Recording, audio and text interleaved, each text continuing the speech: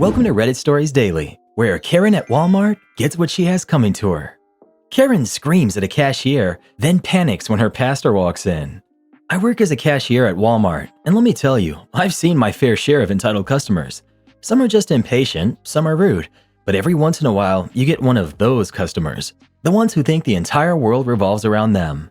This particular woman was a full-fledged Karen, and she was about to have the most embarrassing moment of her life. It was a Saturday afternoon, right in the middle of our busiest rush. I was a few registers down from a newer cashier, Jake. He had only been working there for about a month and was still getting used to the chaos that comes with a Walmart weekend shift. He was a quiet kid, polite, but kind of nervous, especially around difficult customers. I had just finished ringing up my customer when I heard a loud, sharp voice cut through the usual store chatter. "Excuse me? Are you kidding me?" I look over, and there she was, your textbook Karen. She had that short, aggressively styled haircut, the oversized sunglasses sitting on the top of her head, and an expensive-looking purse hanging off her arm. She had a cart full of groceries and a mean expression on her face, glaring at Jake like he had just personally insulted her. I couldn't hear exactly what was going on at first, but Jake was apologizing, clearly flustered. "I'm sorry, ma'am, but this coupon won't scan." Wrong answer. "Oh, really? I use these coupons all the time, and I've never had a problem here before. You must not know what you're doing." I saw Jake look over to the supervisor station, hoping someone would come help him, but our front-end manager was busy dealing with another issue. The line behind Karen was getting longer, and people were starting to look impatient. "Ma'am, I can try again, but the system isn't accepting it. I can call a manager if you'd like." That was when she lost it. "I don't need a manager. I need you to do your job correctly. This is unbelievable. Walmart hires the most incompetent people these days." I could feel secondhand embarrassment for her. People in line were exchanging looks, and a couple of them had pulled out their phones, because nothing goes viral faster than a Karen meltdown. Jake, poor kid, looked like he wanted to melt into the floor. He was still trying to remain professional, even though his hands were visibly shaking. "Ma'am, I want my discount. You people always try to scam customers. Do you think I'm stupid?" I was just about to step in and call a manager myself when someone walked up behind her. "Is there a problem here?" The voice was calm but firm, the kind of voice that carries authority without having to be loud. Karen turned around, probably expecting another customer to back her up. Instead, her face went completely pale. Standing there, arms crossed, and staring at her with pure disappointment was a man dressed in slacks and a neatly pressed button-down shirt. He looked familiar, and it took me a second to place him. Then I saw the small cross pin on his lapel. It was her pastor. I don't know if she was more horrified that he had seen her acting like a total nightmare, or if she was just trying to figure out how to backpedal. But either way, her entire demeanor changed in an instant. "Oh, Pastor Greg, I didn't see you there." Pastor Greg didn't say a word at first. He just gave her a long, measured look. The kind of look that says, "I expected better from you." "I was just, there was a misunderstanding. The coupon, and..." She let out a nervous laugh, glancing around as if hoping someone would save her. But no one did. After what felt like an eternity, the pastor finally spoke. "This young man is just doing his job." That's all he said, but it was enough. Karen's eyes darted back to Jake, and for the first time, she actually looked embarrassed. Yes, of course. I am sorry. I didn't mean to make a scene." The customers behind her were loving it. Jake, bless him, was still too stunned to say anything. I stepped in, clearing my throat. Would you like me to call a manager to check on the coupon, ma'am?" Karen shook her head so fast, I thought her sunglasses might fly off. No, it's fine. I don't need the coupon. I'll just pay full price." The whole thing was over in a matter of seconds. She hurriedly swiped her card, grabbed her bags, and practically sprinted out of the store. Pastor Greg watched her go, then he turned back to Jake. "You handled that well, son." He gave him a reassuring nod before walking off. Jake looked like he had just survived a natural disaster. I clapped him on the shoulder. "You okay?" He let out a breath and nodded. "That was the most uncomfortable thing I've ever experienced." I grinned. "Welcome to Walmart." That was the day I learned that nothing humbles an entitled Karen faster than a well-timed visit from Pastor Greg. My wife threw away my late wife's tapes that were meant for our daughter's 18th birthday. I'm writing this because I don't know what to do. My daughter, Eleanor, is turning 18 in 2 weeks, and what should have been a joyful moment is now overshadowed by something I never expected to happen. A little background. My late wife, Chloe, and I started dating when we were in college. We fell in love, got married, and soon after, she shared the wonderful news that she was pregnant with our first baby. We were over the moon. To capture every moment, we bought a video camera and started recording snippets of her pregnancy. Simple, wholesome moments like us joking around, having lunch, or speaking to our unborn child through the camera. It became our little tradition, and we made a promise to save these tapes for Eleanor until her 18th birthday so she could experience a piece of her mother firsthand. But life had other plans. Chloe was hit by a drunk driver on her way home from visiting her mother. My world shattered. I fell into a deep depression, struggling to raise our daughter on my own. Friends encouraged me to get back out there, to start dating again, but every attempt felt like a betrayal. How could I move on from someone who had been my whole world? Years passed, and when Eleanor was 13, I met Wendy. We were introduced at my sister's birthday gathering and hit it off right away. Wendy didn't mind that I had a daughter. She had 2 kids of her own from a previous marriage and had just gone through a tough divorce. We connected over shared experiences, and 2 years later, we got married. For a long time, everything was good. That brings us to now. With Eleanor's 18th birthday approaching, I had been holding onto the tapes, ready to finally share them with her. She never got the chance to remember her mother's voice or touch, and I knew these tapes would mean everything to her. One evening, I casually mentioned to Wendy how excited I was to show them to Eleanor. That's when I noticed Wendy's expression shift from happy to uncomfortable. Wendy had always had an issue with me talking about Chloe. I don't constantly bring her up, and I certainly never compare them, but I make an effort to keep Chloe's memory alive for our daughter. Wendy has told me before that it makes her feel like she can never be like her. I always reassured her that I love her for who she is, but I could tell that she had insecurities. Chloe was a model before she transitioned into a fashion career, and Wendy, after having 2 kids and focusing on work, didn't feel like she measured up. I've never compared them, and I've always made it clear that I love Wendy exactly as she is. Still, I could sense something deeper building inside her. The night I mentioned the tapes, she broke down crying. She apologized for feeling insecure, and I reassured her again, holding her and telling her that she never had to compete with anyone. She asked me where the tapes were kept, and I showed her the old box in my closet where I had carefully stored them all these years. I thought everything was fine. Until yesterday morning. I had planned to transfer the tapes into a nicer box as part of the surprise for Eleanor, but when I went to my closet, the box was gone. I searched everywhere, growing more and more frantic, until finally I went downstairs and I saw Wendy sitting on the couch watching TV. My stomach sank. I asked her if she had seen the box.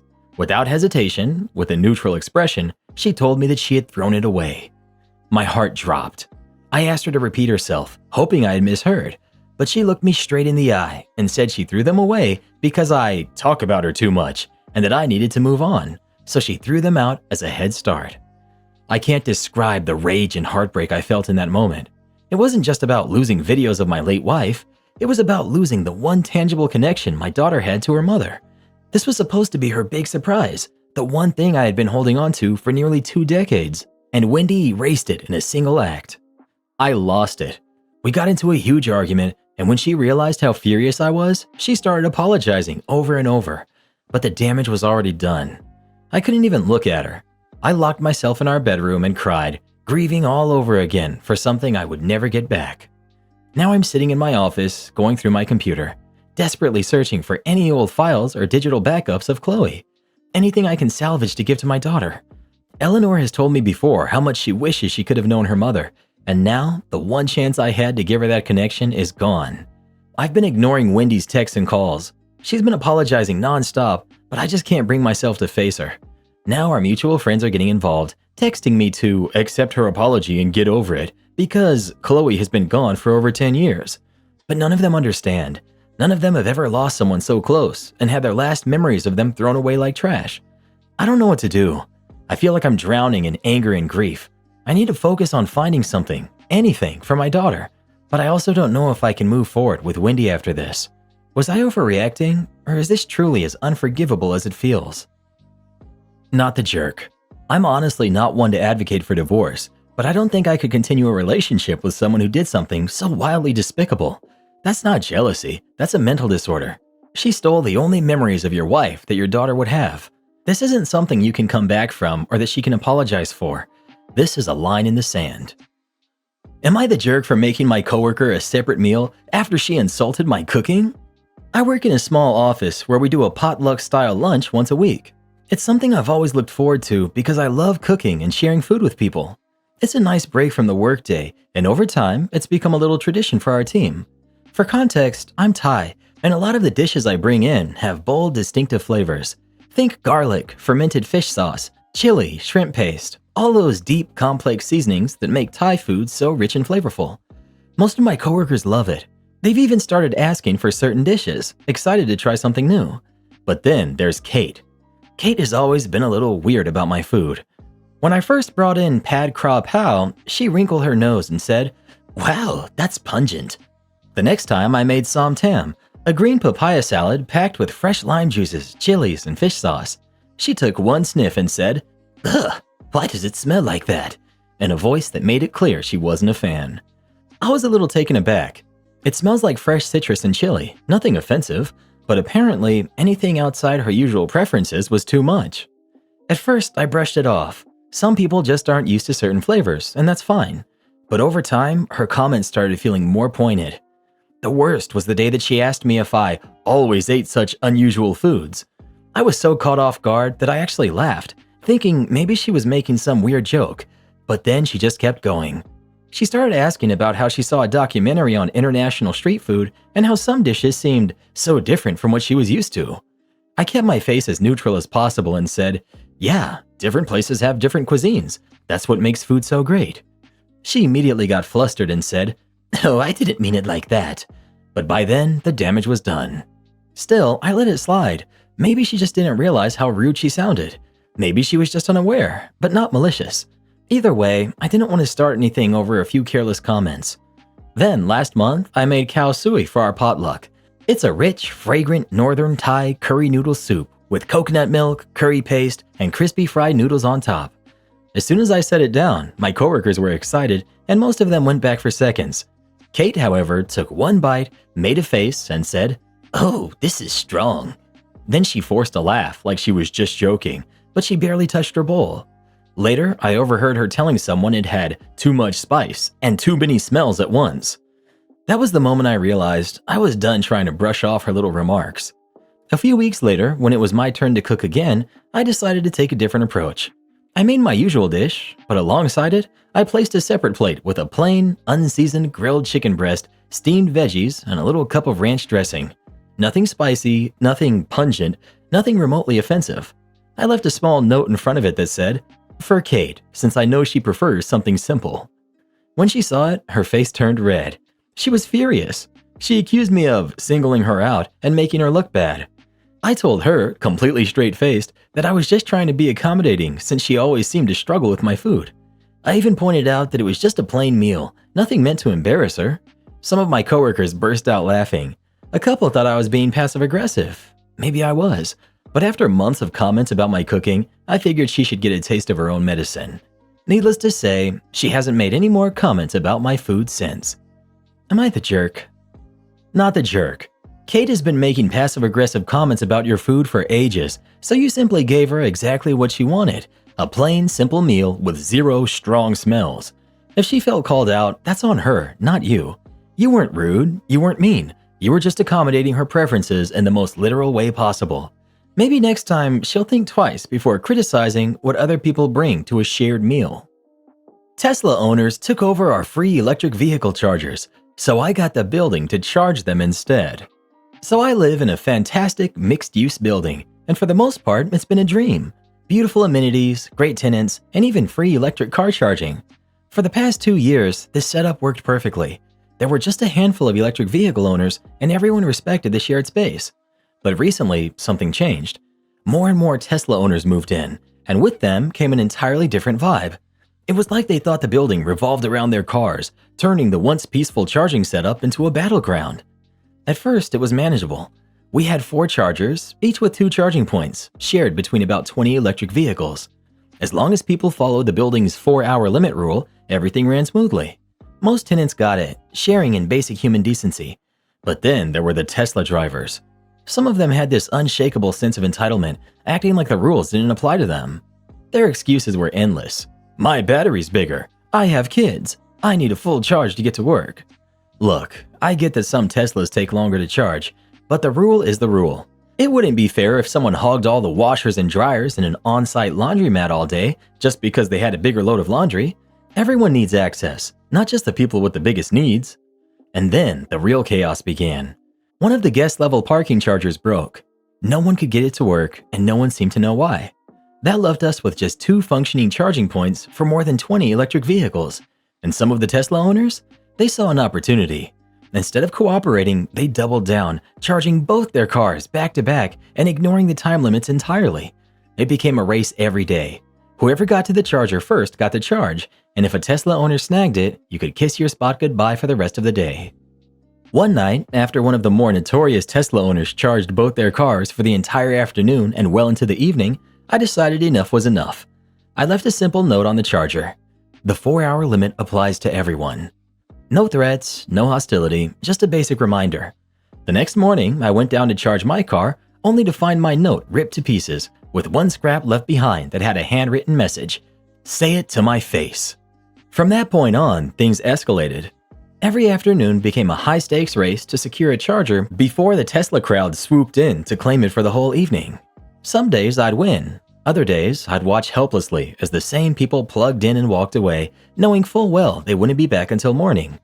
I wasn't the only one getting fed up. Another resident left a note, politely asking them to be more considerate. Please consider that other drivers need to use these too. The response? A smug, mocking reply scrawled underneath. I saw you on my cameras. I won't consider crap. That was it. I decided it was time to take this to the top. I gathered evidence, photos of the torn up notes, timestamps of the charger hogging, and the blatant disregard for the rules. I didn't just send it to the property manager, I escalated it to the regional manager of the entire property management company. This wasn't just about inconvenience anymore, it was about fairness. At first, they acknowledged the issue but didn't seem too concerned. That's when I pulled out my trump card. I informed them that the building's electric vehicle chargers, which had been provided as a free amenity, hadn't been charging anyone a single cent. That meant all those Tesla owners hogging the chargers were doing it completely free of charge. No incentive to move their cars. No consequence for taking up the space all night. Now I had their full attention. Within days, I got an update. They were planning to replace the existing chargers with brand new, updated charge point stations. These new stations would automatically start building tenants after 4 hours. Even if it was just the standard $3 to $4 per hour after the limit, that would add up fast. Suddenly, those Tesla owners who had no problem leaving their cars plugged in all night were looking at hefty extra charges. Now, you might be thinking this would affect me too, but not really. My car is tiny and doesn't take long to charge, 3.5 hours at most. As long as I stay within the limit, I won't get charged a dime. The only people who will be paying? The ones who have been taking advantage of the system all along. My wife took over our kitchen with useless decor, so I stopped cooking. My wife and I bought a house together 2 years ago. She has a long list of things she absolutely had to have, but I only cared about one thing, a good kitchen with plenty of room to work.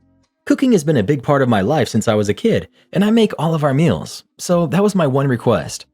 We found a beautiful house that checked all of our boxes, and everything was great. She put her personal touch on most of the rooms, choosing the furniture, paint, and decorations. I had no issue with that because she has great taste, and we both contributed financially. The house turned out gorgeous, and I was happy with how it all came together. But a few months ago, she started talking about wanting to fix up the kitchen. At first, I was open to it. It was the one room that hadn't been decorated much, and I understood why it felt a little out of place. The problem was that her version of decorating meant filling every available surface with things that had no functional purpose. Every day, she came home with a new addition.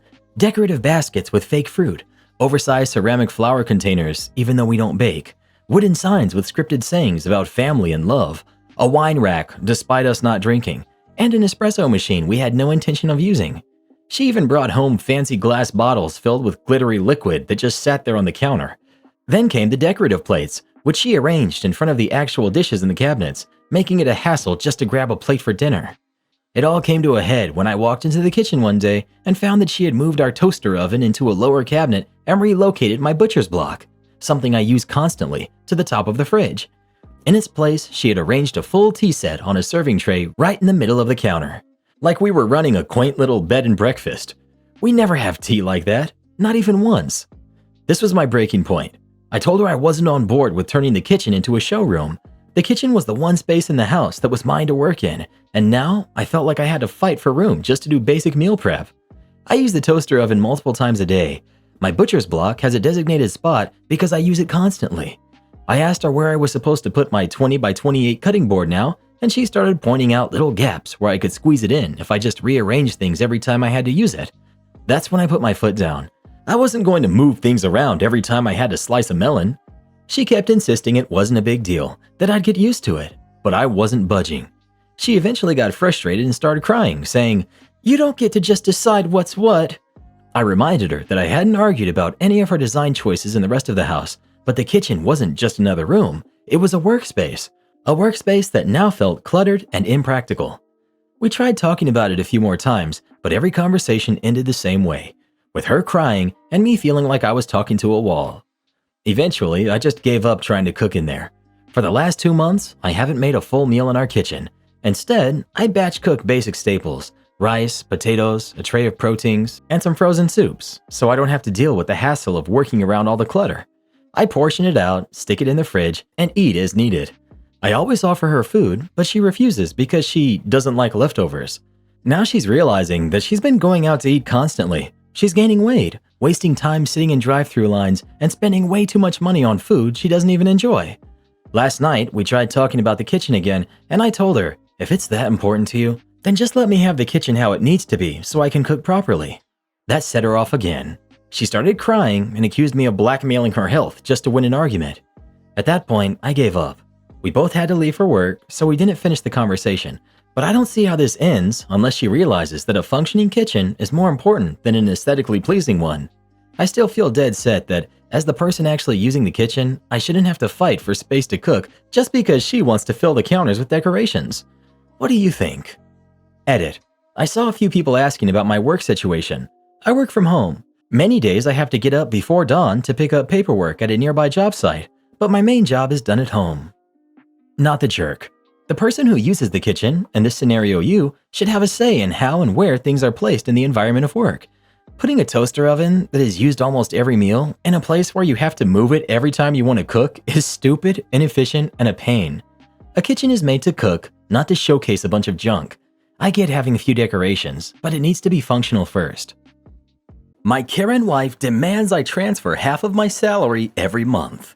So we're married, but our marriage is in severely rough water. Wife doesn't want counseling. She went for one session, but decided it wasn't for her. I kept going to the psychologist. I work full-time and my wife works part-time. I earn 3 times more than her. No prenup or anything. We have one son. I pay for all of the bills directly out of my account. Wife saves 100% of her salary. No financial difficulties, no mortgage, and no loans. When we got married, she didn't want a joint account for expenses. My wife has my debit card for daily shopping if she needs it. So now she wants me to transfer her half of my salary to her bank account every month. She gave me a deadline which expired yesterday, and now all heck has broken loose. She has this idea that I'm obsessed with money and wanted to test me to see if I'd do it, but I failed her test apparently. Update. I have not transferred half my salary so far. The idea came from one counseling session we had. At the moment, her mother is still living with us. Her mother says she actually doesn't even want to live here. Several solutions were offered, like renting her a place close by instead of her living with us. I'm more than happy to cover the rent. At the moment, I was giving her the equivalent of $600 per month for the expenses and trouble. She wants double that. One of the suggestions was for my wife to take 6 months unpaid leave during winter and send her mother home. In this case, I would transfer half my salary, to which I would be okay with doing. The issue is, my wife expected me to do it now as a test while she's still working, the test which I failed. I mentioned the almost 6 digits in her savings account that she won't touch. She replied, that's her money. Don't give her anything. You're covering all the bills and she has her salary. If she's not willing to work on the marriage, leave her. Be happy and enjoy life instead of living with someone you'll end up hating if you don't already. So you pay all the bills, she pays 0, and she wants half of your money too? No way. My ex-wife asked for this, and as the law on marriage in most places is each partner earns half what the other partner has paid, I agreed. I whipped up a spreadsheet, put both our incomes together, calculated outgoings, joint savings, etc., then 50-50 the leftovers. She was over the moon, right up until she found out she was now down to 250 pounds per month. Marriage didn't last long after that, as I refused to change it back. It also just reminded me of the 8 words I'll never forget. I don't want to see your darn spreadsheet. Am I the jerk for telling my girlfriend I don't like the person she's turning into? For some background, my girlfriend and I have been together for 5 years and we met in college. For the past 4 years, things have been great. I've always thought I was the luckiest guy in the world. She's incredibly out of my league. About a year ago, my girlfriend woke up in the middle of the night and had a panic attack. She couldn't breathe, and I ended up calling an ambulance. She had no history of panic attacks, but she was really stressed at work, so we thought that that's what triggered it. She's currently taking time off work, which I absolutely support, but refuse medication. The doctor recommended anxiety meds, saying she didn't think medication would help when the panic attack was stress-induced. She also doesn't have many friends, and I think that could also be a contributing factor. She has been overall happier. Over the last 6 months, however, she's been changing a lot about herself, and I don't know how to address it. She's dyed her hair an unnatural color. She started wearing more black and dark blue. She's gotten into heavy metal and rock, and she's gone vegan. I've been slowly asking her what's with the new look, new interests, and she said that she's met a girl online who lives in our city who is into the heavy metal scene, and she's taking a liking to it and has made many friends because of it. I was fine with the new interests and friends, but I was cautious because it's such a drastic change in a short amount of time. This past Friday, while she was meeting up with her friends, I asked if I could come along. She said she didn't mind, but asked if I was sure since it's not exactly my scene. I honestly just wanted to meet her new friends. We get to the show, and I'll admit, I was kind of surprised that metalheads are so nice. Sorry to all the metalheads reading this. The only person who didn't acknowledge me or talk to me was this one guy about our age. After the show, everyone was hanging out, and her attention eventually got pulled away from me. She started talking to that one guy who never even said hi to me, and maybe I missed it earlier, but talking to her was the only time I ever saw him smile the entire night. She also clung to him quite a bit, which made me uncomfortable. At around midnight, I couldn't find her, and I texted her it's getting late and we should go. She texted back that she wanted to stay, and if I wanted to leave, she understood. I got angry, but I just texted back, fine. She came home at 4 a.m. completely drunk. I was awake, but pretended not to be. Saturday morning, I was very distant with her while she nursed a hangover. She eventually asked if I was mad at her, and I said yes. I told her I'm happy that she's not stressed anymore and meeting friends and finding new interests, but she's a completely different person than she was 6 months ago. She argued she's the exact same person, but I countered that with the her of 6 months ago would never have been able to go home alone at midnight while she got drunk with people she barely knows and come crawling home at 4 a.m. She got defensive and we fought. She ended up leaving and saying she was going to stay with her friend for the night. She came home Monday morning and we talked, and I told her I'm worried about her, and she says that she's fine. She's finally in a place where she's happy, and I should be happy for her, and if it's such a problem, then we should take a break. I was shocked that she was so willing to just throw away 5 years and told her as much. She shrugged and said she has to put her happiness first, and I asked when her happiness shifted from building a life with me to partying with random people she just met. She rolled her eyes and got up to leave. I told her I don't like who she's turning into, and she called me a jerk and accused me of not wanting her to be happy outside of our relationship. So, am I the jerk? Update. I realized I never mentioned our ages in the last post. We're both 25. The short version is, we broke up. Before I got home from work, I texted her and asked her to be home so we could talk. When I got home, she wasn't there, and I had to wait about an hour for her to get home. I asked her plainly if she wanted to break up. She said yes. I asked her why, and she told me it's not me, that I've been absolutely wonderful, but she's changed and has realized she hasn't been happy for a while, and that included with our relationship. I was pretty hurt, honestly. I asked her why she never said anything sooner, and she said she thinks because she hadn't realized how unhappy she was until she started feeling happy again. I said she still should have come to me about this earlier, and she shrugged. I asked her if she's been hooking up with that guy. She said no, but she hesitated. I asked her why the hesitation, and told her she might as well be honest now that the relationship is over. She said they kissed that night at the after show, after I left, and made out later, but swears it didn't go further. I told her that's still cheating, and I wasn't sure if I even believed her. She rolled her eyes and said I asked for honesty, and that's what I got. Believe it or don't. I told her I want her out, and I asked her to take whatever she could now, and we'd make arrangements for her to get anything she can't take with her now. She didn't even seem sorry that she cheated or that she threw away a 5-year relationship. Anyway, that's the update, and this really sucks. I'm bummed for OP, but kind of feel like this is for the best. I wonder if her panic attack was a wake-up call that she wasn't actually happy in her current life. Of course, this could all just be a phase that she may regret later on, in which case I can only hope OP will stay strong and not take her back. I was in the same position as OP at the same age. Even if it feels like 5 years wasted and it's heartbreaking imagining a totally different future, OP is way better off knowing now that they wouldn't have been able to grow together as a couple. Any major event could have triggered a change where his girlfriend would have just jumped ship. Now OP can find a better partner that wants to put in the work to make a relationship last and is able to grow alongside him. What's this? A woman in her mid-20s realizing that partying, drinking, and hooking up with randos is more important to her than a long-term, fulfilling relationship with a good man who loves her and treats her right? Whoever would have imagined such a thing? Making my senior parents homeless. I, 30 female, and my father, 64 male, have historically had a rocky relationship. My parents divorced when I was 5, and he married the woman he cheated on my mom with. I was an only child, and she had 4 kids from a previous marriage. During my childhood years, I spent most of the allocated time dedicated to my father in the divorce with my paternal grandparents, every 2 weeks and 42 days in the summer. They lived in a different state. I cherished the time I had with them, and they would always go to bat for me. There was some tension caused early in my dad's new marriage due to my stepmom demanding that my grandparents go back to the store one Christmas and get equal amounts of gifts for all of her kids, even taking some from me, gifting to her youngest.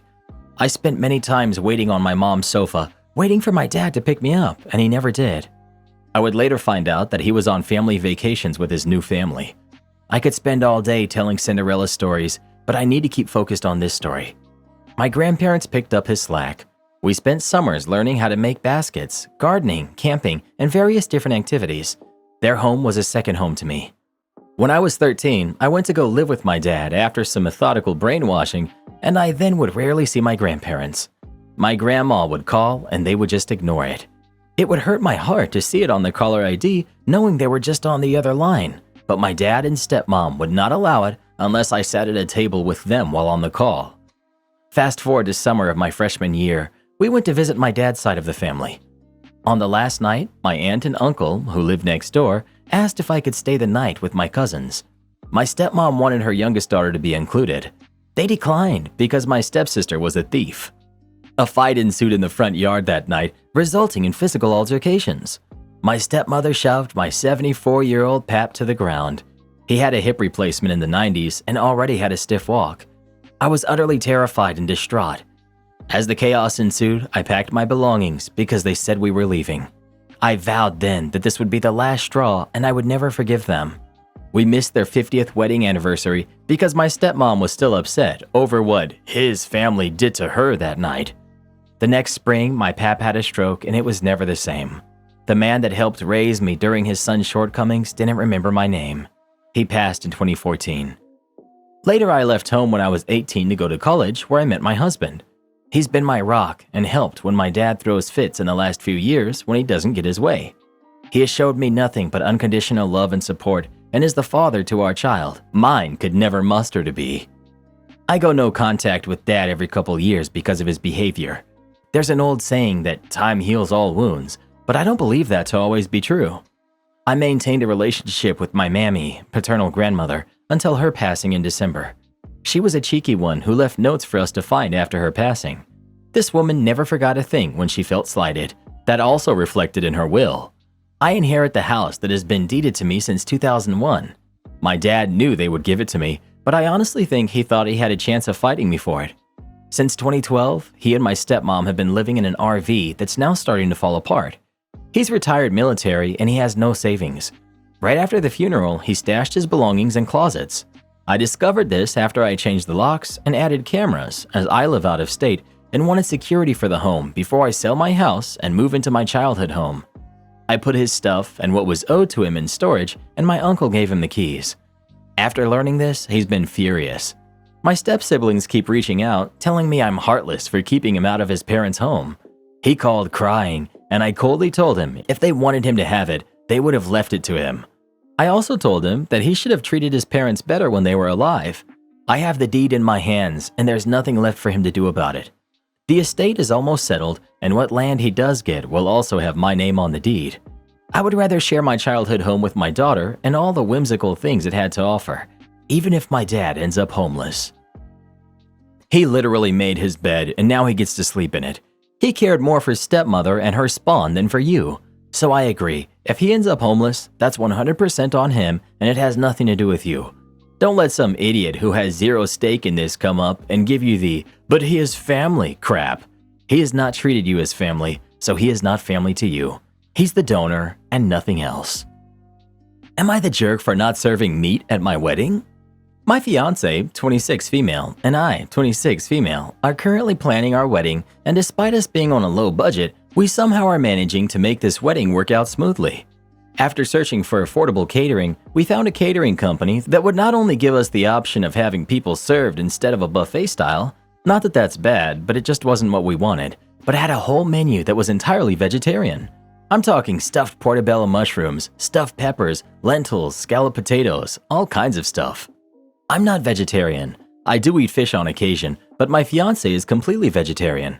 We also have several people coming to our wedding from different cultural backgrounds, including my fiance's Jewish father, our Jewish roommate, and Muslim friends of ours, all of whom have never eaten pork. We also have gluten-sensitive friends. And most of all, I don't want my fiance of all people to have to question the food she's eating on her wedding day. When that's a problem, she struggles with almost every time that we have to go out to eat with friends or family, or to events at other people's homes. She usually ends up eating chips and guac or just sides of potatoes.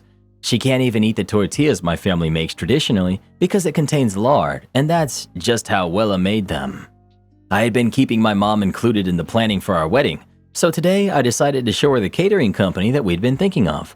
The first thing she asked was, "What about people who aren't vegetarian?" And in response I said, "People can't eat vegetarian for one meal?" And she just got quiet. I again tried to hype up the menu, stating, "Doesn't the menu look good though?" And mentioned everything as stated above, and she again was silent for a good 10 seconds and said that one of the sides just looked good and moved on. Sometimes it's hard for me to read my mom's emotions since she's not very confrontational and her mind wanders a bit. Her words, not mine, so I wasn't sure if I had upset her or not. There hasn't necessarily been any drama surrounding this, but there's already existing drama considering this is a wedding with 2 brides, and I'm afraid of this decision creating more drama for us to have to deal with. I thought I was being inclusive to everybody by not serving meat at my wedding, but now I'm second-guessing myself. Any friend I talk to is going to say what I want to hear, so I'm asking Reddit instead. Even better if you eat meat and find yourself in this situation. Would I be the jerk? Edit. I'm truly not trying to claim my mother is the jerk, nor did she say anything necessarily bad. She just asked a question. I merely was second-guessing my decision because she said something. I was worried it would become a bigger issue. Edit 2. There's a section on our website that provides people with the option of listing allergies they have so we can plan accordingly. Also, we plan to have the full menu listed on our website, which will also state that it is fully vegetarian. Not the jerk, but I'm side-eyeing you a bit for letting your friends and family constantly sideline your fiance. That dynamic where there's never food for her is horrible. I would have had some big fights with my family and refused to come if they weren't going to make some attempts at including my partner. As it happens, I'm the one with dietary restrictions, and his family is lovely about it, particularly his aunt, who always hosts Christmas. OP. This is a fair assumption. I wasn't able to include more regarding this because of the character limit. Most times we don't know what food is offered until we get there. I didn't even start eating fish up until recently. Before this, I was also vegetarian for years. My family does try, especially my sisters, but my family is big, so they don't often remember that they need to include exclusively veggie meals when most of the meals consist of meaty Mexican and Italian dishes. We've eaten veggie for years, so it kind of has turned into a losing battle, speaking to brick walls and all that. Her family does the same though. It's usually when we make plans to go eat out. That's why for once I wanted to plan an event for my future wife where she could try everything if she wanted. I didn't want her to be limited. Update. Since making this decision, we agreed that we should also have a heads up listed on our RSVPs when we send them out instead of just the website. We don't want to assume that all of our guests will be tech savvy enough to find the menus on our website, much less scan the barcode to get it. We will have a selection listed for when they RSVP asking what everyone's food allergies are, and 100% intend to modify the menus as needed. We have not booked this catering yet, and they're pretty accommodating to switching up the menu if necessary. I'll try to clear up more if I can. Thanks for reading. If I, a non-vegetarian, turned up to a wedding and all they served was vegetarian food, I'd show my displeasure by eating it all and thanking the happy couple for a wonderful night. Right? I love meat, but every once in a while when there's a vegetarian menu option that clearly has some thought put into it, I'll order it. When it's not an afterthought, vegetarian food can be very tasty. Just reading OP's list of food options has me salivating. Am I the jerk because I don't emotionally support my wife's obsession with Taylor Swift? My wife is fully obsessed with Taylor Swift. For the last year, that's all she listens to. Every Taylor Swift album on one continuous loop when she's working out or even just walking around the house doing stuff. Spent $2,000 to go see her recently at the Eras tour. Probably spent another $200 on merch. She filmed the show on her phone and will regularly put it on the TV and just watch it for hours. We'll also watch the live streams of her performances on TikTok or whatever streaming platform those are on. Is now going to go see the concert movie. I mean, it's been non-stop Taylor Swift in our house for a long time now. She continually refers to the live concert as the best experience of her life. She says Taylor Swift is a lifestyle. I personally don't really get it. I've never been obsessed with anything to that point. I love soccer and would love to watch Messi play, but I can't bring myself to spend $900 for a ticket to his upcoming match. It's just too much. I'm also really passionate about things my wife has no interest in, but I'm also not looking for her emotional support with those. Those are just things that are important to me and will remain important to me regardless. I have for sure made comments to my wife implying that this whole Taylor Swift thing is getting out of hand. I also was not super stoked that she was spending that much on one ticket to go see one concert, but ultimately, it's what she really wanted, and we had the money, so I said yes, and I'm happy that she got to go. Recently, she blew up on me about how I don't support her as much as she thinks I should with her Taylor Swift lifestyle. She cites comments I make, implying it's a cult, and the only one winning here is Taylor Swift raking in the dough, and maybe it's time to focus on other things. She wants me to stop making comments like that and stop rolling my eyes and be supportive of her and her interests. But from my perspective, it's really taken over her life, and that just can't be healthy to obsess over something like that. People need balance. I also thought one of the benefits of marriage was to have someone tell you this kind of stuff, and it shouldn't be an argument. So, am I the jerk? If so, what can I do about this situation to make things right? Couples therapy probably could help with this. Man, that sounds brutal, having to go to therapy over something like this? Not the jerk. You absolutely are not required to emotionally support her super fandom. She seems weird. Edit. Seems I've upset quite a few of the Swifties here, and I'm okay with that. These Swifties are notorious for how zealous they are. It's almost a religion. Is there any reason she's so popular again? I hadn't heard anything about her in years, and all of a sudden it's all anybody talks about. Good question. I noticed the same thing. She's got a great marketing team. My daughter said nothing about her for like 10 years, and now she's obsessed, claiming she's always been. It's so odd. It is really weird. She's always been around, but in the last year it's like she's exploded into Beatles-level fandom for seemingly no reason. Don't get me wrong, she's very talented and it's easy listening, but I just don't see the reason for this happening now. It's like she just resonated with her fan base at the right time and they are all feeding off each other. Well, who do you think is the jerk? OP or his girlfriend? Please let us know. $2,000 for a concert ticket? People are interesting, you know that, Reddit boy? People are very interesting. My brother's ex is demanding child support, but refuses to take a paternity test. My brother Drew unfortunately passed a month ago. Since his late teens, he was engaging in all sorts of destructive things, and it tore our family apart. We tried rehab, therapy, support groups, and interventions, but nothing was working.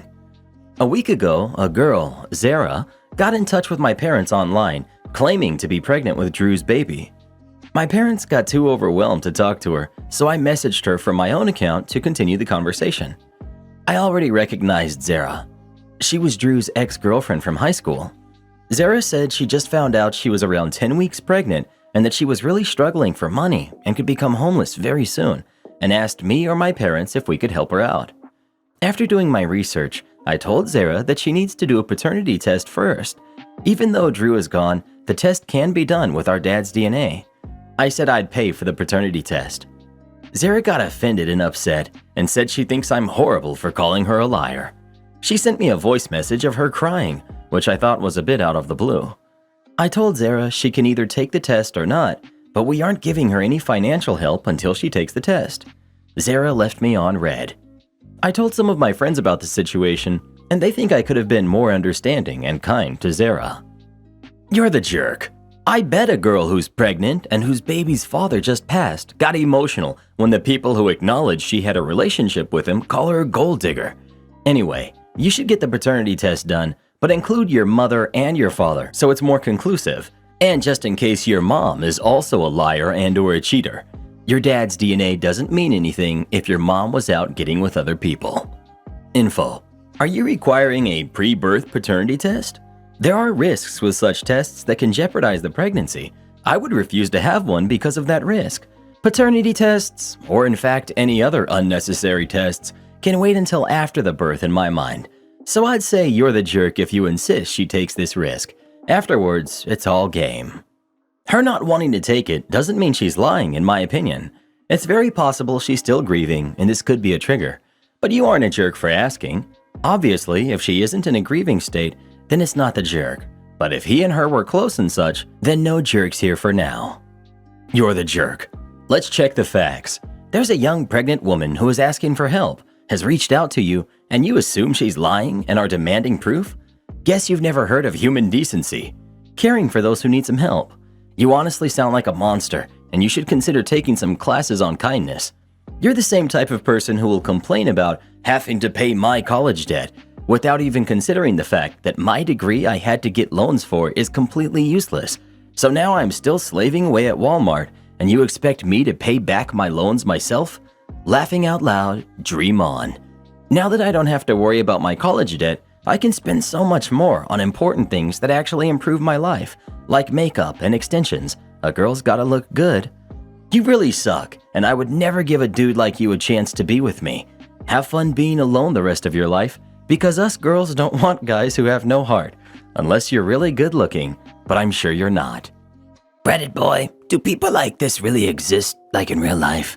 Unfortunately they do, Karen. Unfortunately they do. My sister is demanding I walk down the aisle at her wedding with a girl who ghosted me 2 years ago. The title is weird. So is this whole situation I, 27 male, find myself in. I do think the backstory is important here. So my sister is getting married in November. We are really close and always have been. So I find this whole situation to be even weirder. I've been asked to be a groomsman on her fiance's side. Me and him are cool, and it was important to my sister that I'm included. I was really looking forward to it until I saw who I was paired with. So 2 years ago, I met this girl named Tara, who's 26, female, on a dating app. We started talking daily, FaceTimed a lot, went on dates, we talked for over 3 months, and I felt like it was actually going somewhere. Well, after one of the dates, she completely ghosted me, sent a follow-up text, but got nothing back. I won't lie, I was really upset. I even talked to my sister about it. Well, lockdown hit, and I moved away for a job. Come back to find out my sister and Tara are now friends. Apparently, my sister got a new job. Tara recognized the last name, reached out to her, and they became friends. Such good friends, in fact, that she is now a bridesmaid and hangs out at my parents' house. And my parents know her. I found out they were friends literally 3 weeks ago. She never mentioned it to me. I asked if she knew it was the Tara I got ghosted by, and she said Tara had told her, but wanted to keep their conversations private. Then a random text from Tara, asking what I wanted to do for our entrance dance. I immediately called my sister, who informed me that Tara and I would be paired up, including the entrance dance. I asked why. I know many of her bridesmaids, and she had to pair me with the one who ghosted me? She said she had her reasons, and Tara also asked for me specifically. I never responded to Tara, and instead went to talk to my sister in person. Got the same answers, and this time she sounded offended that I asked for a different person. I told her how uncomfortable it made me, and she told me to stop overthinking and just have fun. I said she didn't understand how hurt I was. She said she had an idea, but to just do it as her wedding gift. I told her I'd be stepping down from the wedding party. I'll just go as a guest. She went crazy, saying I couldn't do that, and she wanted me up there. I said, fine then, switch me to someone different. She said she wasn't going to, so I told her I'd be dropping out. My parents are calling me a jerk, but I don't think I am. It's a weird request, and I'm not about it. Am I the jerk? Not the jerk. They may be trying to set you guys back up, but why would you want to when not one person is willing to openly clear the air about what happened? Instead, they try to force you two together without explanation and expect you to put aside your own feelings and self-respect to accommodate this, which is unnecessary in the first place. And while you're gone, she gets close to your sister and parents. What a weird scenario, which could be easily explainable until you factor in the subterfuge, gaslighting, secrecy, manipulation, and family pressure. What a weird situation. Like they all know something you don't about something that directly affected you.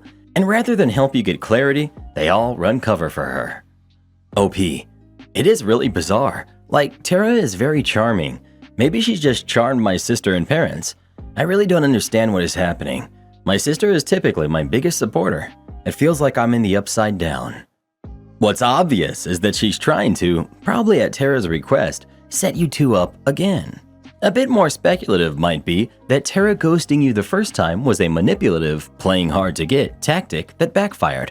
Alternatively, and similarly speculative, the ghosting itself wasn't a tactic, but if she's charming, like you say, she may not be used to people not being desperate to get in touch with her and is trying to validate that by proving that she can get you now. In any case though, not the jerk. This is weird and inappropriate. If you want, and since you say you're close with your sister, sit her down and have a proper serious conversation and give her one last chance to come clean and act sane. More than likely, Tara wasn't just seeing OP at the time, and things took off with another relationship. That eventually fizzled, and now OP is a failsafe. If they keep this up, maybe not going to the wedding altogether is the best thing to do, because they will ambush you at the wedding trying to pair you up with Tara. Not the jerk, but Tara sounds like some real bad news. She already is turning your family against you. Why would you let someone like this into your life willingly? Well, who do you think is the jerk? OP or everyone else? Please let us know. If you're seeing someone and you decide you don't want to anymore, just be upfront about it and they will appreciate your honesty. Ghosting someone who thinks you may have a future together is not a nice thing to do. Wow, Karen, sounds like you have some experience in the field of being ghosted. Stop it, Reddit boy. Just stop it. Am I the jerk for hosting a fundraiser for a teen whose parents left her homeless? Her parents are now furious. My youngest daughter is a senior in high school. One of her best friends, Lily, just turned 18 as the school year was starting, and her parents kicked her out of the house that same day. My daughter told me she was sleeping on different friends' couches and talking about dropping out to work a job. So my family took her in so she could finish school. I just can't imagine a parent kicking their kid out like that. So after we did that, my daughter and Lily decided to have a community barbecue/bake sale to fundraise for some money to cover food and housing expenses. It wasn't anything I ever asked for, but the girls wanted to do something to contribute for groceries and bills. The girls made flyers and little promos for social media, and they were pretty straightforward about what was going on. They said, community barbecue/fundraiser for Lily, and a note from Lily saying, very cute. And a note from Lily saying, as you may know, my parents kicked me out of the house and cut off any financial support on my 18th birthday, leaving me homeless with no money or car. The Smiths gave me a home, expecting nothing in return except that I stay in school and graduate. I wanted to do something to give back and pay my own way. Anyway, I shared that on social media, and so did the girls and a lot of their friends at school. The barbecue was a huge success. Almost all of our neighbors came by, and so many kids from my daughter's school, and a lot of our family and family friends. The girls ended up raising several $1,000s, which I ended up putting in an education fund for Lily, where I'm also putting stuff like the cash she gives me from her job for groceries and stuff like that. I'm planning on surprising her with it closer to graduation. Anyway, Lily's parents are irate. They saw that I posted the flyer on the community Facebook page, and most everyone in town saw it. I got a call from her dad screaming into the phone at me for slandering their family online, which I felt was such BS. I told him to either stop this and act like a parent is supposed to, or lose my number. He started yelling on the phone again, so I hung up and blocked his number. Then I got a bunch of calls from another number. It was Lily's mom, getting angry at me about how I don't know what she and her husband have been through, and it was trashy of me to be begging the whole town for money for myself and acting like it was their fault. I was like, well, it was your fault. And she got so angry and said that she and her husband had given their daughter everything and she was ungrateful, which I feel is BS because they ain't even giving her a roof over her head. Am I the jerk for letting my daughter and her friend who was kicked out at 18 host a fundraiser that was very blunt that it was to raise money after her family kicked her out? Edit. I want to give a massive thank you for everyone in the comments who gave us advice, whether it's legal advice, resources for getting financial assistance for education, school, community resources, etc. Not the jerk. Frankly, that's just a bad thing for a parent to do. If they didn't want to be slandered, maybe don't kick your kid out the instant they become an adult. Edit. As many people have pointed out, it isn't actually slander against the parents if it's true. I used slander for lack of a better term, so for that, I apologize. Not the jerk. They're just annoyed they've been called out for their bad behavior, and now everyone knows about their crappy parenting. They're ashamed and angry that they've been exposed, but they're putting the blame on you instead of reflecting on their own issues. Not the jerk. Imagine kicking your high schooler out of the house and then getting upset at people trying to help her out. Karen demands I pay the $800 dinner bill. I'm currently on holiday in my country of birth. I suggested to an old friend of mine to join me for dinner. He asked me whether he could bring 3 women and a man that he's cool with, which I agreed to do. I also suggested we go to the place I rented after dinner as it was pretty nice. I suggested the restaurant and everyone was fine with the location. We got there and everyone started ordering and ordering. Cocktails, lobster, sushi, everything was fine. We were all having a laugh. The bill came out and it was 770 euros, $825. I told my friend we should all split it evenly.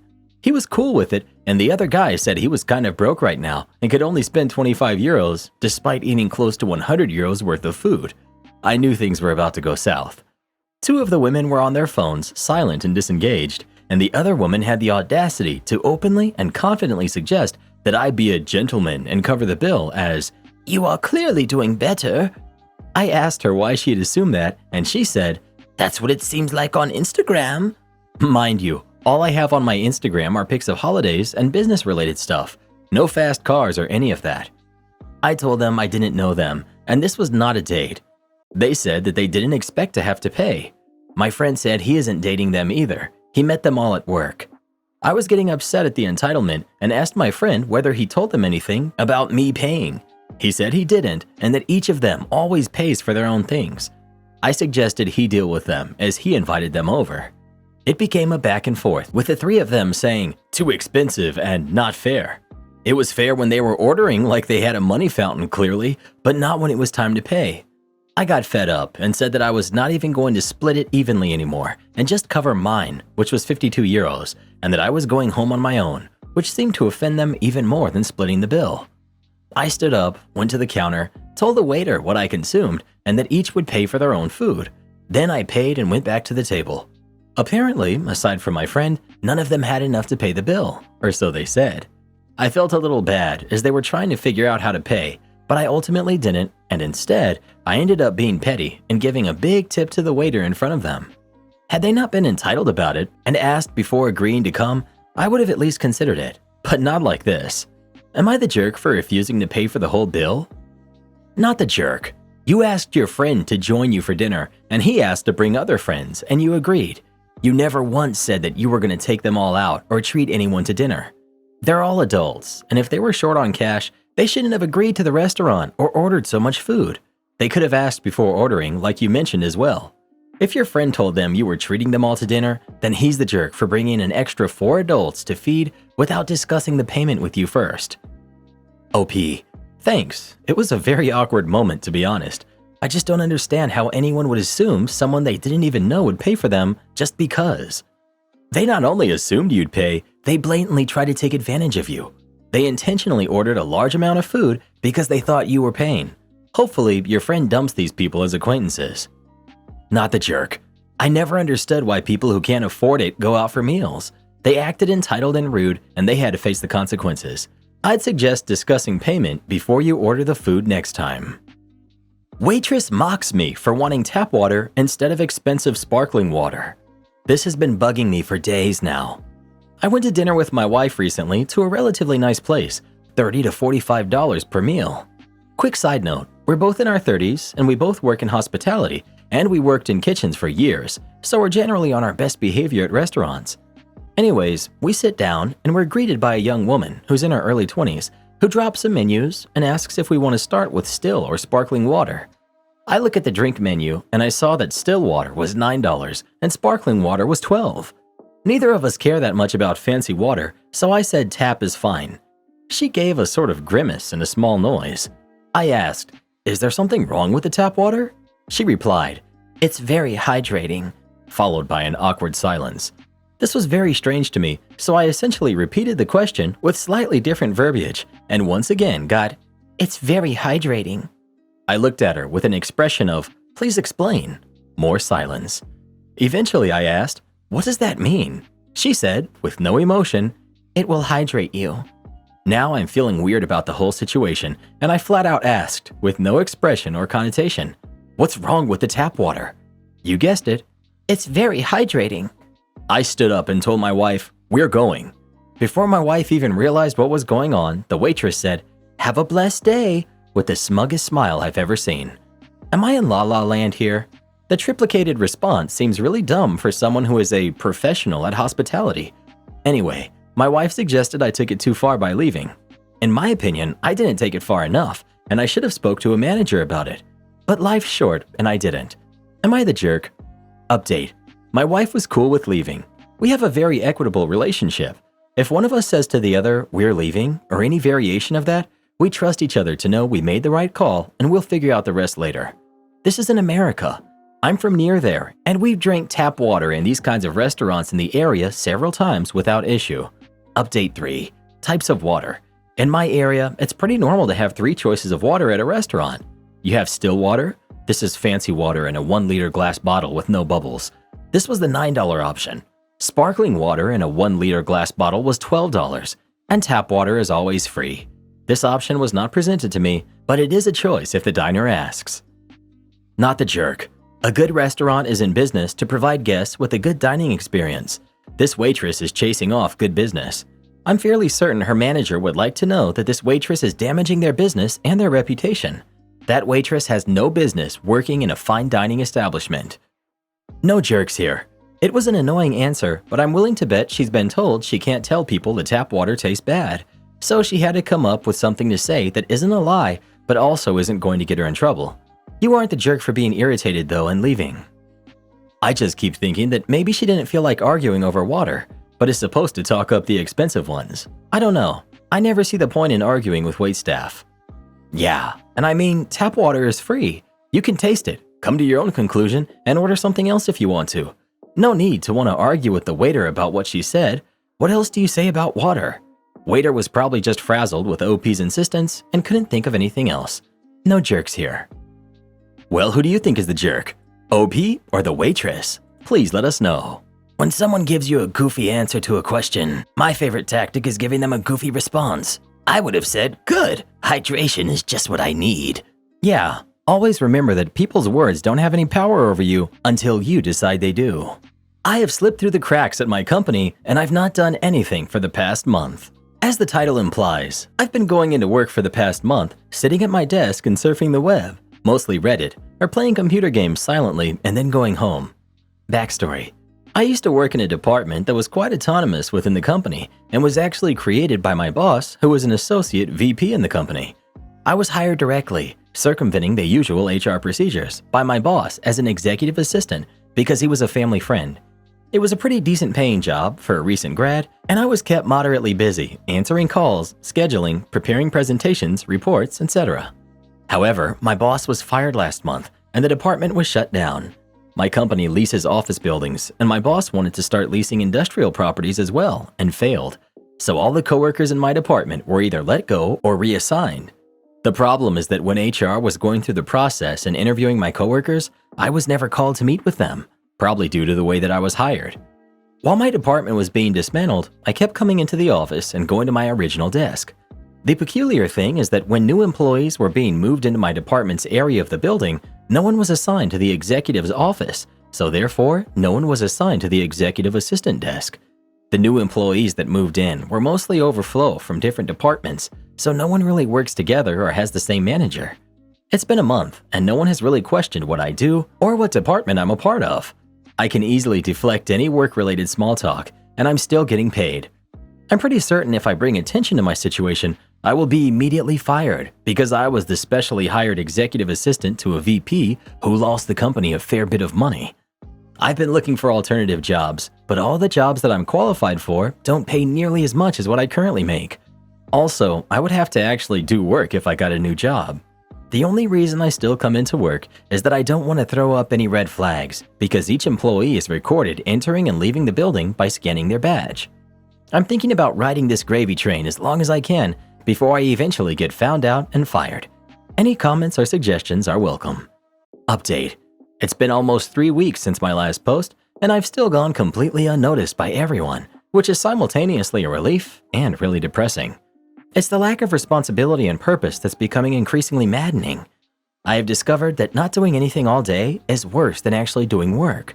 Playing video games and surfing the web all day don't make the days go by faster anymore. Therefore, in the past week, I've started working under the table for my aunt when I'm in the office instead of sitting there and doing nothing. I know this is a very ethically dubious thing to do, but the money's good and it's helping me pay off my debts. Background. My aunt runs a small specialty store by herself and receives a lot of email inquiries that she can barely keep up with. She knew about my situation and asked me to help her respond to these emails. Basically, all her emails are forwarded to a Gmail account I set up, and I spend probably 3 to 4 hours every day responding to inquiries and forwarding relevant ones to my aunt. Doing this is helping me to stay sane as well as padding my wallet, $400 a week. I've asked her and she can't afford to pay me full-time and I can't afford to work part-time, so I can't leave my job unless I find another decent full-time job, which I'm still looking for. I know that I will most likely be discovered at the end of September during the quarterly review, but if I have to, I'm gonna hold on to the very end. I just wanted to share how I have descended deeper into the rabbit hole. I'll welcome any comments or suggestions about my situation. Update. Things have been pretty quiet at my work for the past 3 weeks. I still come into work every day, spend the mornings answering my aunt's emails, and my afternoons looking for other jobs and aimlessly surfing the web.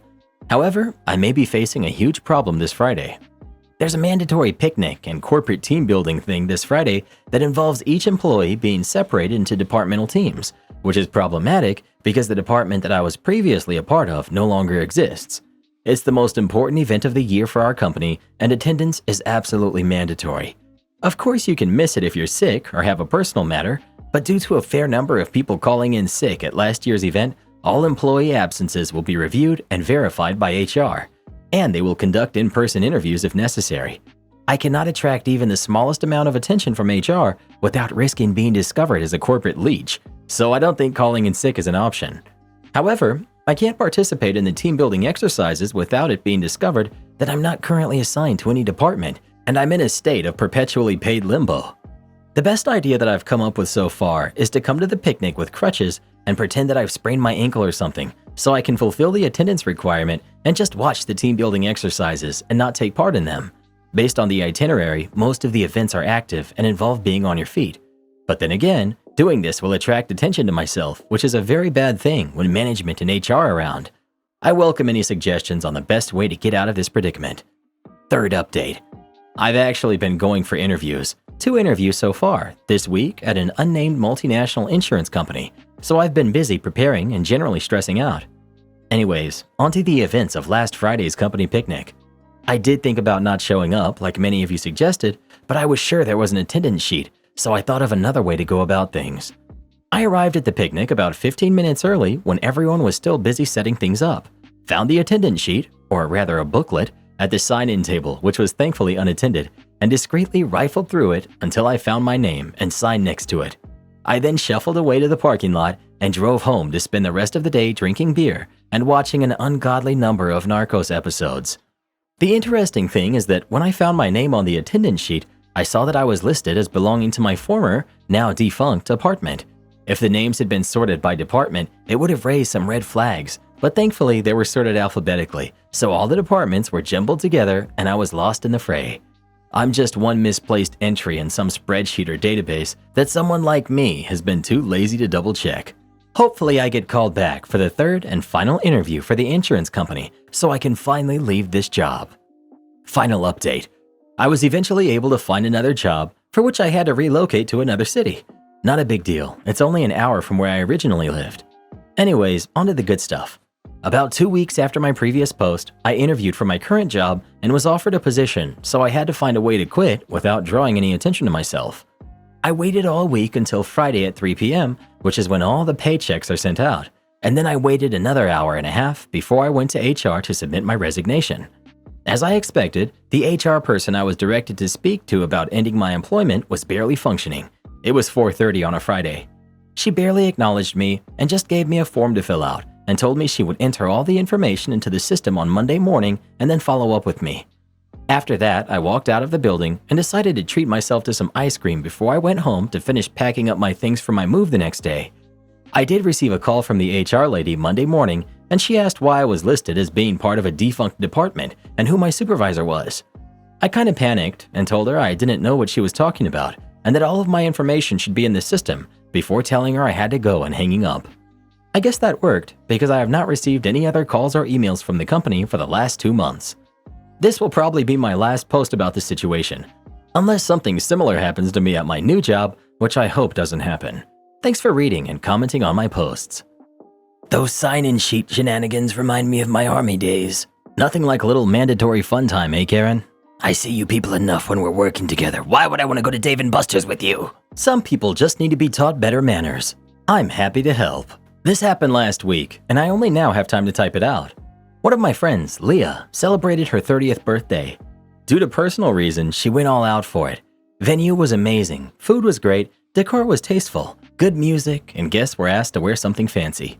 The day of, everything was going well, until someone dropped to one knee. You already know where this is going. Someone actually proposed at someone else's birthday. I was giving the couple the side eye, but I thought maybe this was planned. Maybe Leah knows about it, because who would be bold enough to do this without the host's permission? So I went to find Leah. She was sitting at a table surrounded by a few friends, looking a mixture of angry and sad. I asked if she knew this was going to happen. She gave a small head shake and said, "Well, there's nothing for me to do now." I decided then she doesn't have to do anything. I'll do it for her. I walked up to the happy couple, who at this point were surrounded by a few people who were congratulating them. The audacity. To give credit to some people, a lot of the guests were looking awkward, bewildered, and had a face of not interested to be involved in the drama. So not everyone lost their common sense, it seems. Back to the story. I walked up to her, asked to see the ring. She was all smiley, holding out her hand, and I made a show of looking at it closely, then loudly said, "Well, at least the ring is decent." Immediately, smile gone. She looked shocked and asked what's that supposed to mean. Again, loudly I told her, "Girl, you got proposed to at someone else's celebration, which he didn't even plan or pay for. You're not even worth that much. I'm just glad he didn't cheap out on the ring." Then I turned around, walked to a nearby friend, and still in a voice that I wanted everyone to hear, said how tacky and embarrassing they are. Like a switch, everyone then started whispering at them. Some that I heard included, "Who does that at someone's birthday? This man can't even plan an event and had to mooch off someone else. If I were her, I wouldn't have said yes." They left right after that, and while the party did end kind of awkward, Leah did look better at the end, so I didn't feel guilty. As I'm not familiar with the couple, I only heard second and third-hand stories about what's been happening after this. Apparently, she's been complaining how her proposal's ruined, and she can't even have a second one now because this one has messed her up so much. Thankfully, no one's giving her time. Instead, she's getting even more ridicule. The next rumor I heard, they, the couple, have been fighting. The proposal was supposedly her idea, and he just went along with it. Now he's getting called pathetic and cheap. I have no sympathy for someone that stupid. So moral of the story, have some class and learn better manners. Update. Today I met a friend who turns out to be quite close to the boyfriend. From his story, seems like the relationship is over. The guy ended it, but not just because of the proposal disaster. Even after all of the fighting and backlash from other people, they were apparently going forward with the wedding. That's when the problem started. The first few things they decided on were the venue and the date. In our culture, the event is usually held at the bride's side, so girlfriend decided to host it at her grandparents'. The only problem? She chose the exact same date as her cousin. See a pattern here? Now, to be fair, it's not exactly unusual to have multiple brides and grooms at the same time, though usually it would be siblings. In this case, however, the cousin has denied the request. Girlfriend didn't back down though. She even suggested they take the morning to evening hour of the day and cousin take over evening to night, since technically he's already married, and this was just a celebration on the groom's side. Why she insisted on this specific date? No one knows, not even the groom. It was just a random date with no significance to either of them. As you can imagine, this didn't go well and more fighting occurred. It wasn't just between them. This time, families were involved, and at the end of it, he ended the relationship. According to his friend, the breakup was another drama altogether. Lots of name-calling, shading on social media, trying to bring other people to take sides, etc.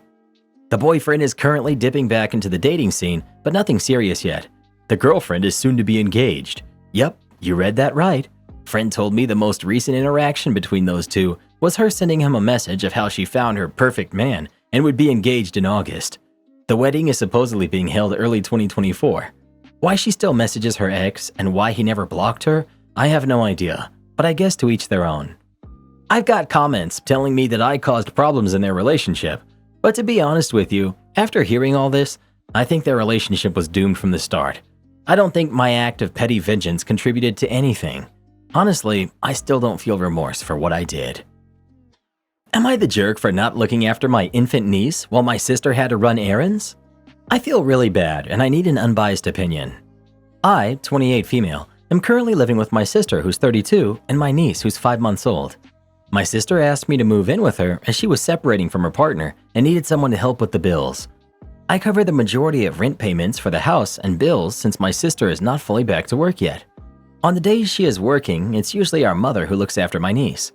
Now, I mainly work from home, and due to how loud both my niece and my sister are, and the job specifics, I wear good noise-canceling headphones. I also have a room with my own bathroom.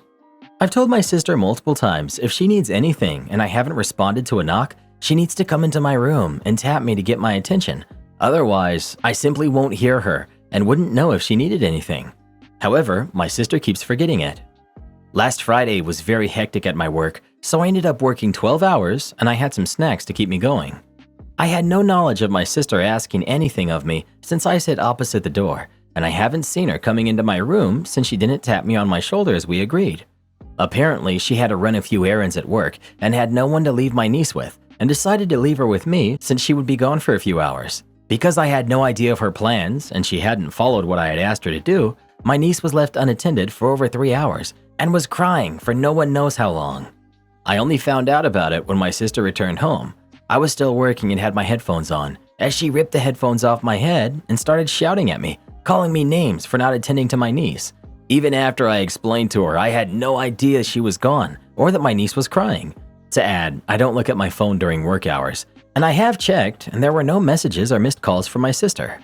I feel really bad about the entire situation, so I wanted to check if I'm the jerk, as my sister still won't talk to me and makes it sound like I did this on purpose. You always need to verbally confirm with somebody if you're leaving a kid with them. You don't just holler that you're leaving. You don't assume they heard you. You get a verbal response. This was her mistake, not yours. You did absolutely nothing wrong, and you're not the jerk. My partner, 27 male, wanted to get me, 24 female, a promise ring, but I rejected. I've been with my boyfriend for 5 years. We met when I was 19 and he was 22. I'm now 24 and he's 27. We also have a mortgage together. We're going away on holiday in a few weeks, and he said he was going to make a nice gesture. I had no idea what this gesture was going to be until he started asking about what type of ring is my style and what I thought was a reasonable price for an engagement ring. We also went out with friends a couple of weeks ago, and one of his friends recently got engaged. We were all asking them if they had got a venue booked yet. We talked for around 5 minutes when the groom-to-be asked myself and my partner when we're getting engaged. I just said, well, when he asks me, and moved on. I did hear my boyfriend say under his breath to his mates, "I'll tell you in a minute." After he said that, I got quite excited. I thought that he may be planning to propose on our upcoming holiday. A week after this, I brought up about this nice gesture he had talked about. He then said, "I think I should just tell you now." I did think this was a bit strange if he was planning to propose, but I said okay. He then said he was thinking about getting me a promise ring.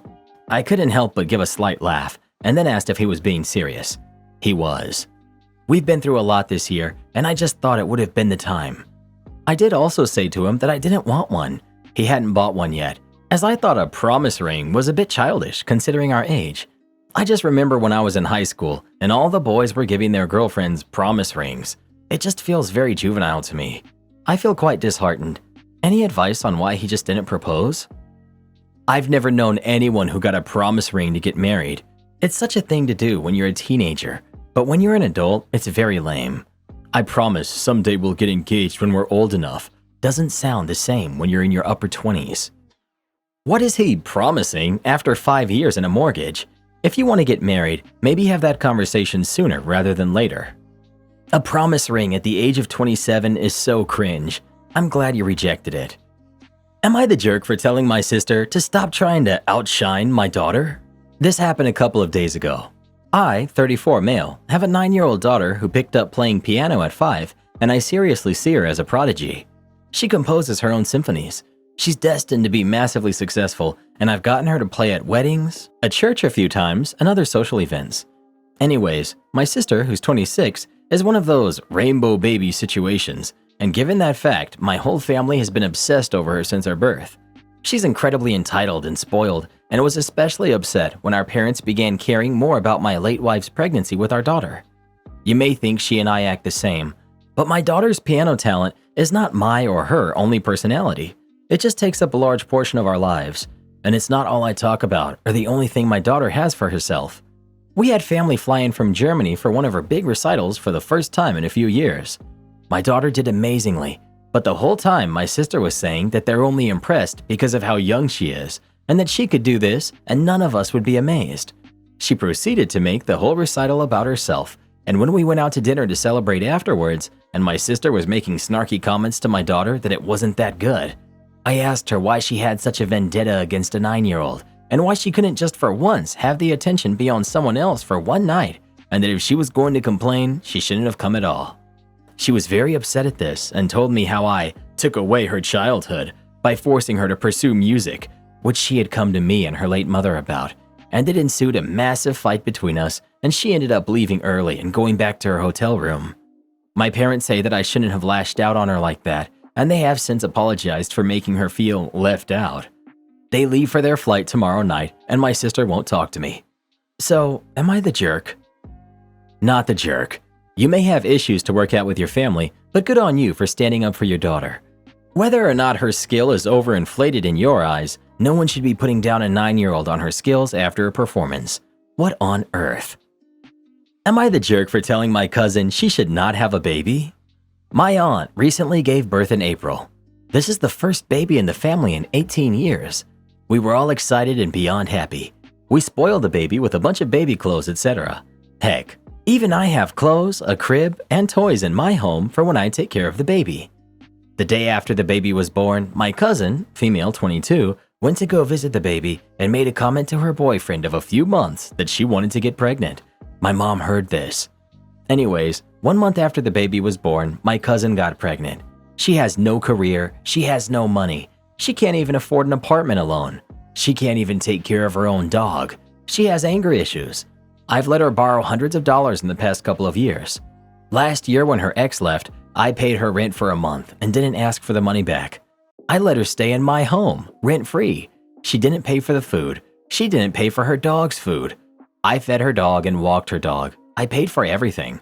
I told her that she shouldn't have a baby she can't afford, especially because she got pregnant after meeting the baby only once because she couldn't control her baby fever. She doesn't know what she's getting herself into, and if she can't take care of her dog, what makes her think she'll be able to take care of a baby? Her boyfriend doesn't work a lot either, for your information. She told me to stop being a jerk and to stop being jealous. Oh, and never once did she thank me for letting her borrow money, paying her rent, and living in my home rent-free. I provided everything for her. I even offered to help pay for her to go back to school. Right now, you are letting her completely walk all over you. If you can't face her and kick her out, let your lease lapse. Then you'll have to move somewhere and she can't move with you. Or you'll be paying for her kids' diapers and formula and all the way through college. Don't be a doormat. Why are you enabling her? Start the eviction process now before you have another mouth to feed and house. You are only a few months away from an infant crying 24/7 in your home. You need to act quickly and swiftly. Stop trying to talk sense into someone who isn't going to get it. You're not going to change her mind, especially when she's had a free home to live in completely rent-free with spending money given to her on top of that. Why would she listen to you? You haven't proven to stand up for yourself, so she's walking all over you because she clearly knows she can, and you will keep letting her live there and keep helping her. She only has to ignore your words and gets to enjoy your generous actions. Seems quite easy for her, don't you think? Like the saying goes, actions speak louder than words, and your actions are enabling her, so she has no reason to believe your words.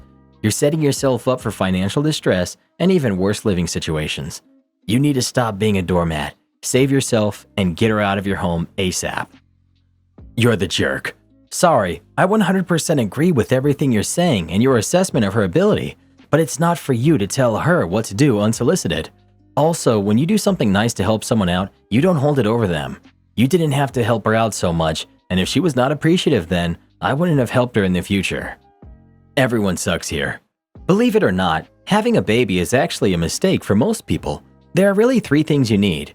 Resources. Can you care for your baby? Can you set up an education fund for them? Stability. Will your baby feel safe and cared for? Maturity. Are you still dealing with your childhood issues and considering having a kid? Guess what? You're going to inflict your issues on them. Work on yourself first. Your cousin has shown, based on calling you jealous, that she's not all ready to be a parent. This kid's gonna have a bad life and become another bad person. And why do you keep enabling this money grubber? Kick her to the curb and move on with your own life. She has never had to face consequences because you keep giving her money and taking care of her. My French stepmother learns the hard way that Americans can cook. This happened today, and my brother and I are still laughing about it, except Gabrielle, my stepmother, and Dad, who's embarrassed. Dad came into town to visit my brother, let's call him Mark, and me for a few days, and he brought Gabrielle with him. Gabrielle has her good traits, but she does have this one really nasty trait. She is notoriously picky and critical when it comes to food. You know the stereotypical snooty and rude French character in movies and books who always complains, "That is not how it's done in France." That's how she is when it comes to food. Going out to eat with her is embarrassing. She constantly sends back food, is insistent on food being made a certain way, and always demands certain things be done a certain way. One time, she asked the waiter to bring some mustard to the table. Not 2 minutes later, she called him back because, "The mustard is old. Bring us a new unopened bottle." More than once, I've had to apologize to the waitstaff on my family's behalf, and I told the manager that I will vouch for them should Gabrielle leave a bad review on their site. She's made waiters and managers cry. She's that bad. Honestly, I have no idea why my dad puts up with her when she does that, even though I know he's just as embarrassed as Mark and I are. We can only chalk it up to Gabrielle having some magical traits about her, if you know what I mean. When they got here yesterday, for some reason, they insisted they wanted to go out to dinner. Dad recommended our new favorite diner, which is known for its breakfasts at any time of the day. We live close to a major interstate, and the saying about truckers knowing all the best diners and hole-in-the-wall places is true. It's a greasy spoon in every sense of the word. Right out of the 50s, every leather booth filled with truckers or locals, waitresses who automatically know their regulars' order by heart and they don't put up with crap from anyone. A bustling kitchen, and while spotless, it's just worn enough to let you know that many people have been there. In other words, it has character. It may not look like a 5-star restaurant. It has some of the best breakfasts you're ever going to eat. I was hesitant to take Gabrielle there, if only because I didn't want to ruin the staff's day. Mark and I have been there enough times that the waitstaff and cooks know us. However, Dad wanted Gabrielle to experience a true American classic and was offering to pay. So, off we reluctantly went. Luckily, we got there when it wasn't too busy, so I told Dad to find a parking spot and I would go in and get us a table. The reason I did this was so I could warn the staff about Gabrielle and apologize in advance for anything she did. Fortunately, our usual waitress, let's call her Mary, thanked me for the warning and warned the rest of the staff. We go in, get our booth, and Gabrielle starts trying to pull her usual stunts. I won't go into everything she did because we'd be here forever, but I'll leave a highlight reel. 1. Gabrielle sent Mary back 3 times with the coffee because, in order, "It's too cold, it's too hot, there's not enough cream." Finally, Mary, who doesn't let anybody push her around, just slapped the coffee pot on the table along with the cream and sugar and told Gabrielle to do it herself because she wasn't going to go back again. This made Mark and me chuckle and Gabrielle steam. 2. While waiting, and probably still stewing from Mary's little comeback with the coffee, Gabrielle decided to accost Stephanie, who had just started, and tell her to get some fresh biscuits. Not ask, tell. Poor Stephanie, who is understandably anxious about her job, does as told, and then Gabrielle made a fuss about the packets of butter not being soft enough, despite Stephanie explaining that all the butter was kept cold for safety reasons. Gabrielle made a snide remark about how Stephanie couldn't wait 5 extra minutes to let the butter soften, which made Stephanie tear up and me about ready to tell Gabrielle to go get with a French chef if food was that important to her. 3. When our meals did arrive, Gabrielle was quiet during the meal, not making comments. I was unsure what was going to happen as a result. Either she really liked it, which I doubted, seeing as I've never seen her compliment anyone's cooking whenever we've gone out, or she was planning some nasty barb, which I feared. When Mary dropped off the bill, Gabrielle took it before Dad could, and she said that she was paying. Because I was sitting next to her, Gabrielle left a big fat 0 in the tip line and left a note about, "It's cute that American chefs think they're good cooks when they've never stepped foot in a real kitchen before. Prove me wrong." Then she closed the little book that the receipt came in, and she hid it so that nobody else could see what she wrote. I was upset when I read that note, and I was about ready to go off on her. I know the chefs and servers who work at this particular diner learn their skills on the job, and if you ask me, they have every right to be as proud of their work as someone who went to culinary school would be. While I'm looking at going to culinary school myself to become a pastry chef, I respect people who've learned by working in kitchens and on the floor because they have firsthand experience.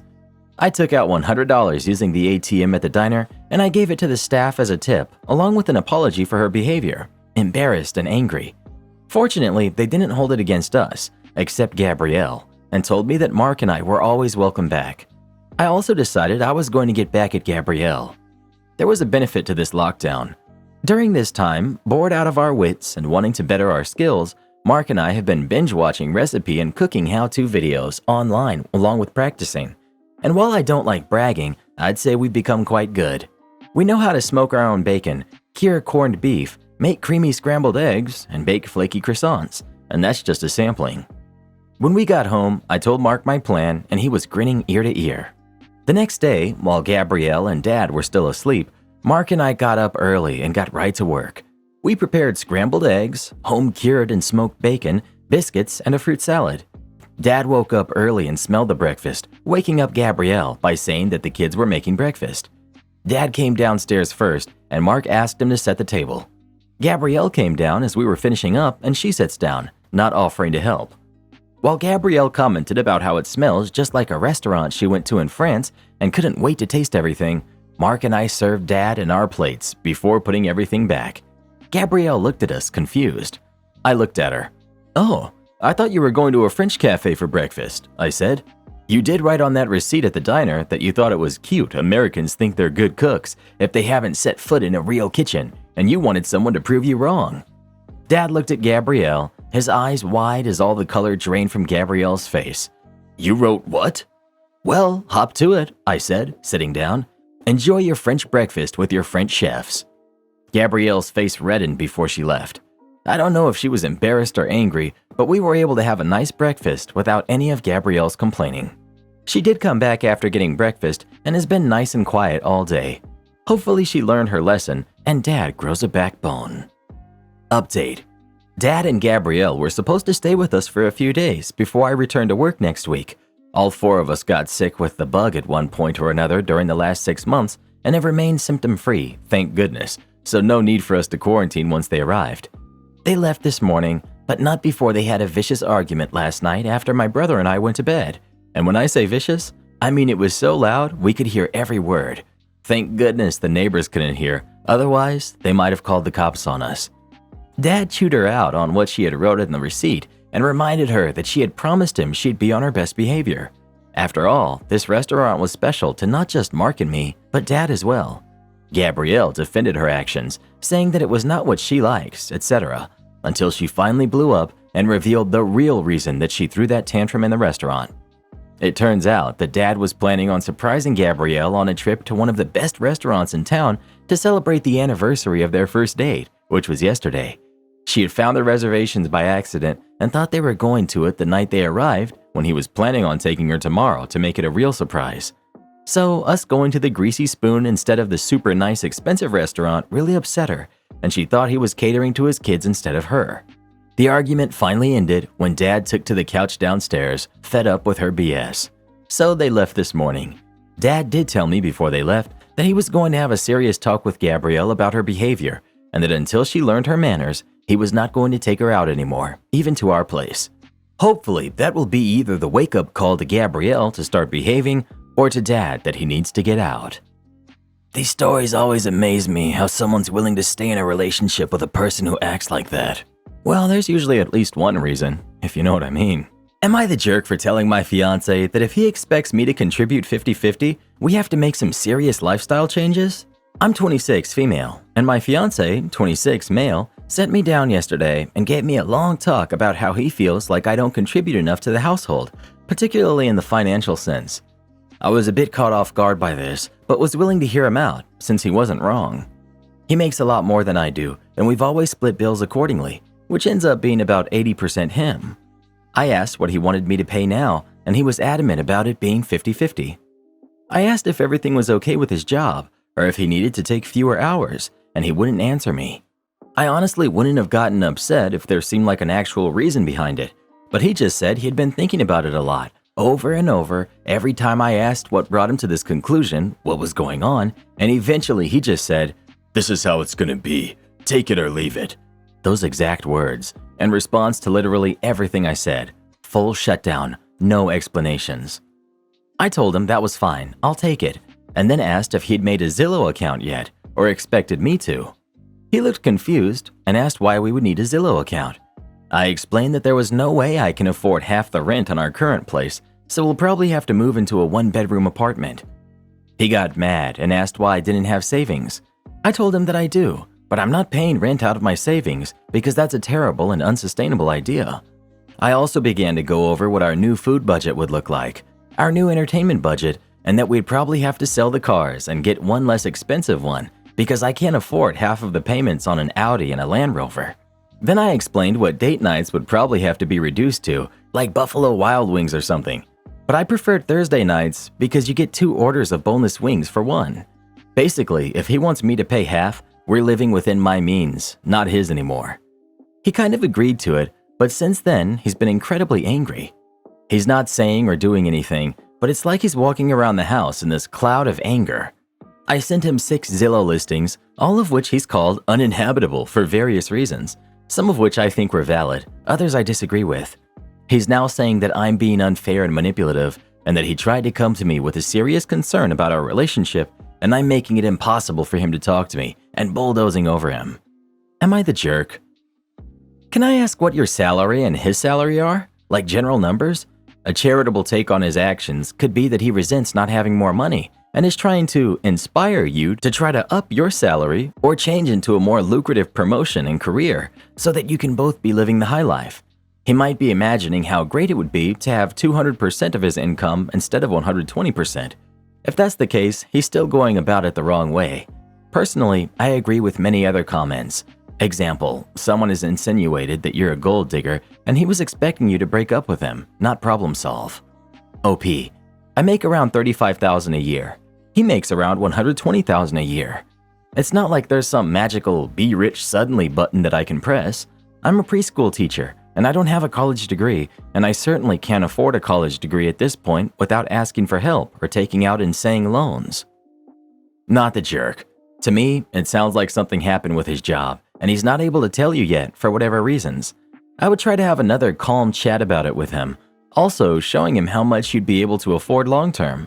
Don't move forward with your plans of getting married until you both agree on your finances. OP, I asked about the job and he wouldn't give me a straight answer. The frustrating part is that I honestly do not mind downsizing, and if I found out tomorrow he lost a job, I'd literally be fine selling what we have and living in a trailer together off just my income. But this feels like some weird power play instead. If you can barely afford your basic living expenses, why are you driving an Audi or a Range? This is a classic example of lifestyle creep. If you barely make enough to contribute to rent, driving a luxury car is shameful. You're not the jerk, you're just spoiled and unrealistic. OP, he gave me the Audi as a birthday present. It was not something I was aware of until it was in the driveway with a big pink bow and confetti, literally like a car commercial. He's always had a bit of a flair for the dramatic. Update. On Tuesday, after I got home from work, I sort of just walked up to him on the elliptical and explained as calmly as I could that I had questions, and if he actually wanted to marry me, he needed to be willing to answer them. I asked if he thought I was a gold digger, yes or no. He said yes. I told him that I wasn't willing to be in a relationship where I have to prove myself by sacrificing any sort of stability, and that led to a bit of a screaming match, and eventually a confession. So it turns out we can't afford anything we have right now. We're in serious credit card debt. The cars are both on the verge of being repossessed, and I did not know about any of this. He's been cutting corners on actual necessities, including psychiatric medication. That, in combination with some comments from his family, led him to some pretty dark places.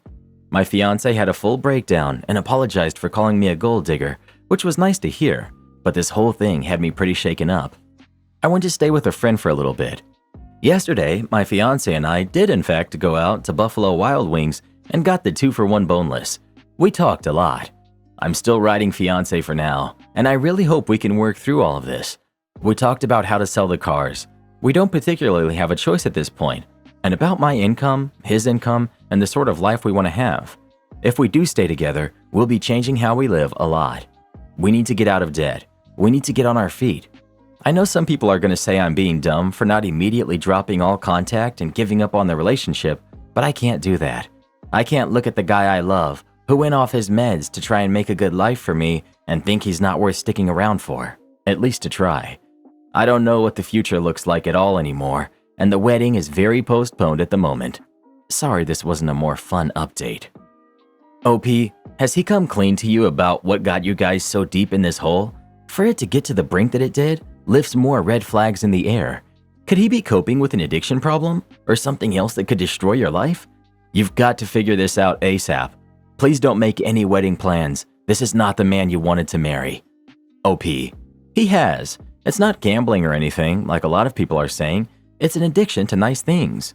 He's got a lot of financial hang-ups and comes from a family that replaced love with money, so he got it in his head that the only way to show love was to provide a very fancy sort of lifestyle, which was way over budget for us. It's going to be a hard pill to swallow, cutting back on everything, but it's what has to happen. I didn't write everything out in this post, but we did go over how the debt got this bad, and I'm currently aware of pretty much everything. There are some accounts I still need to look at this weekend, but for the most part, it's all above board at this point. We're definitely looking at the relationship, and I'm going to be taking a much more active role in life planning if we do continue. The wedding is on pause for an unknown amount of time. I'm already looking into places I can afford and will probably end up renting a trailer. And no, I'm not lying for him. I told him point blank that hiding this stuff is what got us into this mess, and he's not going to be able to keep it under wraps if he wants to stay with me. We need to be upfront about our financial situation, whether he's embarrassed or not. I think that, with some hard work, we'll both end up in a better position. We need to get out of debt, and I'm taking the reins for a bit since he's never lived frugally before. But if all goes well, we'll get through this. I don't plan to leave if he sticks to what we're talking about and actually takes steps forward. I love this man, and I'll fight for what we have. If he won't fix things, won't listen, and continues to disrespect me, I'm gone. But I genuinely believe we will get through this. I know he can do better, and I believe that he wants to. Now he has to prove it. Don't gloss over the comments from his family. If you marry him, you're marrying them too. If they're generally toxic to his mental health, you need to talk about whether no contact is necessary. If not, he has some serious repair work to do to fix the impression they have of you, or has to take to the job of shielding you from their BS. OP, his family doesn't like me for a number of reasons. They don't like that I don't have a college degree. They don't like that I grew up low income or went to public school, and they don't approve at all of the fact that I'm religious. His mother in particular has called me a hick, and several other things I don't want to put here. Up until this point though, he's been pretty good about defending me. Am I the jerk for changing my mind about having kids at 57 and leaving my girlfriend because of it? I just turned 57 in early August, and my ex-girlfriend just turned 55 a few days ago. We were together for 25 years before I called it quits 2 weeks ago. When my ex and I got together, she was a self-described open-minded person who, unlike other women I dated, did not start pulling my arm on the marriage issue after we passed the 1-year mark. She had a mom who grew up in Sweden where couples would live together, have kids, but never get married. She was always on the fence about having kids. However, I did not want to have any because at the time I was thinking about how much I was willing to sacrifice to start a business and how I'd resent them for getting in the way of that. We argued over this, went to counseling over this. Our arguments were interrupted by the fact that my startup costs led us to have to sell plasma in order to survive. Then it was like we woke up one day and my girlfriend was 39 and I was 41, and the money finally started coming in. I felt like my girlfriend did not want to rock the boat at that point, and we just wanted to enjoy the money. We traveled the world. She quit her job to volunteer for a charity. I got involved in causes too.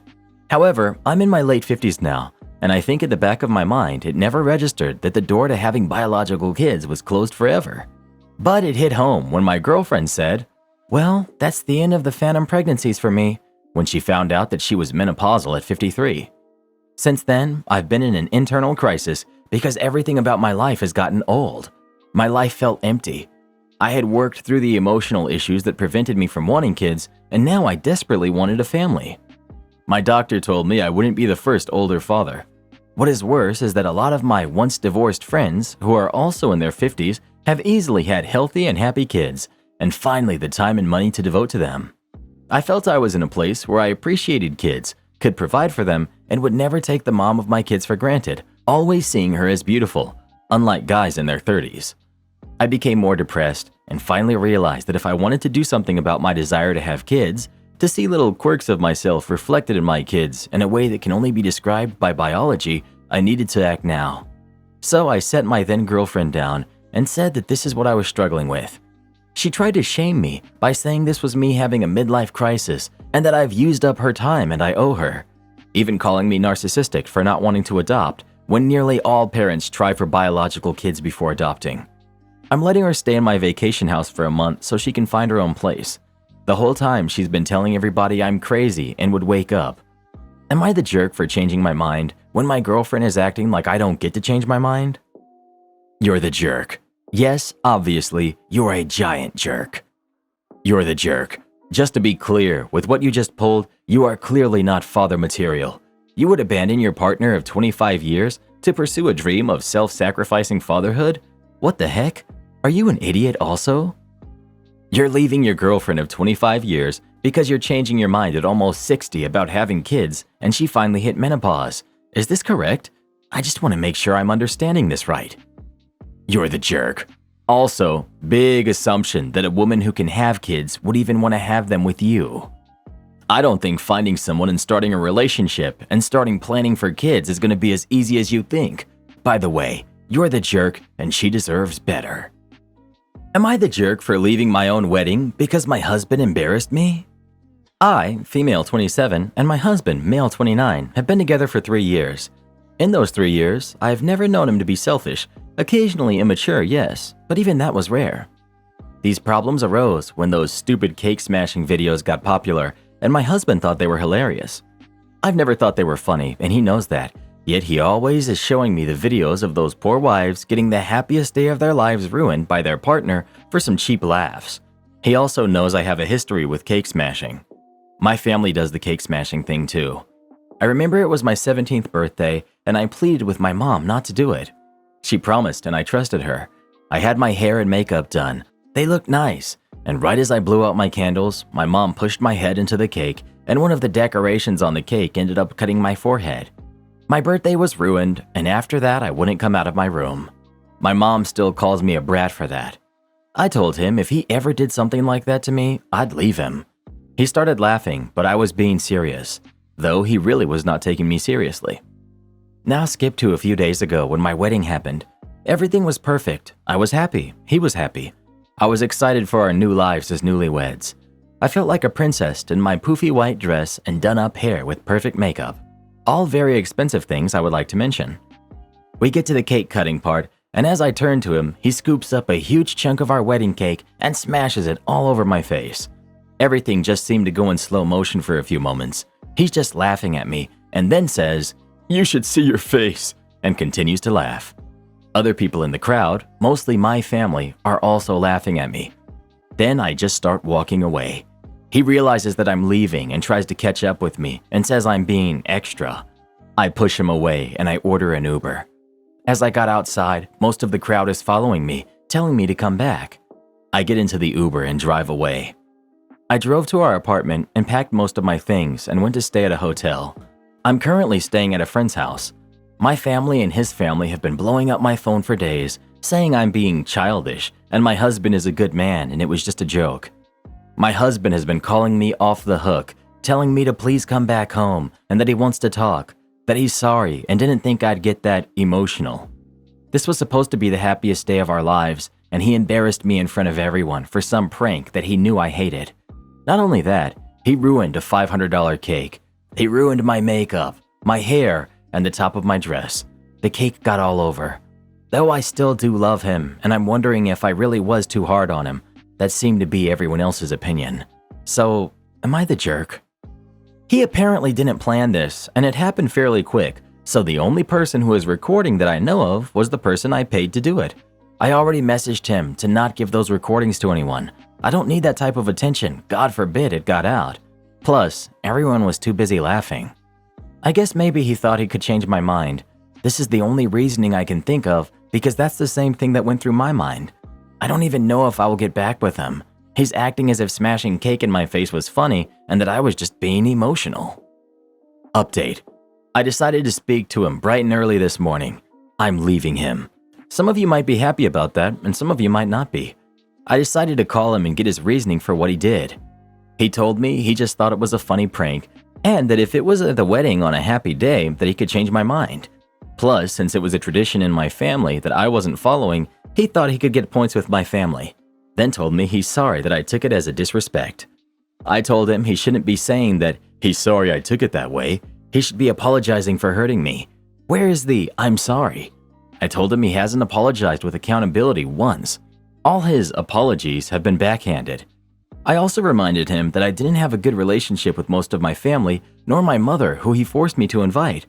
I told him he knew I was already the black sheep of my family, and how I had been treated by my mother for years really messed with me, and he knew that. Then he says this, "Why should I have to apologize because you can't take a joke?"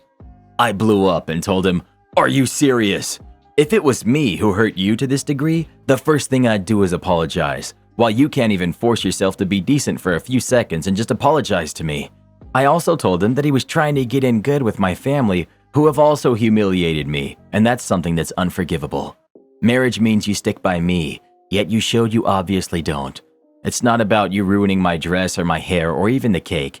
It's about how you knew how I felt about this and the problems that I had connected to it, and you didn't care.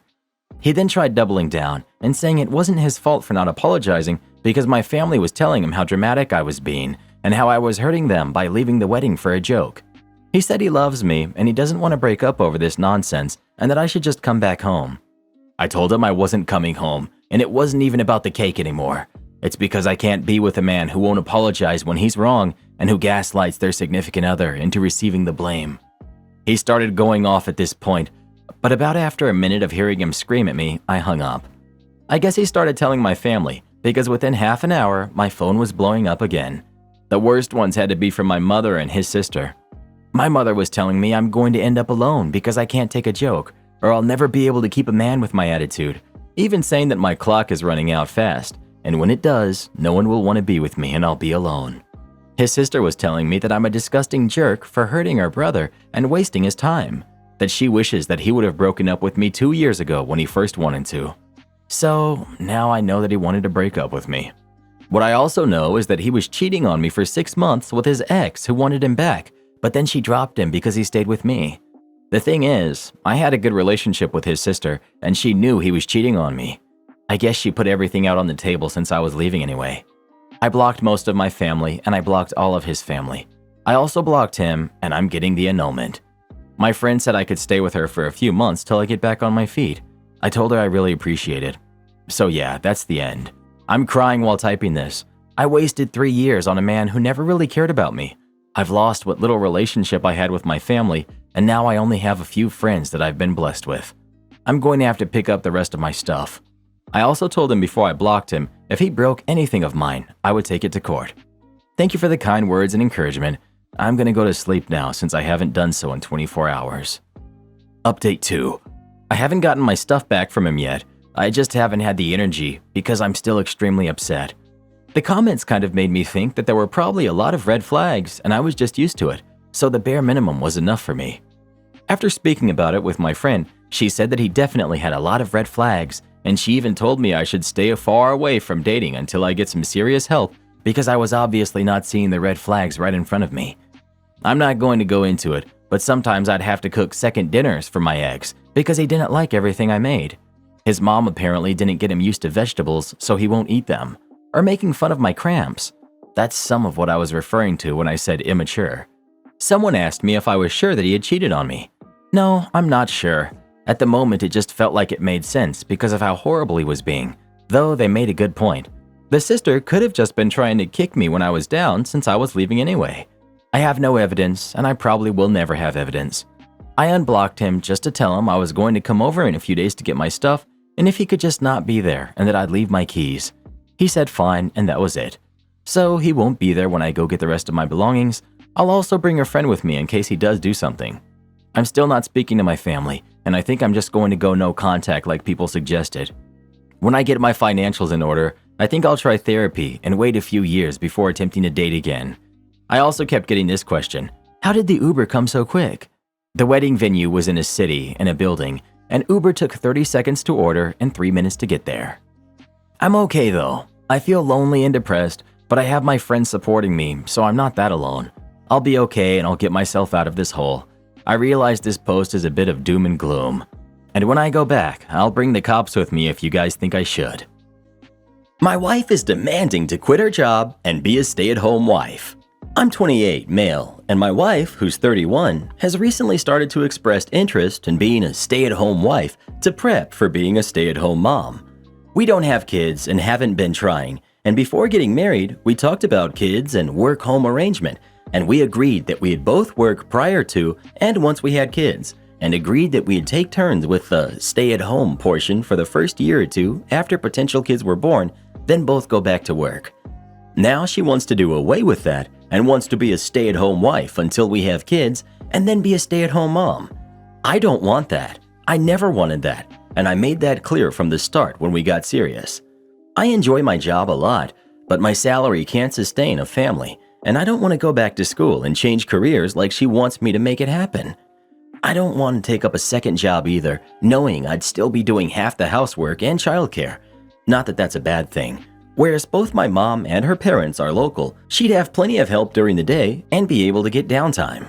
We had dinner at my mother's a couple of days ago with my sister and her kids. While we were there, my wife goes, "Your son's being mean. He won't let me be a stay-at-home mom." First, my family took this as she's pregnant and they got excited, so I had to tell them that she wasn't yet. She just wants to be a stay-at-home wife. It turned into this 3-on-1 conversation about how I should let her stay home if that's what she really wants, and I should be taking care of her and finding a way to make this happen for her. Finally, I go, "Would you two help her with the house whenever she needs it?" Of course, that's what family is for.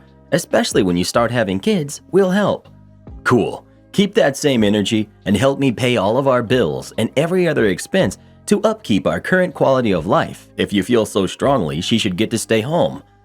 They did not like that and told me I was being overdramatic. My mom called me stubborn and told me to find corners to cut to afford everything on my salary and drop things like streaming services, some of my hobbies, go from 2 cars to 1, etc. We left and my wife wasn't too happy on the way home. She says I was out of line for saying that to my mom and sister, especially since she thinks I was serious. Was I the jerk for telling my mom and sister to pay our bills if they wanted me to go along with it? Also, please stop with the vasectomy messages. They aren't 100% reversible. Success rates go down each year post-procedure, and I do want kids someday. I am mindful that a baby trap is always possible. Edit 2. Holy wow, this blew up. Thanks everyone for all of your responses. I do know to be careful of oopsie babies right now. For those of you insisting I reconsider, no. Look, I'm glad that stay at home and one income works for you all and you enjoy it, but it's not for me. I'm well aware one income means being financially tight, but it's more than that. I don't want the stress of making sure I'm making enough money on my own with 2 jobs and also doing my part in the house and being a parent. I'd much rather get to spend time with my kids when I have them, not be a stranger that falls asleep at dinner and spends a bit of time like my father was. Since this post was more about my mom and sister, I know all about the issues my wife is presenting at the moment and my options. I'm going to tell them to lay off. Either they do, or I just drop contact with them, but I won't be giving them an ultimatum about it. Not the jerk, because you didn't bring it up to them, your wife did. She was being manipulative and you called her out on it. Be careful, I could see an oops, we're pregnant, now I have to stay home moment coming. This is exactly what happened with my brother and his now ex-wife. She loved spending but didn't like working, and even though they had agreed not to have kids for a while, until both of their careers stabilized, she was suddenly, accidentally pregnant. We tried to tell him, but he wouldn't believe it at first. Fast forward a few months, she's off work because the pregnancy was too hard for her to keep working. It might have been, I don't know for certain, but I find it highly suspicious that she managed to have a pregnancy that was simultaneously so horrible she couldn't work, but easy enough that she could travel around the country. My brother was stressed, working overtime in a job he hated, buying the most expensive stuff for the baby because she wanted it, and thousands of dollars in debt. Eventually, he came back to us and told us that she had indeed gotten pregnant on purpose, and that was the end of their marriage. Not the jerk, and make sure all your bases are covered, OP. Your wife has already tried manipulating your family to get her way. I wouldn't be surprised if the accidental pregnancy is next. Not the jerk. I've been here, and the divorce will be horrible once you have kids. Get out now. She's shown her true colors. This is the warning sign. Not the jerk, but this sounds like a huge marinara flag. Anyone who is so entitled and honestly narcissistic before kids is only going to get worse after. Let's be real here. She wants to stay home, not work, still have you be responsible for half the housework, and is pressuring you to change careers away from something you enjoy to be able to afford her a responsibility-free lifestyle. And on top of that, she tried to get your family involved. This reeks of childish entitlement. Well, who do you think is the jerk? OP or his wife? Please let us know. Considering you don't have kids yet, this is the perfect opportunity to bounce. Or you could end up being tied to her for the rest of your life. The choice is yours. Am I the jerk for saying no to picking up my son's half-sister from school? I'm a single mom of 2 boys, ages 11 and 10. Their father and I divorced 5 years ago after I learned he was cheating on me. He got her pregnant either right before he told me, and that was why he confessed, or right after. But our divorce was not an easy one. He wanted to stay friends, and I could not look at him after what he did. He and I were together for over 13 years. He was also a friend before he was my boyfriend and husband, and to have him betray me like that and treat me as he had was awful. He married his affair partner. They had a daughter within months of our separation, followed by a son after the divorce and their marriage. Last year, they discovered that his wife had cancer. What followed was a lot of fighting between the 2 of us again. He wanted me to help him and his wife out. He said their kids, who are currently 5 and 3, needed family beyond just him and his wife. His own family disowned him for our divorce. They were extremely religious, and she has no family. I told him it would be over my dead body I would help him. He argued that it was for the kids, and if not for his kids with her, then for our boys, who could see their family heal and be one. I told him he stopped any chance of that happening when he cheated on me. What I did not expect was for him to tell his daughter's school to call me when she got sick. He was at work at the time and couldn't leave apparently because he had already missed a lot of work due to his wife, and she was home recovering from chemo. I got the call, was asked if I would pick her up, and I said no. Several hours later, he went off on me on the phone for leaving his sick kid at school when I knew they had nobody. This is when he told me how he couldn't leave and how his wife was resting. I told him the babysitter for his son should have been called over me. He told me he was in daycare and I should be ashamed because she was a sick kid who's going through a lot and I could have helped. He told me he hoped our sons were going to be ashamed of me. They aren't, and I argued back with him over the phone at the time. But I guess part of me does feel bad for the kid.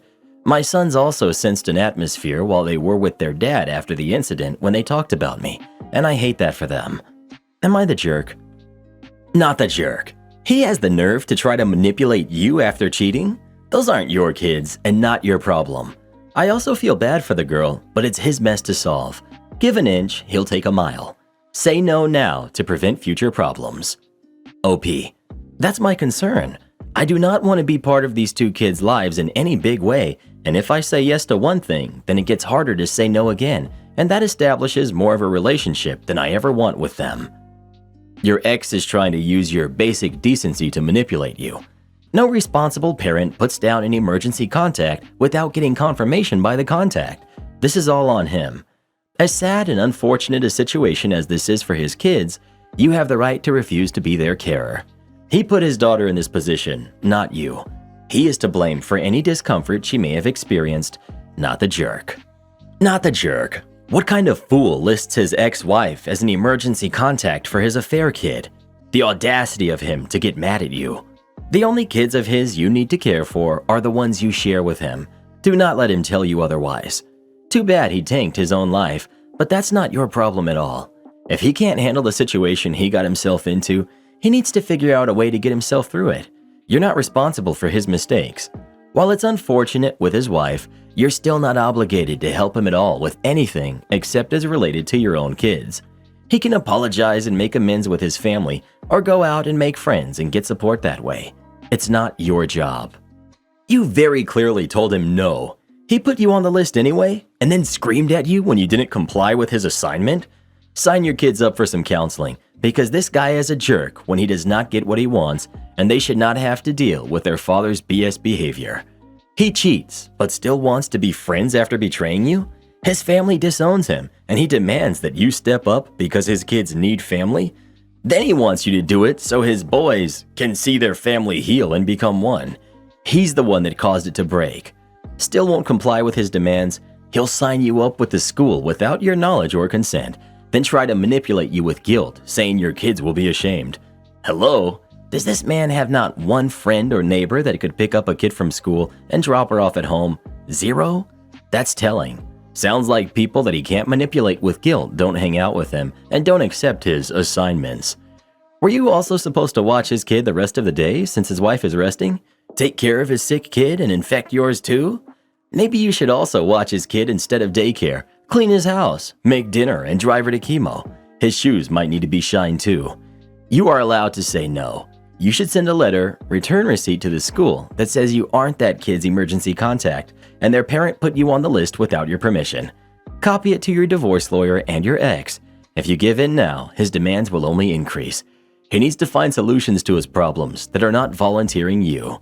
Not the jerk. My Karen neighbor demands I stop wearing scrubs. 5 years ago, when I was in high school, I got a job as a kennel technician at a pet store. When I got the job, I was told to go get a few pairs of scrubs and that I need to wear them to work every day. I helped people out around the store, just like all of the other employees, but my main job was to help the vet take care of the puppies. Obviously, the vet did the heavy lifting, and I was just there to assist them. I don't know for sure why I was required to wear scrubs when the most medical thing I did was give the dogs their medicine, and I'm pretty sure it was just so the kennel techs looked professional. The owner was a bit pretentious and was always concerned with appearing professional. 3 years ago, when I started college, I had to quit my job at the pet store.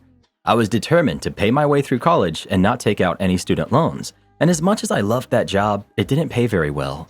When I quit, I got rid of all the shirt scrubs, but I kept the pants because, as it turns out, nurses have been holding out on us, and scrubs are actually really comfortable. I treat them like sweatpants. They're comfortable and just something for me to wear around the house on my days off, but I would never go out in public wearing them. Fast forward to 2 days ago, when I went out to check the mail while wearing some of my old scrubs without thinking about it. Our neighbor, who lives in front of the mailboxes, was out watering her garden, and she perked up when she saw me. She got all excited and told me about how her daughter was a nurse, and how she knew I was in college, but she didn't know I was going to college to become a nurse. So I, of course, cut her off and said, "Oh, I'm actually in college getting a degree in history," and I go on to explain why I had the scrubs and all of that. To say she was mad about me wearing scrubs would be an understatement. She compared it to stolen valor, when people dress up like veterans and first responders when they aren't. She went on and on about how hard her daughter worked to become a nurse and that nurses have earned the right to wear scrubs. I was honestly a bit baffled because I wasn't trying to pretend to be a nurse, and now one of my neighbors, who I barely even know, is lecturing me in the middle of our neighborhood. She posted on Facebook that afternoon that she saw someone out in public wearing scrubs, and that when she talked to them, it turned out they weren't even a nurse. It was very clear that she was talking about me, but I do appreciate that she said it was a stranger at a grocery store since she's friends with a lot of the people in our neighborhood. I didn't even consider that I could be in the wrong until I saw how everyone who was commenting on her post was agreeing with her. So, am I the jerk? Not the jerk. There's a reason why anyone can go out and buy scrubs. There are no qualifications for wearing them. You could have just as easily been a dental office receptionist or work at a spa. Not the jerk. The spa I go to, they all wear scrubs. The vet techs and receptionists wear scrubs. It's hardly just a medical professional thing. Your neighbor complaining about stolen valor dilutes actual stolen valor. You're not the jerk. As a nurse, your neighbor can go buzz off. There are plenty of other professions that use scrubs outside of nursing. She should also think about finding more substantial things to do with her time. One of the best things about being a nurse is that I basically wear my pajamas to work. I know people who wear scrubs for comfort with no profession at all that requires them. Am I the jerk for taking my daughter to Disneyland? I, 28 female, went on vacation with my daughter who's 5 and my husband who's 29 as a last vacation before we are a family of 4. I'm 7 months pregnant and we wanted to spend some time with our daughter before her brother was born. When I was around 13, me, my mom, my dad, and my little brother went on a Disneyland vacation. It was fun and all until my dad left his phone in the hotel and they wouldn't give it back to us. He had to get a new one and my mom and dad were so upset that we never went back. I thought this was irrational since it was my mom's favorite place. We went at least once a year growing up. After that whole ordeal, my mom hated it. So when me and my husband wanted to go on a before baby arrives vacation, we decided to go to Disneyland for around 3 days. My daughter loves the princesses and the idea of magic, so when we told her, she was overjoyed. I told my mom when we were at lunch together that we were going on a trip, and when I told her it was Disneyland, she became enraged. I was extremely confused because I thought she forgot about it, honestly. She called me a backstabber and just really rude names. She stormed out of the restaurant and I paid and left a few minutes later. A few hours later, my dad called me and screamed at me that, "This family doesn't go to Disneyland. If you weren't such a spoiled little brat, you would understand that." I was shocked. It was my money I was spending, and I thought everyone was over it. My mom texted me a long paragraph about how she would go no contact with me and wouldn't be my mother anymore if I still went. The trip was fully paid for, so I responded, "Okay, I guess you only have a son now," and I blocked her. I've gotten at least 60 calls from my family and a few texts telling me that I'm wrong. We still went and we got back yesterday. We all had a blast, and my daughter rode her first big girl roller coaster. She loved every minute of it, so in my opinion, it was all worth it. So, am I the jerk? Edit. I think once I get home, I'm gonna unblock my mom and ask if we can meet up. We haven't spoken since all of this happened, hoping we can meet up for lunch and that we can talk. Also, I've been seeing a lot of comments where people think something way bigger might have happened. I can't remember anything else that happened though. I'm gonna ask if and when we talk though. I'll keep you posted. Edit 2. I'm getting ready for work right now, and wow. Last night I unblocked my mom, messaged her, and basically said, "I want to talk. I know that our last fight was really messy, but I want to meet up for lunch and talk." And she responded. She said yes, and we're meeting up today. My dad is also coming along because I want an apology from him for what he called me. I truly can't even process the phone call that happened. I want to get answers as fast as possible because I've seen so many comments saying that this wasn't over the phone. I have really bad memory, and this was 15 years ago, but I remember most of it because that whole situation was very messy. I've also seen people saying it's very unreasonable to go no contact or very limited contact because of this, which I agree with.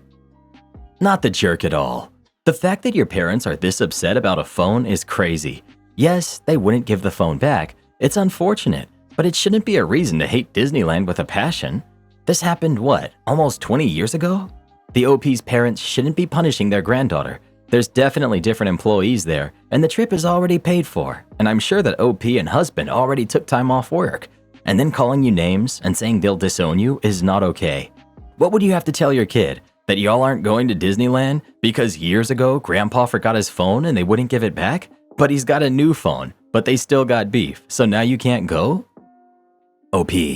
This is why I was so shocked. My mom even said in her long text message that we should cancel the trip and forgive and forget for the family. When me and my husband had taken time off work and we had canceled her preschool days for the trip. We spent like a good 2 to 3 months planning this, and I wasn't going to disappoint my daughter because Grandma and Grandpa didn't check the room before they left. So why wouldn't your parents just call the police on the hotel back then, or some sort of higher manager? If it was that important, you'd think they would have fought for it. OP. We did. They put it in Lost and Found, and it was very confusing on our end. It got to the point where we just gave up and he got a new one.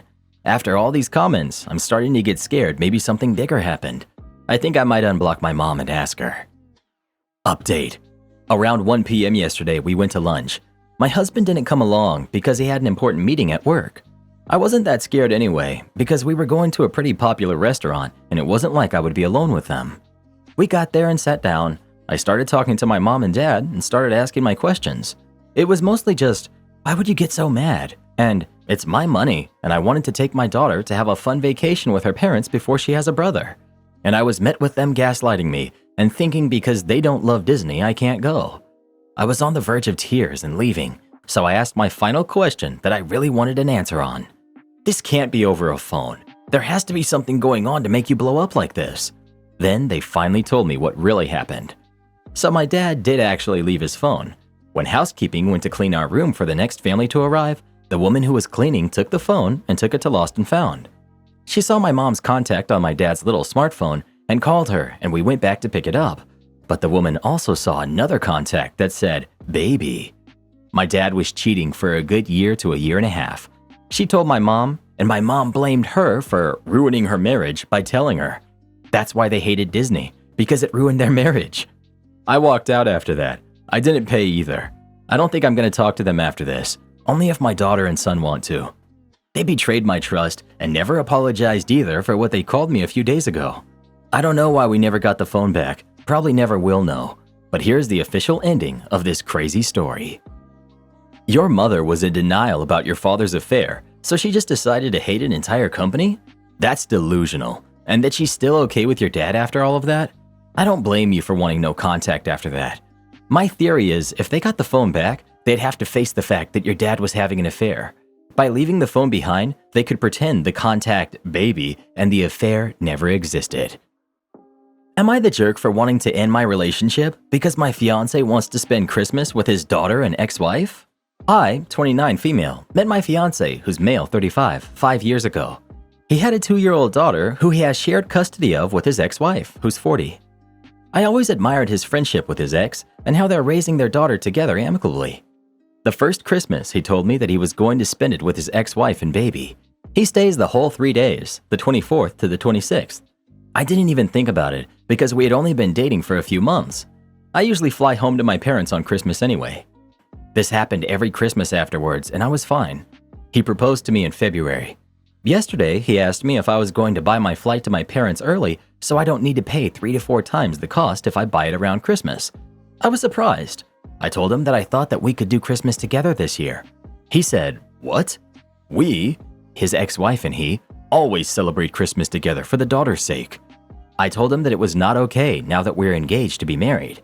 I asked him why they don't alternate Christmases like other divorced couples, but he said no, we promise to make our daughter's life as normal as possible. I started thinking after his words, I don't know how this will work in the future. After 5 years together, I'm still shipped away every Christmas, and I know it's for his daughter who I adore, but I feel sick to my stomach. I think I want to end the relationship, but he thought I was being so selfish and horrible.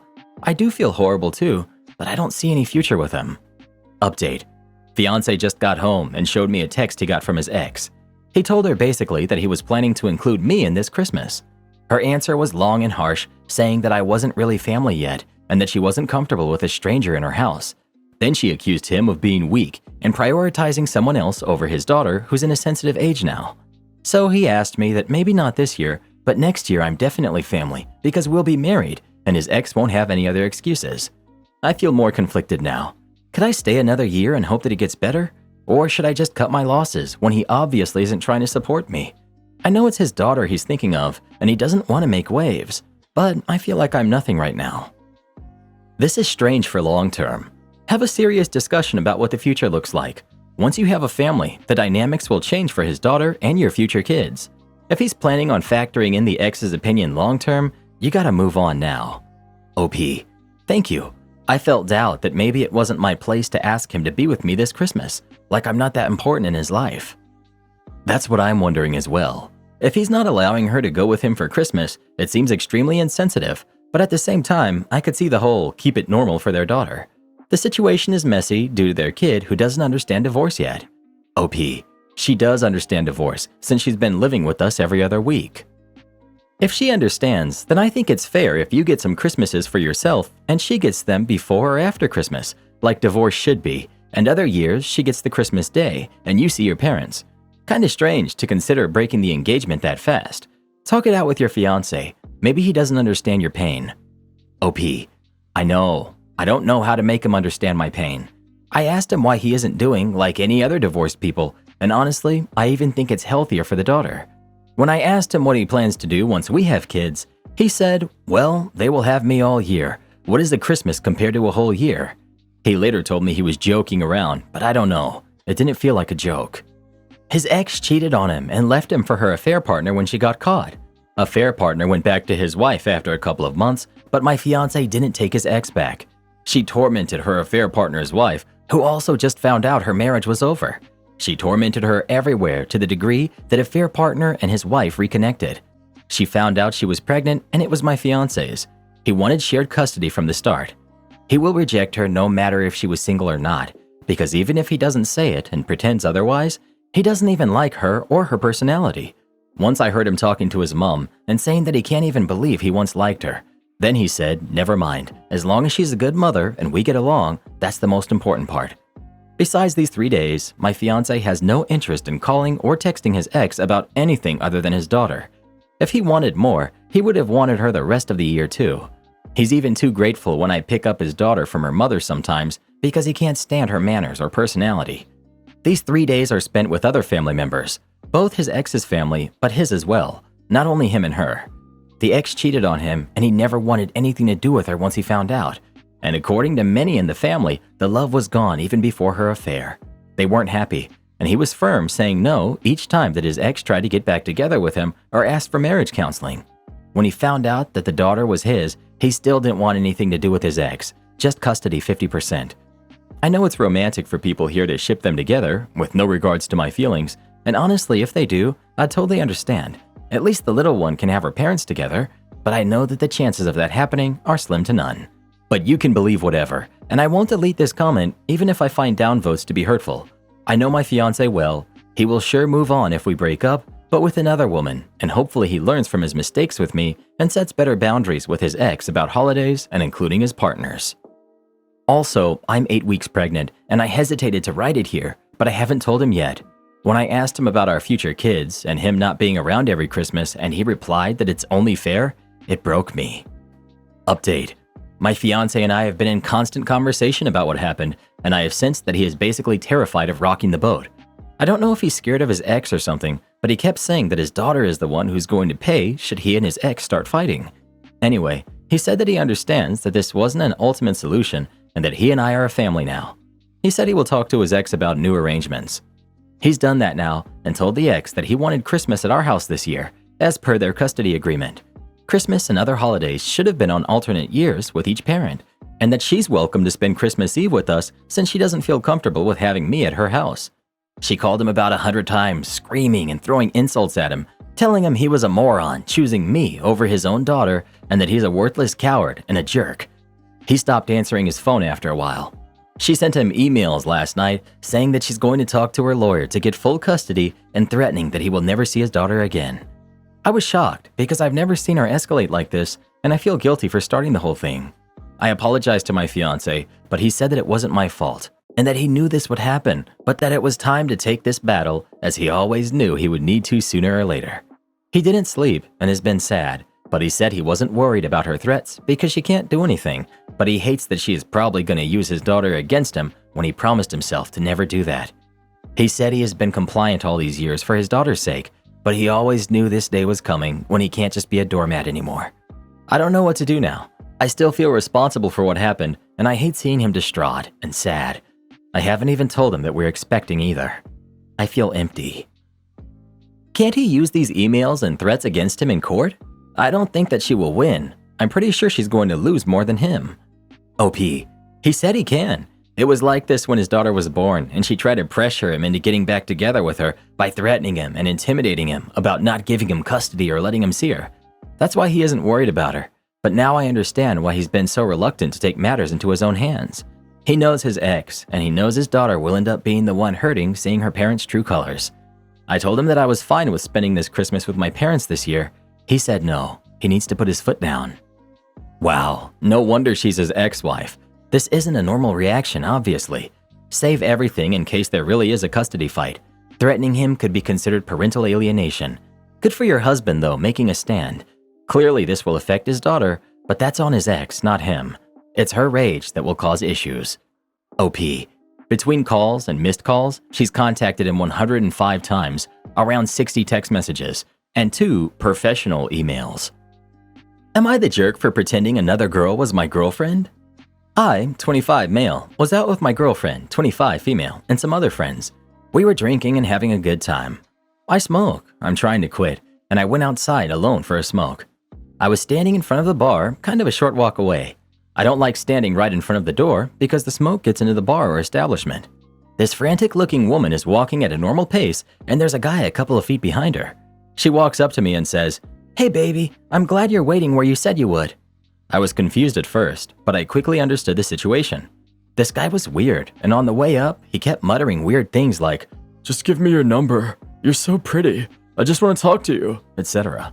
When I told someone else this story, I was asked why I didn't react when I saw her walking and heard this. And the answer is, it all happened so fast, and I had been drinking. Once I put it together, I said, "Hey honey, been waiting for you." And she puts her arm around me, and it took longer than I would have liked for the guy to leave. I was being gentle, saying, "All right, goodbye buddy, and we gotta get back home." Eventually the guy left, not because she wanted him to leave, but because I kept insisting. Nothing bad happened at all. My girlfriend had been watching from the window and must have only caught the end part of it and saw the other girl with her arm around me. My girlfriend is not the type to cause a public scene. She'll wait until a private time to air her grievances. The girl had no money for an Uber and was planning on walking home but felt too nervous, so I arranged for an Uber to pick her up and waited outside with her until the car came. Jumping ahead to when I was home with my girlfriend, she asked me, what was that all about, and wanted to know why her arm was around me and why I stayed after the creep left. She put together that the guy was being weird, but she said I shouldn't have let her put her arm around me. Even though after the guy left she removed it, none of my explanations were working, so I just turned to her and said, "What would you have wanted me to do? And if you were here, what would you have wanted the guy to do?" She couldn't answer it and said, "Stop flipping out." Not the jerk. Thanks for helping a stranger. Ask your girlfriend what she would like a stranger to do if she were in that situation. I would thank my boyfriend. Not the jerk. You're a hero, and you may have saved her from something happening. Your girlfriend should recognize that and get over it. Women are too frequently put into situations like this, and I hope that there will be someone like you around if your girlfriend ever needs it. She sounds insecure. Good luck. Am I the jerk for telling my sister I'm not interested in her hosting my bridal shower? A little backstory. We grew up in a pretty toxic family. I always felt like the forgotten one out of the 5 daughters they had. My mother even surrendered all custody of me, not my sisters, when I was 12. When I was 16, I thought I was in love with my boyfriend, who was 18. We had our first baby together when I was 17, married at 19, and we had twins at 20. It was a toxic relationship on both sides. We eventually went through a rough divorce when I was 30. We both got help for our issues, and now we have great co-parenting relationship. I've been in an amazing relationship with my fiance for 5.5 years, and he recently proposed. Every time I talk to my oldest sister about the wedding, she mentions it's not my first wedding. She has said things like, I shouldn't wear white, it should be small, I should tell everyone not to get gifts because that's the tradition. It's my fiance's first wedding. She called me to tell me that she was assigned to throw a bridal shower, but didn't think it was appropriate since I had been married before. I'm well aware that this is not my first wedding, and I don't need to be reminded every time she asks me about the wedding. I informed her I wasn't interested in her throwing a bridal shower and that my bridal party would be doing it instead. She would be welcome to attend, but I don't want anyone to feel obligated to celebrate the upcoming wedding. Now she thinks I'm being dramatic and twisting her words. She stated she thought it was funny that she was assigned and wanted to make sure I actually wanted a shower. She also mentioned again to tell the bridal party to make sure and put on the invitation not to bring gifts since I'm already established. I honestly don't care if people bring gifts or not, but why is she pushing this? I told her I wasn't interested in arguing or talking further on this topic. My fiance is the baby of his family, and they weren't sure he'd ever get married since he's 40. They want to celebrate all the traditional wedding things for us. His family is great, and they've accepted I and the kids from the beginning. I want him to have that experience as well. Should it matter that I've been married before? Am I the jerk? Update. To answer a few common questions, she's been married for over 20 years. Not positive who exactly assigned her this role, as my matron of honor was already planning the shower. I assume my siblings felt obligated, but didn't really want to do it and assigned it to her. I don't think she's jealous of the gifts or wedding, or don't really understand why she would be. She is only a guest and does not have a role in the wedding. I don't think she would say or do anything at the wedding. She likes to project the perfect persona in front of other people. Due to the family dynamics, most of my family's not invited. Only 2 sisters are on the invite list. I've been clinging to these 2 relationships since I've gotten no contact with most of the family. While I know no contact is what's best sometimes, it feels like I'm the problem since they all still have contact with each other. Not the jerk. Who's assigning her these jobs? You need to shut her down whenever she tries to talk about the wedding and not let her have anything to do with the arrangements. Karen mother tries to marry me off to a stranger. I went out on a Friday for a few hours with some friends. Just some shopping and catching up. I haven't seen some of them for the last 2 years because of lockdown, when we used to hang out almost every week. And I'm leaving the country in a few weeks, so we took this opportunity to use as a catch-up and a farewell party. I was out from late afternoon to about 9 or 10 p.m. When I got home, I took out my keys to unlock the gate, but it wouldn't fit. I tried to turn the key around, yes, like a USB, thinking it might fit the other way, but it still would not fit. I called my mother and she didn't pick up. I called my grandmother, who lives with me, but she was out with her friends as well and wouldn't be home anytime soon. At this point, I was angry. My mother already burnt a couple of my work pants the day before because I refused to wear a dress to work. My line of work requires me to move around a lot, so a dress or an office skirt was not suited for my environment. I shook the gate, but no one was home, so I picked the lock. I opened the metal gate after a few tries. Luckily, the wooden door behind it was not locked. The neighbors did call the cops on me, and of course, I had to show them that I actually lived there and this was my legal address. I took some essentials and went to stay at my friend's house for the night because I couldn't lock the door back, and I didn't feel safe in the house without a locked door. The next day, my grandmother and I were invited to go to a pre-wedding event. It was kind of a meeting the elders and engagement party / ceremony at a cafe. My mother only sent me the address in time for it. It was perfectly normal for my grandmother to be invited to these things via my mother. My grandmother doesn't know how to use a phone other than basic functions like calling. We showed up on time to the cafe and were escorted to a booth-type seat at the corner of the cafe. The booth already had a lady who was in her mid-40s and a guy. I assumed she was the mother and the guy was her son. The moment we sat down, the lady took out a calendar and notepads filled with lists of flower arrangements, color schemes, menus, dresses, hairstyles, etc. She introduced her son, who is 28 by the way, told me what he does for a living, what he studies, and where. She thanked me for agreeing to marry him. I just looked at her, then to her son, then to the wedding planners and notes. Then it finally registered that this was for my wedding. My grandmother was upset to say the least. I apologized to this lady and said there must be some kind of misunderstanding between us because I came here to attend someone else's engagement party, not to plan my own, and added that I was only 20 this year. My grandmother then rudely asked why she thought that I would be marrying her son. The lady replied that my mother had contacted her and said that I was looking for a partner and a husband to settle down with so I could move out. My grandmother calmly said to the lady that she's been lied to and I was not going to be getting married anytime soon. She said her son seems nice and hopes that he finds someone who likes him to marry in the future, but it was not going to be me. We got up and left. When we got home, I found my things stuffed in a black plastic bag outside the door. My grandmother opened the door and told me to bring my stuff inside. The moment I stepped through the door, my mother yelled that she put so much effort into finding a guy who would talk to a girl like me to marry, and that I should just be grateful. She didn't just try to marry me off to some older guy, and I should be happy she found someone around my age. She told me I embarrassed her because the mother called her and told her what she did was not okay and to not do it again without even asking or informing me properly. My grandmother started to shout at my mother in Cantonese, which resulted in them being in a heated argument for almost 30 minutes, and my grandmother kicked out my mother, which of course she moaned about and cried about before leaving.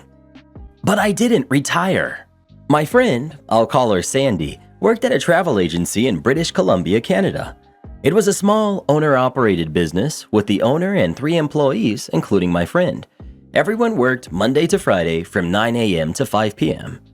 One of my friend's coworkers, I'll call her Jane, an older woman in her early to mid-60s, was a longtime nuisance employee. Among other sketchy behavior, Jane was always scamming ways to take time off over and above her official paid vacation time.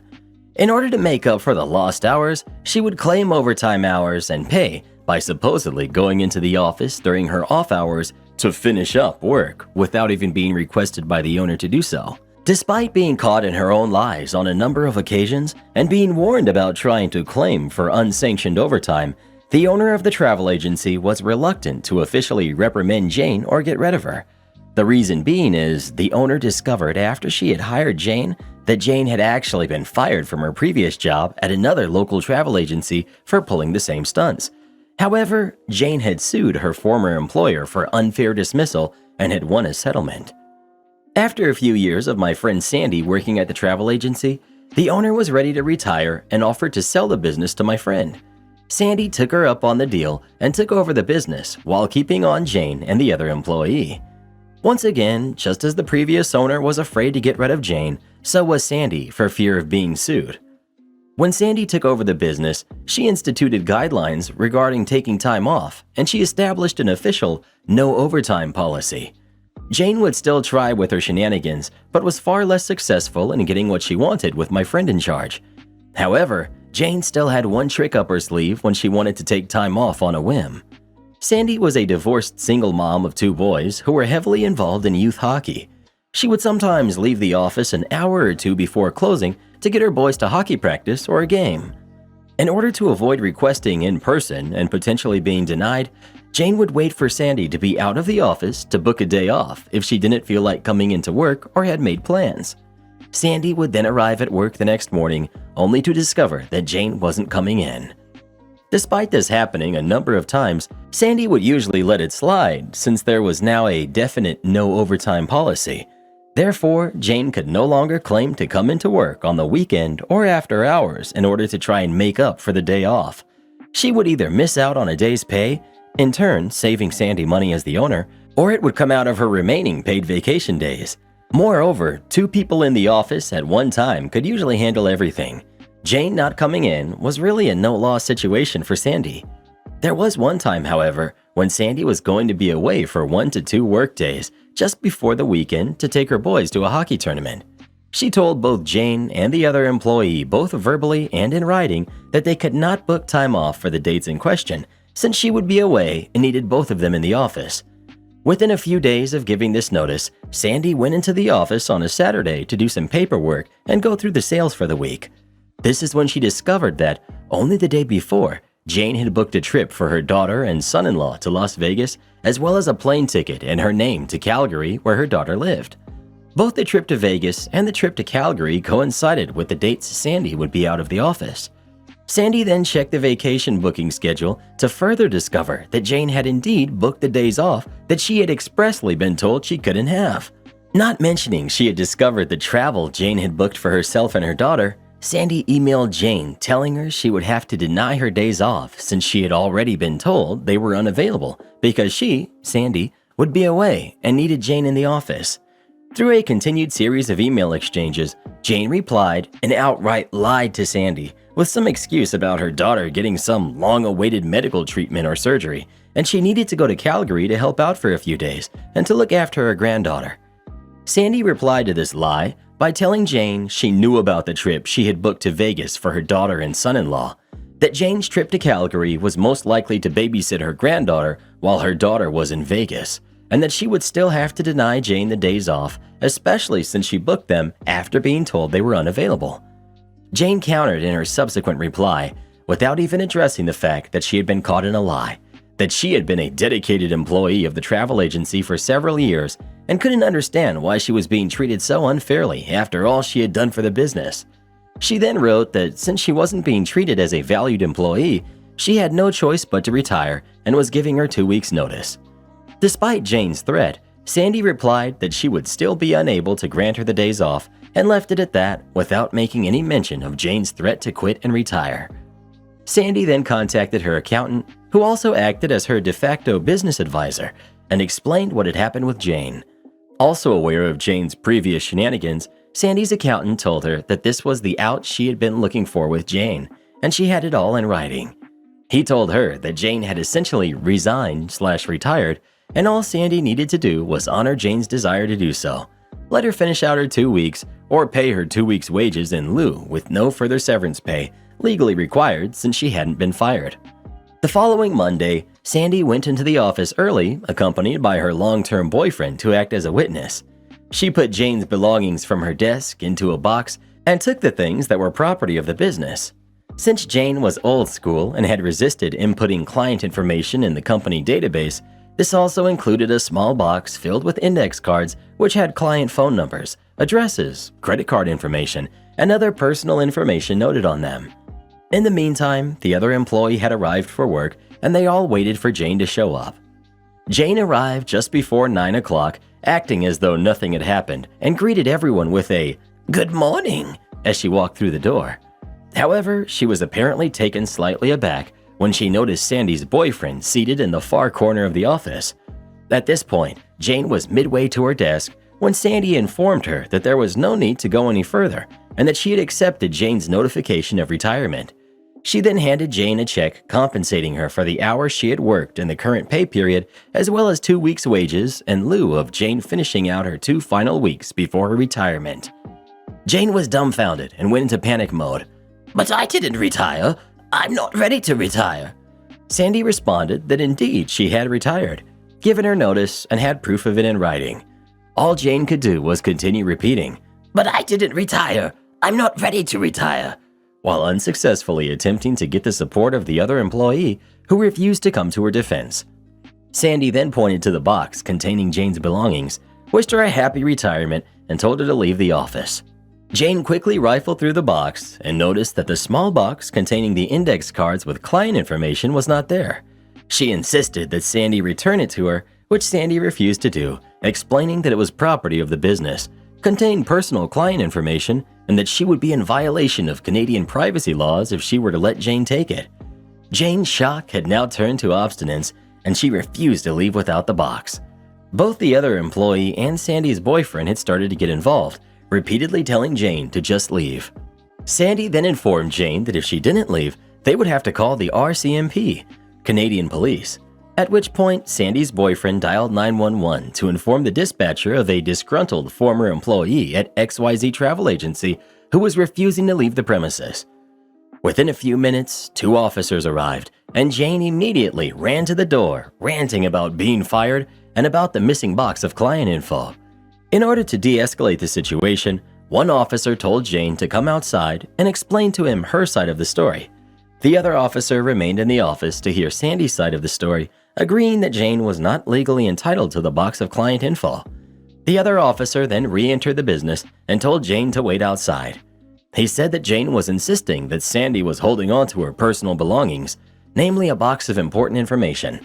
Both Sandy and the other officer who had spoken to her explained the contents of the box to the other officer, who in turn agreed it was not Jane's property. The police officers then picked up the larger box of Jane's belongings, took it outside to Jane, and told her she needed to go home. To rub salt in Jane's wounds, the next day, Sandy put up a large sign in the window of the business congratulating Jane on her retirement, and even put a small announcement in the local newspaper doing the same thing. The icing on the piece of revenge cake was Sandy, when filling out the necessary government forms for when an employee quits or gets fired or retires, made sure to check the box labeled retired for the reason for Jane no longer being employed, By doing so, Jane was ineligible to collect unemployment insurance benefits. My Karen sister-in-law demands I pay for her vacation. Huge mistake. I, 28 female, have a great relationship with my niece, Ava, who's 9. She loves me and I love her. She has no issue staying with me for days on end. So I asked my brother if I can take her on a trip with me to Disney for a week. I knew she would love it since we watch Disney movies together all the time. He wanted me to ask sister-in-law. Definitely. She said they will let Ava go if sister-in-law can come along too. I asked her if it was because she didn't trust me. Sister-in-law said no, she just wanted to come with us. I told sister-in-law she can come along with me as long as she pays her own way. We can all share the room, so she will have to get tickets, airplane, and her own ticket to Disney. She said she didn't have the money to pay for it, and since I don't have kids or family and I have good income, I should pay for her to come along too. I didn't like it. Technically, I do have the money, but I don't like the way that she said it, and I have my own financial plans. I told her I won't be paying for her. She said then she won't let Ava go. Though disappointed, I just canceled the idea. My brother called me the next day asking why I canceled the trip, and Ava was looking forward to it. I didn't tell her about the trip. I told him my conversation with sister-in-law. He was upset with sister-in-law, but didn't have the money to pay for her. He asked if I would cover, and I said no, just on the principle alone. I felt sister-in-law was forcing my hand, and I didn't like it. Now my brother is calling me a jerk for refusing to cover sister-in-law and canceling the vacation that I promised Ava. I didn't promise her this. Am I the jerk? Not the jerk. First, you didn't tell Ava about the trip, so either brother or sister-in-law are lying about Ava being upset when she doesn't even know about it, or they told her about the trip and now she really is upset. I totally understand a parent wanting to accompany on the trip, but if the brother wants you to include sister-in-law on a trip that she wasn't invited on, then they can pay their bill. Methinks sister-in-law vested interest in going on the trip had to do more with getting a free vacation rather than accompanying her daughter. Not the jerk. The sheer audacity to demand her trip be paid for. What, she's never been to Disney or something? She's been missing this her whole life and saw an opportunity for a free ride? So entitled. It's too bad you couldn't get a trip with Ava this time, but I hope you can spend more time with her in the future without sister-in-law imposing and mooching. I found out why my husband hides his best friend from me, and I don't think there's anything I can do about it. I, 26 female, have been married to my husband, Dylan, who's 26, for 3 years. We got together when we were 17, but we've known each other since the 4th grade. I love my husband. He's the total package. Funny, sweet, smart, and attractive. He's made my life amazing, and he's who I fully intended on spending the rest of my life with. We attended all the same schools from the time we met up until college. In that time, we've both made our own friends groups. He's been more connected with his friends than I have, and because of that, I've become a part of their friend group as well, I'd like to think. In that time, I've been at around 50% of their total group hangouts, mostly because of my job, but sometimes I'm just straight up not invited. I didn't question any of this because, hey, they're his friends. He doesn't see them nearly as often as he sees me, and it's not my business. My husband met his best friend, Cairo, who's 27, long before he met me. I knew almost nothing about Cairo up until recently. He wasn't at our wedding, nor did he attend any of the same schools as us, and I was under the impression he wasn't friends with anyone in our group. I thought all of this was because of his line of work, as I was told that he traveled a lot. Last year, me and my husband went to a barbecue hosted by another couple in the group. Cairo was there. I didn't recognize him at first, but when I realized who he was, I was honestly kind of shocked. I'd seen him in person before, but he always kept a very good distance from me, which I'm now realizing was intentional. Anyways, he's totally stunning. He looks like he could be a supermodel. When I attempted to make conversation with him, he seemed really nervous and totally shut me down after a few sentences. When I mentioned this behavior to anyone else, they also shut me down, saying things like, "That's just how he is," or "Maybe you said something that offended him." In short, no one would tell me anything about Cairo at all. Any conversation that involved him was a no-go. At the end of that night, I tried talking to Dylan about his behavior. He told me Cairo didn't like me. I was confused because I'd hardly seen him in person at all, let alone actually talk to him. The excuse my husband gave me was that Cairo disliked me because I cheated on my husband once in college, and Cairo was too stubborn to let it go. I've seen Cairo less than a dozen times since then, mostly at birthday parties, huge get-togethers, and on one occasion, he came to our house to watch a football game with my husband and a few of their other friends. Anyways, a few weeks ago, my husband went fishing with his cousin. That same night, I had some of the girls in our friend group over for a girls' night type thing. Lily, who's 24, was scrolling through some social media. I was glancing over her shoulder when I saw a selfie of Dylan and Cairo sitting next to each other in a hot tub. The selfie had been posted maybe 30 minutes ago. I asked Lily about what I had seen, and she went pale. She tried saying nothing, but I snatched the phone from her and I went to the profile that posted the photo. The profile belonged to my husband. It was a private profile, and scrolling through the photos, most of them were jokes or memes, but the rest of them were photos of him and Cairo. Either they were hanging out alone or with the rest of the group, minus me. Most of the photos, they seemed way too close, too touchy, or doing things that seemed too personal for friends to be doing. I spent a good 10 minutes looking before I couldn't take it anymore. I was horrified. All of the photos were dated to nights that my husband told me he was working late, hanging out with his relatives, or were times that he had told me he was doing something else, and obviously hangouts I wasn't invited to. Lily just sat there looking dumb. She didn't say anything, but all the girls were looking at us like a bomb had just gone off. They clearly knew what I had seen, and their reactions were enough to confirm exactly what I was afraid of. I was livid. I started yelling. Lily was crying, and the rest of the girls were freaking out. When I started to calm down and demanded that they explain to me what was going on, Lily told me everything. Dylan and Cairo had been essentially dating behind my back since before we even got married. They got together during a 1-month break me and Dylan had during college, and they stuck together ever since. They all knew, and none of them told me until I found out the hard way. Cairo wasn't at our wedding because he felt guilty. He avoided me like the plague because he felt so guilty. They arranged group meetups in a group chat that I wasn't in because they all like Cairo enough to spare his feelings. Even the guys in the group felt the same way about him, apparently. Cairo was never as distant as I thought he was. He was just being hidden. Dylan was hiding from him because he didn't want me to find out that they were together. By the end of it, half of us were crying, and everyone who wasn't was apologizing to me. I was so angry.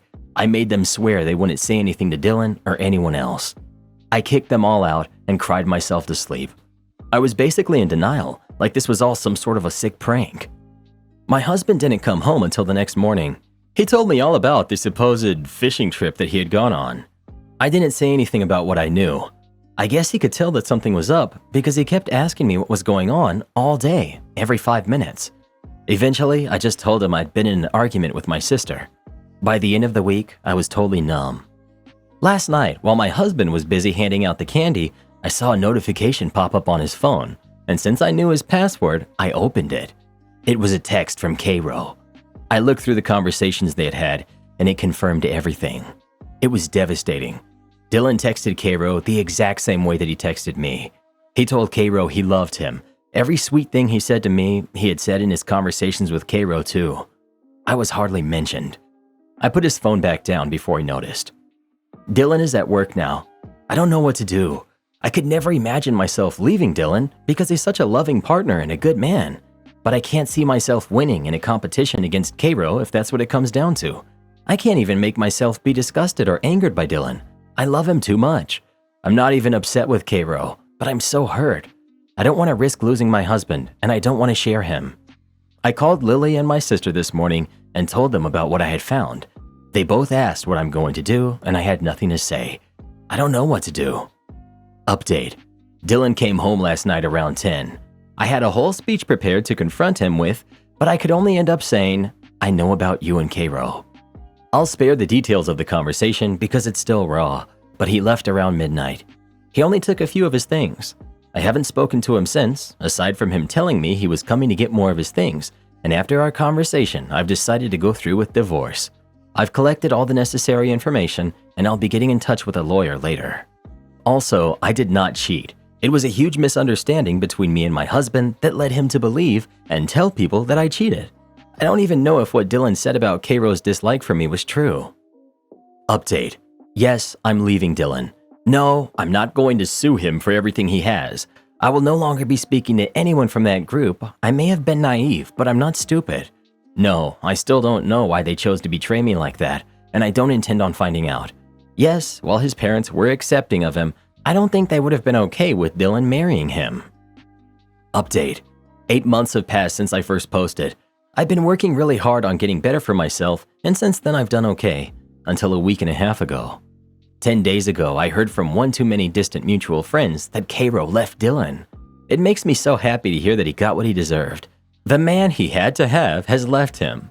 Unfortunately, Cairo hasn't received this end of the karma and is still just as perfect as the day I found out he was having an affair with my husband. However, I'd be lying if I said that I cared or had any ill will towards him. I don't, just my ex-husband.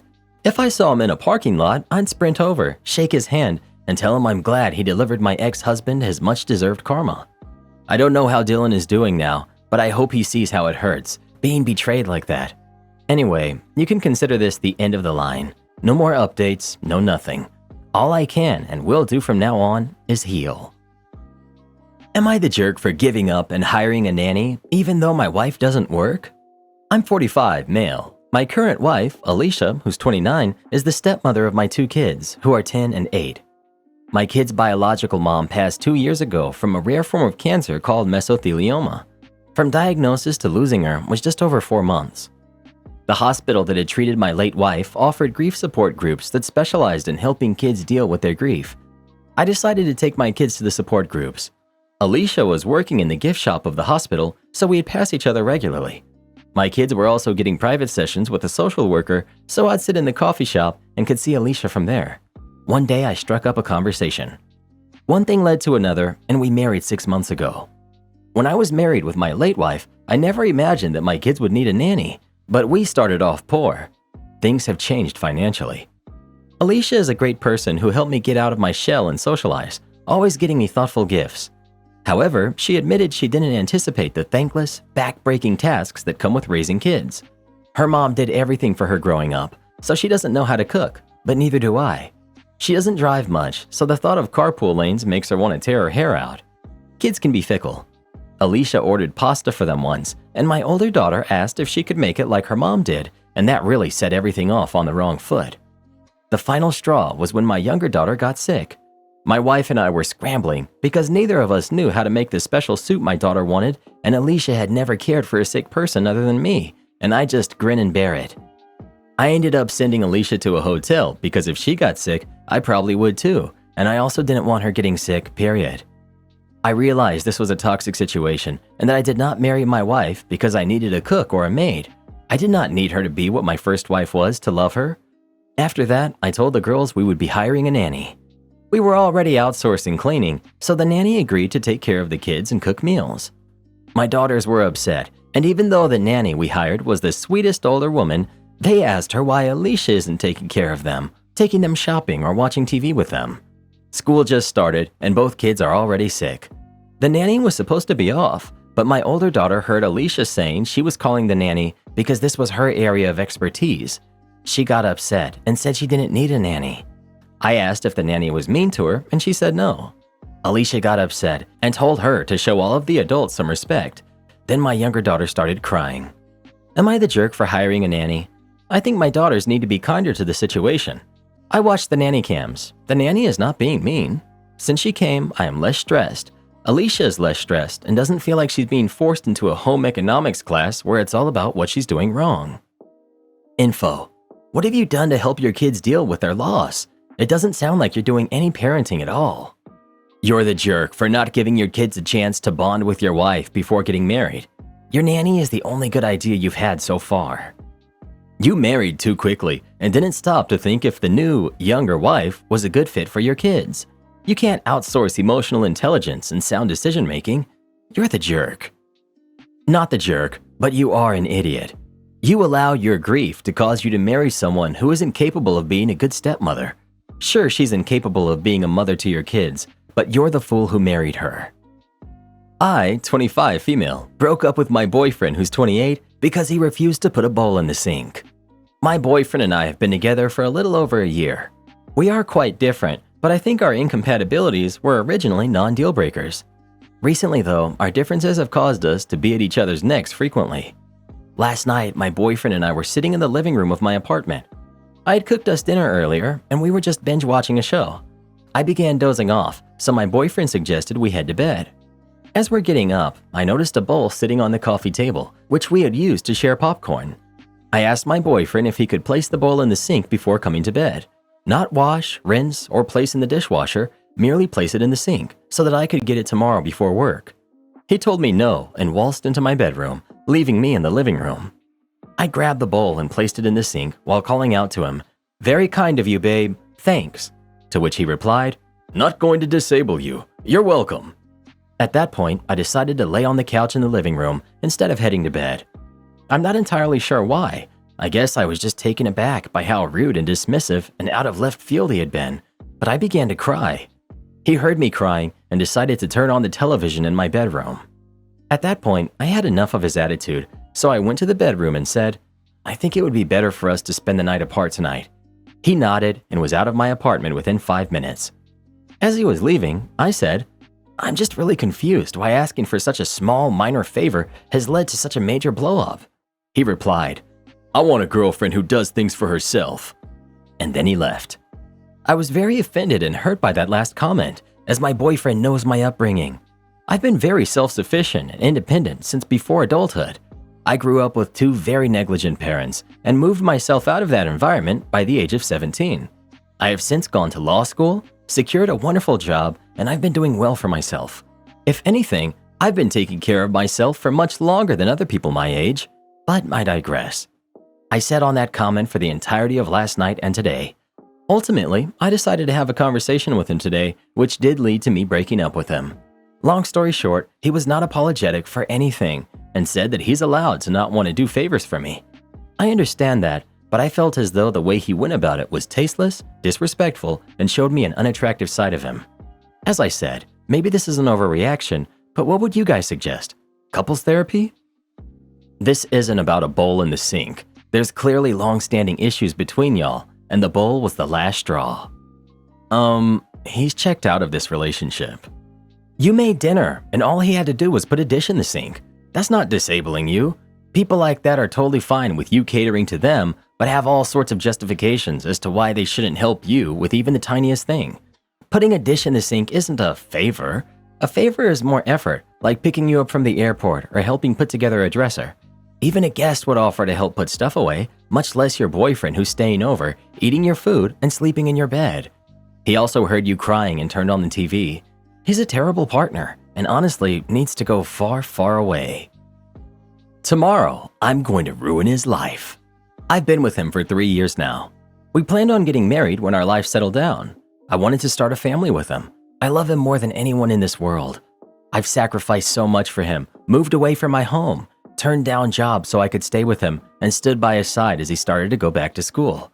I gave him my world, and he cheats on me. I found out over a month ago.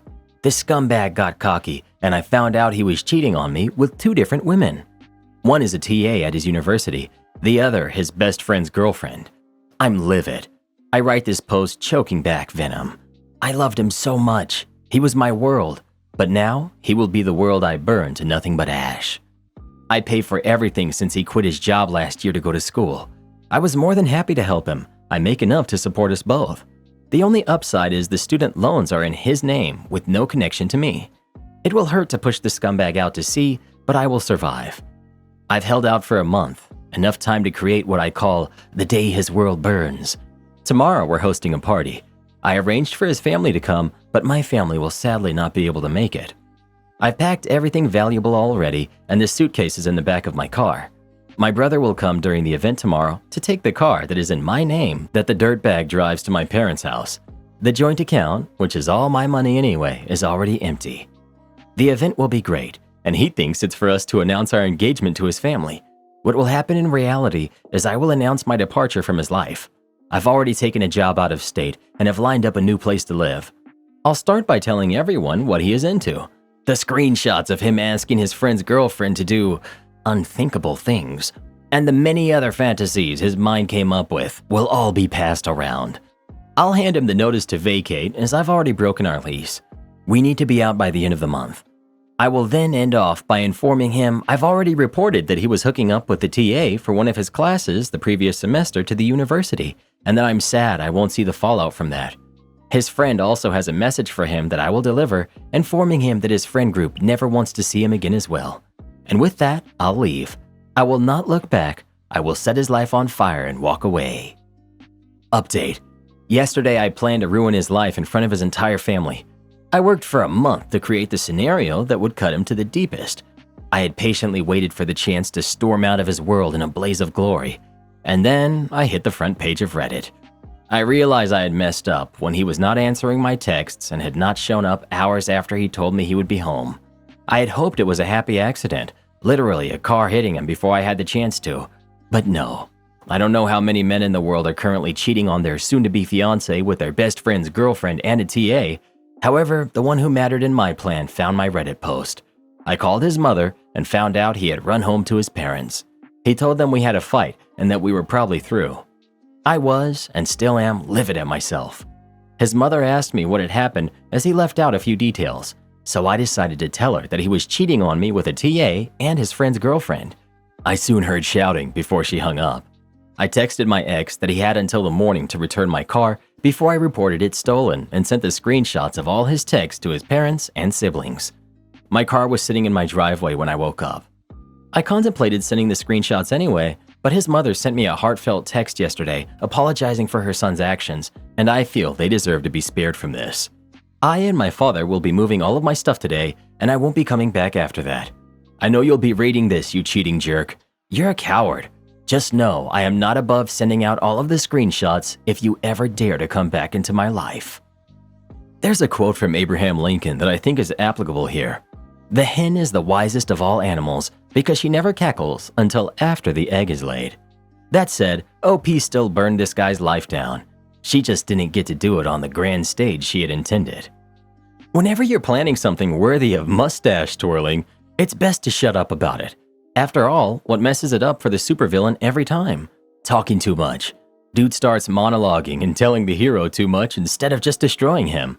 While OP isn't the villain in this tale, she's still the one who blew her own plans up. Loose lips sink ships. Am I the jerk for telling my siblings that we have to practice saving food for everyone else? My mom passed 2 months ago, and my fiance and I quickly became the sole guardians of my 3 younger siblings, who are 16, 14, and 11. As much as I loved my mom, I know how hard it was growing up under her and how we didn't have a lot. So when I left for college, I did feel guilty leaving my siblings there knowing they wouldn't have much. But I did so for this very reason, so that I could make enough money to get a house that allowed me to house all of them if needed. They understood why I had chosen to go away to college and didn't resent me for leaving them there, which I'm so grateful for. Although I am in the position where my siblings can stay with me for however long they need to, I won't lie and say things haven't been hard, especially financially. I mean, I went from just caring for myself, my fiance, and our 2 dogs, to caring, clothing, housing, and feeding 3 kids who need stability. It was such a shocking flip to my world, and just trying my best to do what's best for my siblings. However, one thing 3 teenagers can do is eat, and I fully understand that we grew up in a household where we would have food one week and then be home dry the next 2 weeks, so we never truly knew when we'd eat a full meal again outside of school. Yet, that's not a worry my siblings have had to face here. It takes some saving and budgeting, but my fiance and I have come up with a way where we can spend $1,400 a month to fully stock up the house. I've had small conversations about my siblings needing to be considerate of everyone in the house when it's regarding food, and telling them to just take what makes them full and leave enough for others to be full as well. I understand the resources guarding mindset is very hard to get out of. I really do. But what else can I do? Things got bad when my fiance and I went grocery shopping at Costco on Thursday, and we usually buy a few snacks for the kids to snack on or take to school. We woke up Friday morning, and within less than 24 hours, all of the chocolate chip cookies were gone, and it came in a pack of like 50. I called everyone down and explained to them that I will never restrict access to any food from them. However, they needed to be 100% considerate of everyone else in the house who also needed to have access to the same food and snacks as them. I told them that we were going to start learning about portion control and saving food for others, and they all said that they understood, and that was sort of the gist of it. The reason I'm asking if I'm the jerk is because I went to my group for other people who have the same situation as me, and we talked about it, and another group member told me that I was being a terrible person by controlling what they ate. I'm absolutely not trying to control their eating habits. I'm just trying to make sure everyone eats. Am I the jerk? If I am, I'm willing to absolutely apologize to them and find ways to help. Not the jerk. And maybe you can reach out to the nearest food bank and supplement the food that you buy. Teenagers are very expensive to feed. Use the resources in your community to help. I donate regularly to my local food bank because I want people in my community to not have to worry about feeding their families. Families like yours are exactly why I donate. If you live in the US, your siblings could qualify for Social Security benefits. That may help with the extra expenses. Because they have dealt with food insecurity, that may be a difficult thing to break. Are they receiving any kind of counseling? They could get that through the school. Others have suggested food banks, which could help with your food budget. You and your fiance are doing a fine job taking in your siblings and caring for them. Not the jerk. No visible tattoos. Years ago, I worked in the deli section of a grocery store. It was with the kind of people that get a promotion and immediately forget where they came from and have unrealistic expectations of you. I had to slice meat and cheese for customers, make sandwiches, make all the fried foods, wings, fried chicken, potato wedges, etc. Oh, I'm getting hungry now.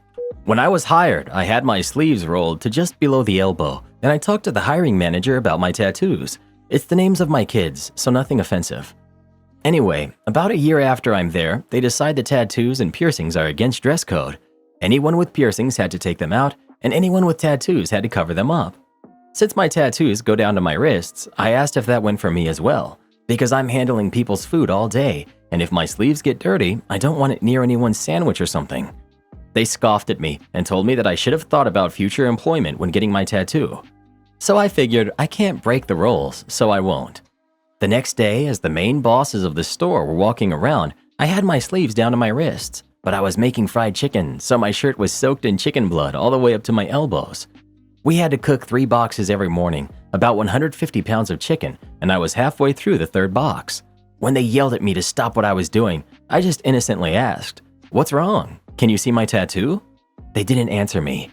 One just stared mouth agape, and the other looked like he was trying to set me on fire with his mind. So I said, "Well, if there's nothing else, I'm almost done here, so I'll start making sandwiches." They told me to go ahead and go home for the day. They tried to fire me, but since it was documented that I asked about long sleeves being unsanitary, and I was basically told, "Suck it up," they can't fire me for following the rules they set in place. So they tried to start cutting my hours. So I said, very publicly again, that it felt like retaliation for the sleeves thing. So I said I would need to speak with a lawyer. I couldn't afford one, but they didn't know that. And finally, a month later, they told me that I was allowed to have my sleeves rolled up while working behind the counter. To which I responded, "I actually found another job. I've been there for 2 weeks. Have the day your employees think you deserve." Karen calls security on me for watching a video on my laptop. I took public transport to my campus. The lecture portion is on Zoom and the lab is in person. I went to the campus library and realized I forgot my headphones. I left and found a semi-secluded picnic table outside to not disturb anyone in the library. The lecture started. A few minutes later, another girl sat down next to the adjacent picnic table with her book. Out of the corner of my eye, I saw her glancing at me, and she sighed every time I spoke into the mic to ask a question.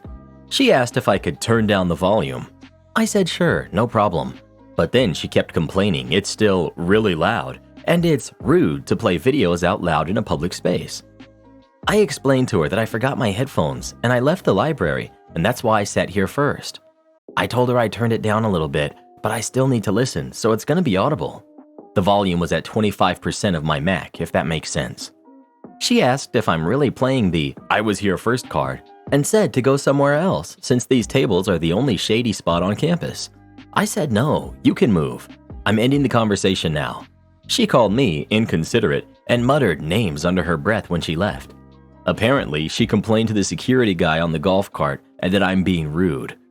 He came over and said, "Next time, you need to move or go to your car." I don't have a car. He shrugged and said, "You're an adult now, and this is why you need to be prepared." I had frustration tears after, since confrontation is challenging for me, and I was already stressed for my exam. This is the first time I forgot my headphones. I'm just baffled how bothered everyone was. The tables were empty when I got there. Like, she could have left if it was that bad.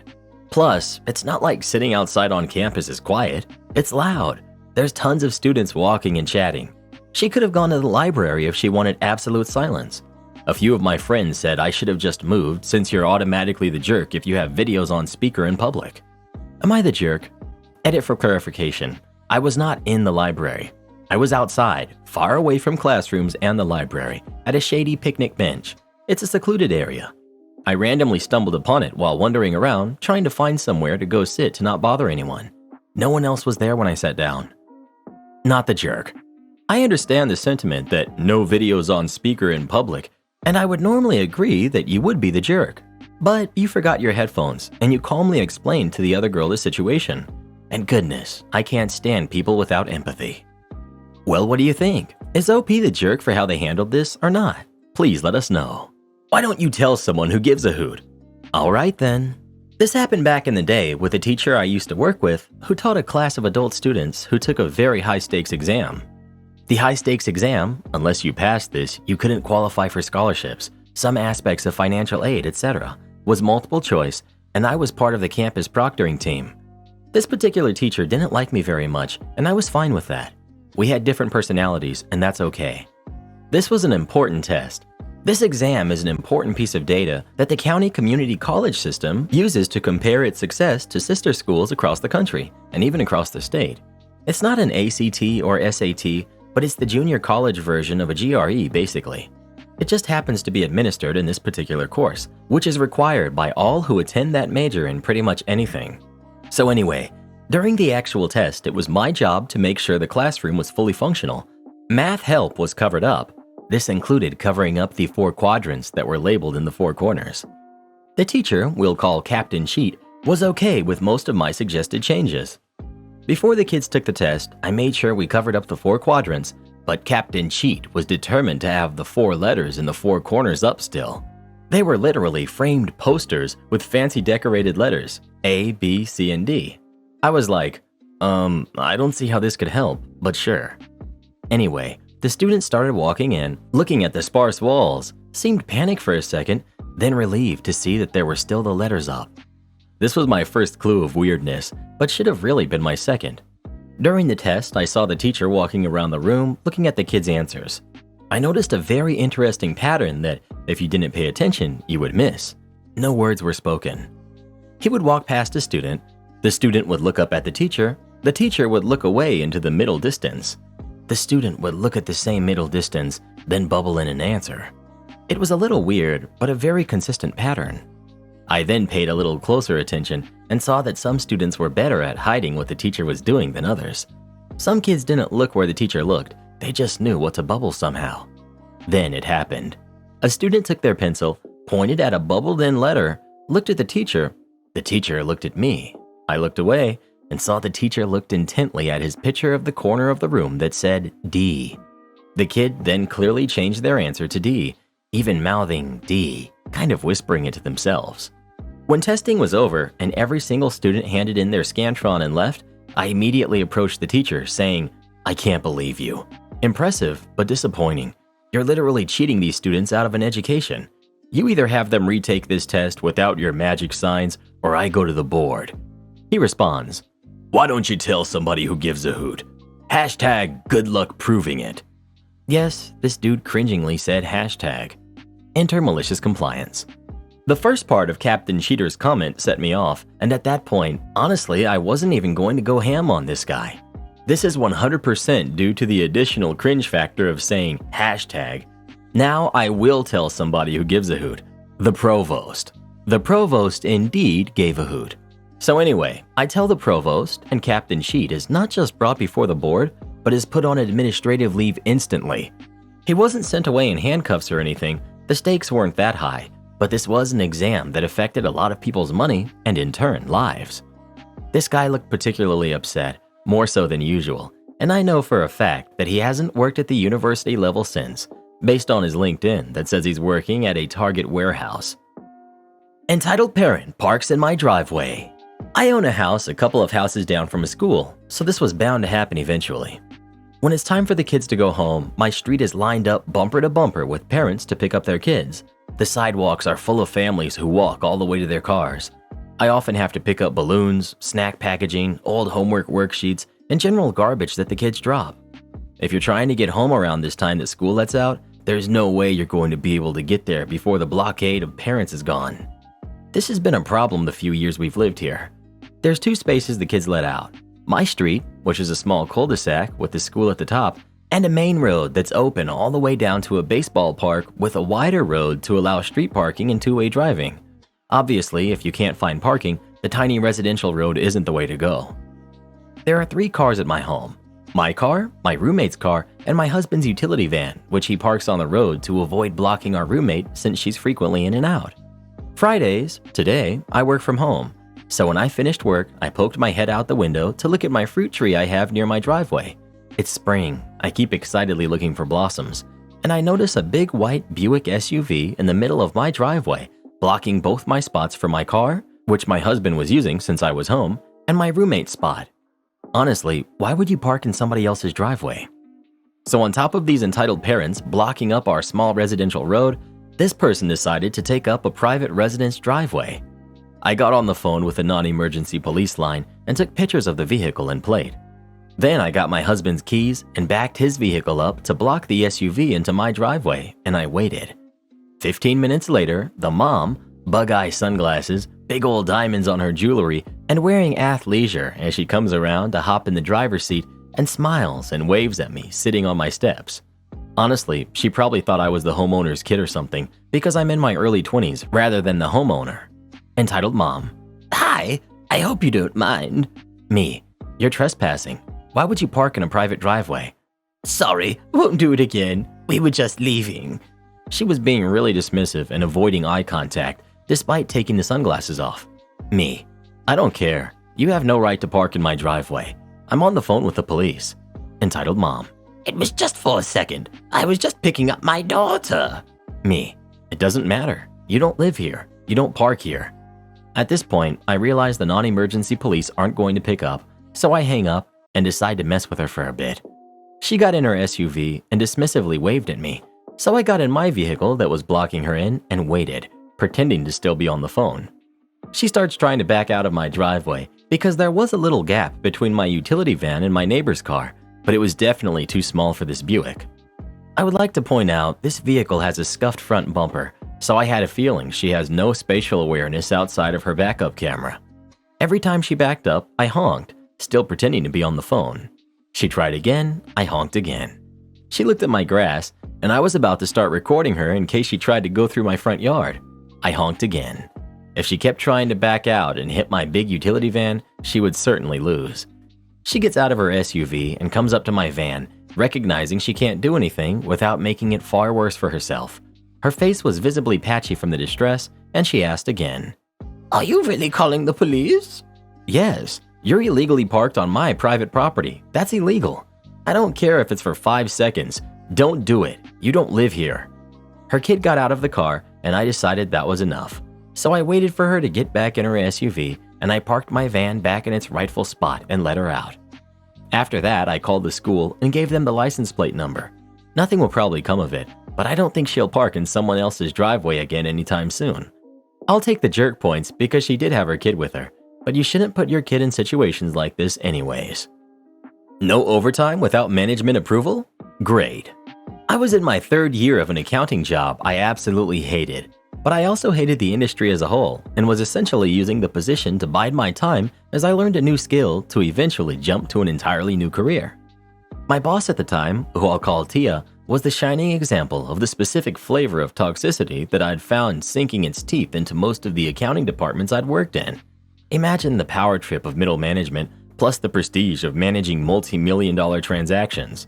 She was the first accountant for the company when it started and had become the de facto choice for a new highest position in the department every time the company's growth called for a departmental restructuring.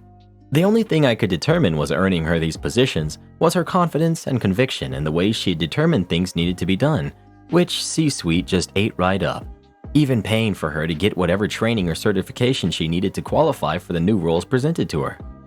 In the meantime, she had given me 3 consecutive annual reviews, scoring a solid 0 satisfaction rate each time, which was always enough to justify a 0% raise, but never enough to justify actually letting me go and putting me out of my misery.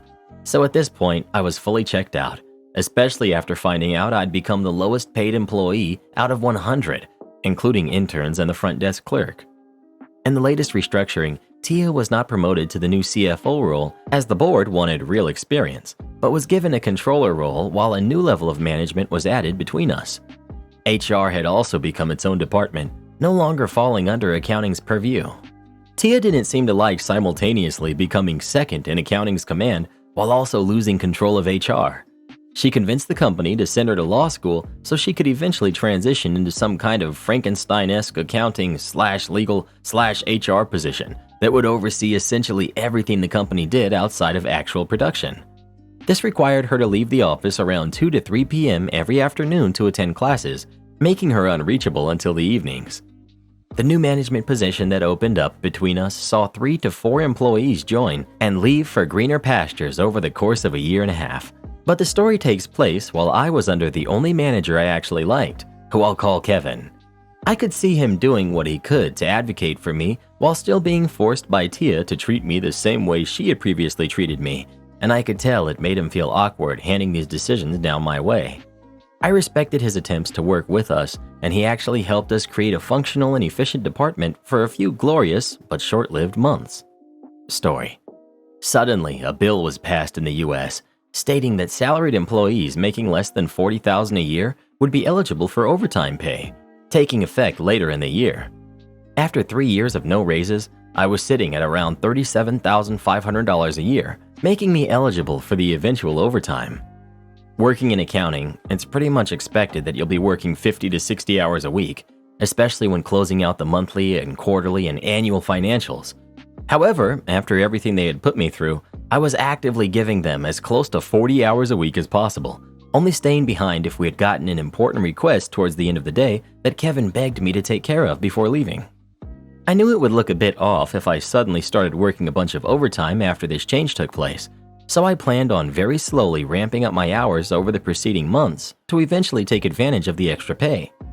After 1 to 2 months, I was regularly putting in 45 to 55 hours a week, with most extra hours spent remoting into my home computer to practice programming and looking forward to the income this new workflow would provide me. I guess they eventually caught on as Kevin pulled me into a conference room and presented me with a contract to sign stating that I wasn't to work any overtime without Tia's approval. For reasons you'll see below, I quickly recognized this as a way to never have to work an extra hour for the rest of my tenure at the company. I signed it and immediately cut out all overtime, leaving at 4 p.m. that day as I'd worked through lunch. The next day, I stopped showing up early, started taking actual lunches, and could be heard peeling out of the lot at 5:01 every day. Kevin noticed my sudden lack of hours and tried to mention the contract not being in effect until the bill kicked in. I reminded him that we had a signed contract that failed to list a start or end date, so I considered it fully in effect. I could see the realization hit, but he begrudgingly accepted the loss. I'll mention again that he was great, and this action had obviously come from Tia, and he was now stuck dealing with the repercussions the same as I was, so he really didn't fight me too hard on it. Later that week, an important client request came in around 4:45. He asked if I could stay behind to work on it, and I asked if he had Tia's approval. This was his second moment, as unfortunately, due to her classes, Tia had become unreachable between 2 to 8 p.m. every weekday for the foreseeable future, and he didn't usually know he'd need extra work from me until after 4. Everything went exactly to plan as I got to enjoy a comfortable 40-hour week, throwing the contract back at them anytime they tried to squeeze even an extra minute out of me. Now for the real kicker. Before the new bill took over, a judge blocked it and shut it down entirely, meaning no more overtime pay for salaried employees. A crippling loss for the workforce, but I at least still got to enjoy my new schedule. Management tried to claw back my hours, but hey, I still have a contract that says I can't. Sorry guys. I was finally pulled into Tia's office, who tried to explain the lack of necessity for the overtime approval now that the overtime bill wouldn't be coming into play. I again reminded her we had a signed contract with no dates and no mention of this being in relation to impending overtime law. Then came my favorite part of the conversation. So yes, this is still a valid contract, but I want to be clear that it doesn't override your original employment contract here with us. You mean the employment contract that states 40 hours a week? And that was that. I was eventually let go a few months later after replying, because I don't, when the CFO mentioned people saying I look like I don't care about my job, but I'd finally built up my skills enough to find a position in my new industry while still enjoying my severance, so I consider it a win. 4 years later, I'm doing work I enjoy from home, hanging out with my dogs with a calmer mind and a fatter wallet, all while they're still stressing over someone else's money. My best friend is telling me that my boyfriend cheated with her, but he says she's lying. I've been best friends with Becca since 2010. We were college roommates, and then after we graduated, we still lived together until I moved in with my boyfriend, Nate, in 2019. One thing about Becca is that she's always had a drinking problem for as long as I've known her, and she's done stuff when she was drinking that has sometimes caused problems in our friendship. She does try to stay sober, but every few years something will happen to make her start again, which is what happened earlier this summer. So last Saturday, Becca picked me up because she'd been drinking somewhere and needed a ride home. I couldn't go pick her up because I had the flu and I was on cold medicine, so Nate went to get her instead. A couple of days after that, I started noticing that Nate was being weird with his phone. Normally, he leaves it out on the coffee table if we're watching TV or whatever, but he started putting it face down so I couldn't see what notifications he was getting. My first thought was that he was trying to plan a surprise, and because of the timing, I thought that maybe Becca was helping him. Yesterday when I saw Becca, I told her that Nate was being sneaky all of a sudden and asked her if he had said anything about maybe proposing soon. She asked me if I looked through his phone and I said no. Becca started crying and told me that she and Nate hooked up in his car that night when he came to pick her up. Her excuse was that she had been drinking and didn't fully know what she was doing. She said she'd been texting him since, telling him that he needed to tell me what happened or else she was going to. I asked Becca to show me the texts, but they were all in the app Signal, which deletes messages after a day, so all I could see was that she and Nate had a chat thread, but nothing that they said. I told her to text Nate in front of me so I could see what he said, and she did, but we got no read receipt and no response at all, so it didn't prove anything. I asked Becca if she was sure she wasn't so drunk that she maybe imagined it, or it was a dream instead, and she absolutely lost it on me and said that she knows that she's horrible when she does this, but she's not delusional and she doesn't make things up. She said that I could believe her or not, and it's my choice, but she was telling me the truth. I said I needed to go home and talk to Nate.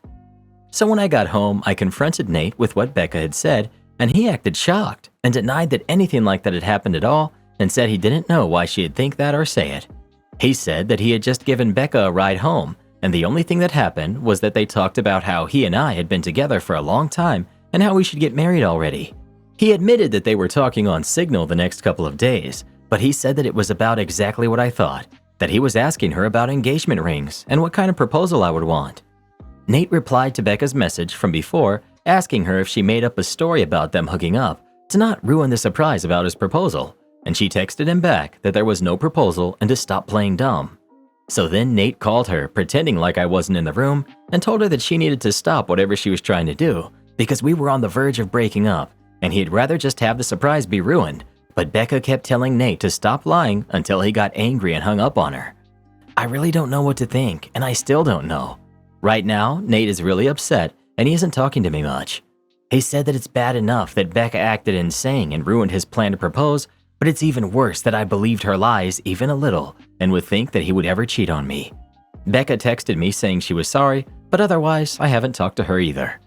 I don't want to think that Nate would cheat on me or that he would have done this to Becca, but I feel like I can't be 100% sure because I've known Becca for 13 years, and I also just can't believe that she had lied to me about something this important. And I know that she does have a problem with her drinking, so I can believe that she would have done this with my boyfriend. She's done some pretty awful things in the past, but I don't want to wrongly accuse Nate of something he didn't do, but I don't want to be an idiot. Update. So on Thursday night, after I got everyone's advice, I told Nate that I had found out a way to recover deleted messages from Signal. He immediately took out his phone and opened the app and asked me to show him how to do it, so I already thought that must mean he was telling me the truth, because he didn't panic or hesitate at all, which was good, because when I tried to download Signal on my old phone, it turned out that it's too old to support the current version of the app, so it wouldn't work. Nate then asked me if we were going to have to go out and buy a new phone for me to believe that he was telling me the truth, and he said that he was willing to do it if that's what it would take. I told Nate it wasn't that I didn't believe him, I just wanted to have some proof, because I couldn't understand why Becca would lie about this. Nate said that she would lie about it because she's a crazy jerk, and there's literally no way for a non-crazy person to understand why she would do anything. And once the messages proved that, he didn't want me ever talking to her again. Then he said to get up, because if we're going to go to the Verizon store, we had to get there before it closed. By then, I completely believed Nate anyway, So I told him we didn't have to go anywhere or get a new phone and that I believed him and I knew he didn't cheat on me and that he would never do that. Nate said that he would hope I know that and that he didn't understand why I didn't take his word for it in the first place. I started trying to explain why I didn't want to just immediately dismiss what Becca had said happened, but Nate said that he really couldn't listen to that right now. I said that was fair and agreed that I would cut Becca off, but that first I wanted to try to get her to admit that nothing happened. Nate said fine, but to call her with my phone on speaker because he thought he also deserved to hear her admit that she was lying. So I called Becca and I said the same thing to her that I said to Nate, that I figured out how to recover deleted messages on Signal. She asked me why I would need to do that, so that was when I knew for sure that she was definitely making it up and not just confused somehow. I said it was because I wanted to have proof of what she and Nate talked about. Becca asked me if I saw their messages, so I lied and said yes. After that, Becca just went silent until finally I asked her if she was going to say anything. Then she asked me if that meant we were engaged now. So then I really just lost it on her and screamed at her, asking her what was wrong with her and how could that possibly be all she had to say. Becca started screaming back, telling me to calm down and about how obviously I never believed her anyway because it's not like we broke up over it. I was crying by that point, and because of that I couldn't really say anything else. So then Nate told Becca to buzz off and to never ever contact either of us again, and he hung up on her. A minute later, Becca sent me a completely unhinged text that I'm quoting here verbatim. Courtney, you're supposed to be my friend for life. You're supposed to be there for me. You're supposed to be my person. But then you meet Nate, and now you only care about Nate. Everything is about Nate. Tell me why Nate comes to pick me up when I called you. I called you, not your precious Nate. I only want you to see how messed up that is, but do you? No, of course you don't. Of course you choose Nate over me. You always do, and you always will. You pretend to care about me, but I can see you don't care. It's pathetic, Courtney. You are a pathetic woman who would choose a man over a friend. But since you can't say it yourself, I will. Since you have to have your sweet, perfect little baby Nate do it for you, I will. Goodbye, Courtney. Is that what you want? Goodbye forever. I hope you get what you want. There were still the 3 dots before that showing that she was still typing, but I blocked her before she sent it. I don't care about anything else she has to say. I'm sure it's all just going to be more BS about why this is my fault, or justifications about why she did what she did and how I should forgive her. I know Nate is probably right, and there's no non-crazy logic behind why Becca would stoop to doing something like this. But obviously, I've still been thinking about it, and my best guess is that whoever said that Becca still blames me and Nate, apparently mostly Nate, for her being a drunk mess who can't get her life together is right. It seems like she somehow thought that if she hooked up with Nate, I'd break up with him, but still want to be friends with her, and then everything would magically be fixed. As far as stuff with Nate, I asked him if he thought he could ever forgive me for doubting him, and he said that since I came to my senses and I cut Becca off, he guesses we can try to put this behind us. I don't think he's still going to propose anytime soon. After this, I probably wouldn't if I were him. And from what Nate said, he didn't actually do any planning yet, other than asking Becca about rings, and if I'd think a public proposal was tacky or not. All he was doing so far was trying to get ideas without me knowing he was talking to her about it. So, just based on that, I think probably it's not going to happen for a while, if it still does happen at all. I'm sure she won't just go away. I'm already expecting her to try to get our other friends to get in the middle of everything as soon as she figures out she's actually blocked and I'm not just ignoring her. I hope she won't try to do anything else, but I guess at this point, I really can't know with her. I'm hoping things are okay with Nate. I think in a while they will be. My boyfriend of 5 years told me he does not want to have kids. Help. I, 27 female, have been together with my boyfriend, who's also 27, for 5 years now. We moved in together quite early in our relationship, and everything was great until November of last year, when we decided to get a cat.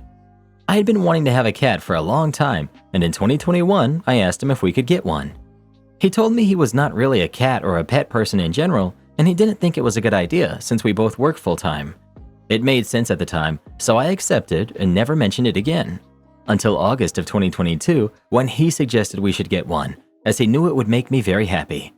I was over the moon, and we got our kitty in October of 2022. In December of 2022, we got a second kitty. Cats are very social animals, and they are way happier if they're not alone. My boyfriend was not very sure about it, but I convinced him. I love them so much, Yes, they are a big responsibility, and yes, they do make a lot of work, but I don't care. They're 100% worth it. I'm the one who takes care of them. My boyfriend does not need to do anything. He had to feed them a couple of times since I was away for work, but that's it. A couple of months ago, we had a big fight. We've been having some trust issues. I caught him lying a couple of times, hence my trust issues, and the situation was really tense between us. During this fight, he told me he did not feel comfortable anymore at home because of the cats. He told me they make him nervous when they run around and play. It bothers him that we now have a cat tree and that there are cat toys laying around the house. You get it. During this fight, he also told me he wanted us to give the cats away. I stopped him and told him that I'm not the kind of person who gets pets to give them away later. My family and I have always had pets, and our last dog was with us for 17 years until she passed away. I love pets, and I see them as part of the family. Once they are here, they do not go anywhere. Since the day that I got them, they became my responsibility, and I could never do that to them. I would never forgive myself. I told him we would find a solution and make it work. Again, I'm the one who takes care of them. I clean the cat toilet twice a day and always vacuum and dust everything when I get home from work.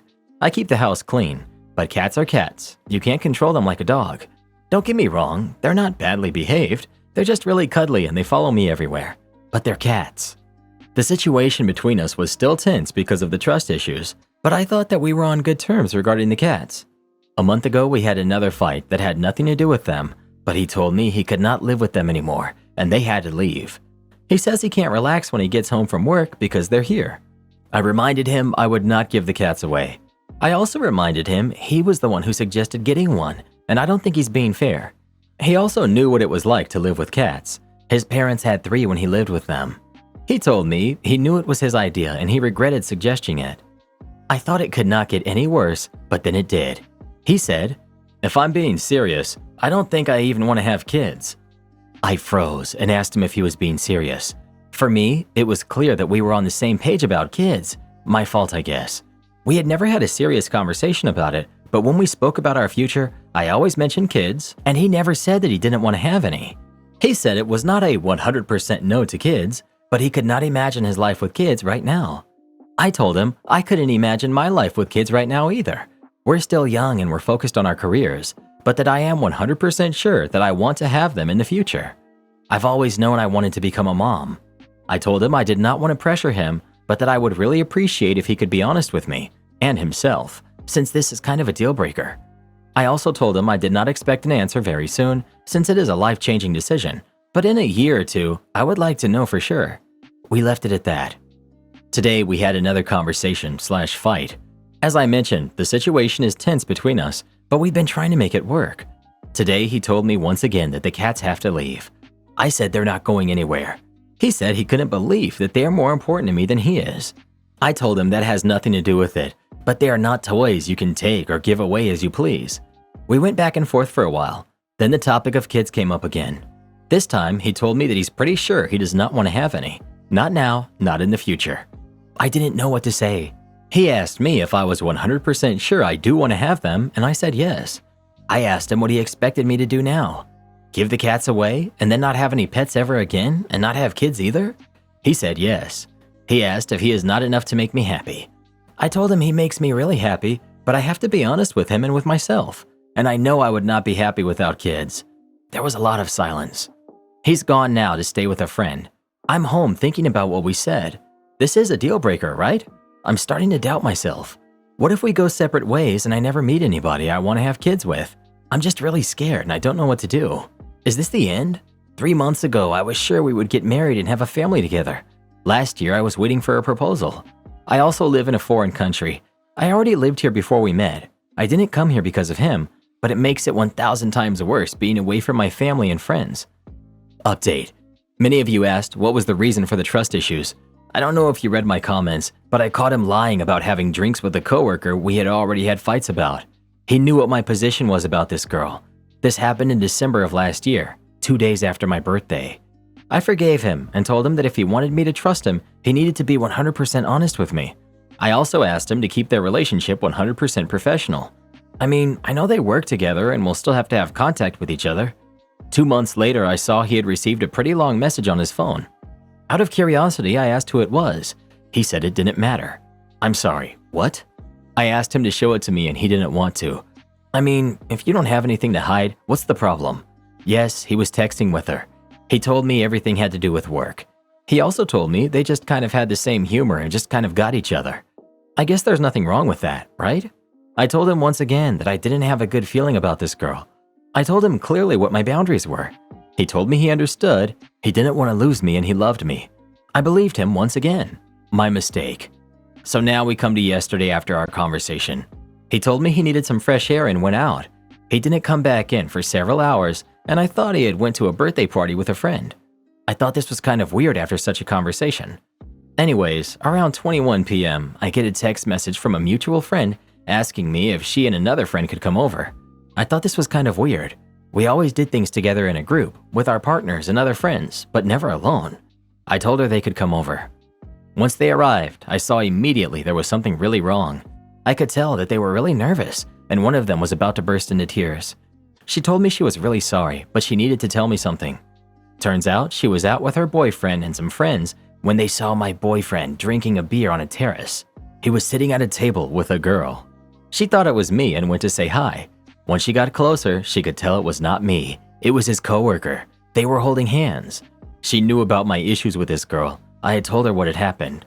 She went up to them and said, "Hello," in a sarcastic way. She says their faces went white, but he quickly changed and asked if they wanted to join them, as if there was nothing wrong with the fact they were together. She said no and left, and then texted me. I just couldn't believe what I was hearing. I had been so sad the whole day, but now I was just feeling angry and disappointed. I didn't know what to do. I couldn't stay home, just waiting for him to come back. I also don't think that he imagined my friend would come tell me what she had seen. The girls stayed with me, and I told them what happened earlier in the day, and how I could not believe that the first thing he did after that was going to her. I knew I needed to see them with my own eyes, and make sure he knew I saw them. I knew approximately where the girl lived, so I asked them if they would come with me on a drive just to check it out. We arrived, and I kid you not, after 2 minutes of us being there, we see them coming around the corner, driving an electric scooter together. He was driving and she was holding on from behind. They didn't see us. Once they parked, they started walking to a building where she lived. I saw him hugging her and giving her a kiss on her cheek. I also saw him putting his arm around her shoulders while they were walking. Everything is on video since my friend started recording when they arrived. I run up to them and told him what a complete jerk he is. His face once he saw me was again completely white. He asked what was going on. "What do you mean what's going on?" I told him I didn't want to see him ever again and I left. We were in the car about to leave as he came running around the corner to talk to me. He told me once again he did not understand what was going on. I asked him what he was doing with her, holding hands and kissing her on the cheek. All in all, his explanation was that he went to her looking for some advice regarding the kids topic. He said he didn't want to lose me and was just trying to figure out what to do. He told me she was his only female friend he could trust. I told him that still didn't explain why he would be holding hands with her or kissing her on the cheek. He said that was his way of thanking her. Are you kidding me? I'm still in shock and I can't believe this has happened. I'm so happy my friends were there too and made a video, because of course he has already tried denying what I saw. He came home, we argued about it, and he kept saying he just wanted to get some advice from a female friend. He said he was sorry about the kiss, but he denied putting his arm around her. I told him I have it on video. He also kept saying that he never kissed her on her lips or hooked up, so he hadn't done anything wrong nor crossed any boundary. I told him there were many other ways to cross a boundary, and I reminded him how I had clearly told him before what my boundaries were. I really can't believe he thinks he hasn't done anything wrong. He also said he can't believe I was thinking about leaving because of some cats and some kids that we don't even have yet. I'm completely heartbroken. I never thought he was this way. I always thought he was a good guy. He was always supportive, kind, attentive, and made me feel loved, and now everything has turned into a nightmare. Update. To summarize, I found some receipts from a zoo and train tickets going to another city. The train tickets were from May, and when I checked the date, I realized it was a holiday. I remember I had the day off, but he told me he had to work. He left for work and left me alone the whole day. He came back really late that day. There was no explanation as to why he would have gone to that city without telling me. The zoo ticket was from only a few days before, so already after I had seen him with her on the street. I confronted him with the receipts. I could tell he was caught off guard by his reaction, and he admitted he had gone to that city and to the zoo with her. So I asked him to stop being a coward and to tell me the truth for once, that I deserved a little honesty. He admitted to secretly seeing her a couple of times since December. He says 4 to 5 times. I think it was a lot more. He also admitted to kissing her, but only 4 times, which of course I didn't believe was only 4 times. His excuse was that he had been having so much stress at work, and at home things weren't going great either, so he just needed to disconnect and do something else without thinking about problems. I told him that was not an excuse for cheating on me. Also, in his opinion, what he did isn't cheating. I felt heartbroken, but also relieved because for once I felt I had a little bit of the truth. I also felt relieved to know I was not crazy and that my intuition was right the whole time about this girl. Since then, he's apologized and has told me, "Oh, come on, just break up with this guy. That's it, break up with him. God!" Since then, he has apologized and has told me that he loves me and that what he did was the greatest mistake of his life and he will forever regret it. I told him a mistake happens once, but 4 to 5 times is a conscious decision. He has asked me to give him another chance and that he will show me I can trust him and to think about how happy we were together before everything happened. I told him I had been very happy with him, but that everything is ruined now. This is a really summarized update, but I think you get the idea of what's been going on the last few months. I don't really want to go into much detail since it all still hurts a lot to me. On a positive note, I've now finally found an apartment for me and my cats. It's unbelievably difficult to find one in my city. We'll be moving out soon, and I'm excited for what the future brings. I also have had my first therapy sessions, which I'm also really excited about. I have a lot of contradictory feelings and emotions that I need to work through. I thank you all for reading my posts and for your kind words. And for me, I know I need time to heal, but it will only get better from now on. I never understood guys like this. If you don't want her, leave. She gave you so many outs. You have the other girl, and you clearly don't like this one very much. So just let her go live her life. OP is way too forgiving. She wasted 5 years of her life, bought the sunk cost fallacy, and wasted more time. I got so frustrated at the last update, seeing that she kept him around after catching him with the other woman, for weeks. I mean, if it were me, we would have been done as soon as he told me to get rid of my cats. But the fact she caught him cheating and didn't leave immediately is absolutely stunning. Had a late night visiting couple literally get the cops involved because I didn't accept their ID. I manage a restaurant, and last night I was closing. We have this younger looking couple come in 9 minutes before we close. I know it was 9 minutes because I looked at the clock and it said 9:51. So obviously everyone's very annoyed. And before y'all get on me about customer service, anyone in this subreddit that's been in the industry for a decent amount of time knows how it is. People showing up a few minutes before your closing straight up ruins the night. My employee walks up to me and tells me he isn't sure about this couple's IDs. He brings the IDs to me, and I go to the bar and get the handy little ID checking book that shows you what legitimate IDs look like. The girl was from Texas, but the guy was from Nevada, which, while obviously not always the case, can typically be a red flag number 1. In checking both of the IDs, I saw some things that could have been irregularities. I'm not saying they were for sure. The IDs could have been valid, but it just kind of rubbed me the wrong way. Maybe I was a little biased because I was already upset that they decided to come in so late on a night we would have been out early since there was no one else in the restaurant. But I wasn't really thinking about that. They just didn't look good to me. So I walk over to the table and I let them know, and obviously they start the whole shebang. Until the girl says, We just left Brick House because they didn't accept our IDs. And now you're telling us that we can't get a drink here? which was pretty stupid of her to say, honestly. So I call Brick House and speak to the manager. If they just sent a couple home, and the manager says the same thing, that the IDs just didn't look like they were valid, so he didn't serve them. I go up and I tell the table this as well. And by this point, we're closing in 2 minutes, so I got really happy because I know at this point it doesn't matter. I went to my bartender and told her to turn off the TV, shut everything down, let me run her checkout, and get out of the restaurant. I went up to the couple and told them about the call, and the girl gets offended and decides she wants to call the cops, so the cops can come and check her ID to prove she's 21. I let out a chuckle because I thought the whole thing was ridiculous, and I just told her to go ahead, and I go about doing more of my closing stuff. A few minutes later, I get the closers' checkouts, and everyone checked out of side work, so it doesn't really matter at this point. But sure enough, the cop pulls up maybe 5 or 10 minutes after we closed. I explain the situation to him, and then he tells me that if I don't want to serve them, it's my right. But he checks their IDs anyway in his system, and lo and behold, he couldn't find anything on the one from Nevada. Which I didn't know you can check IDs from other states as a cop, but whatever. But the other ID checked out. Anyways, after the other ID checked out, the girl says, "Okay, Well, can we just order a drink for me and our food?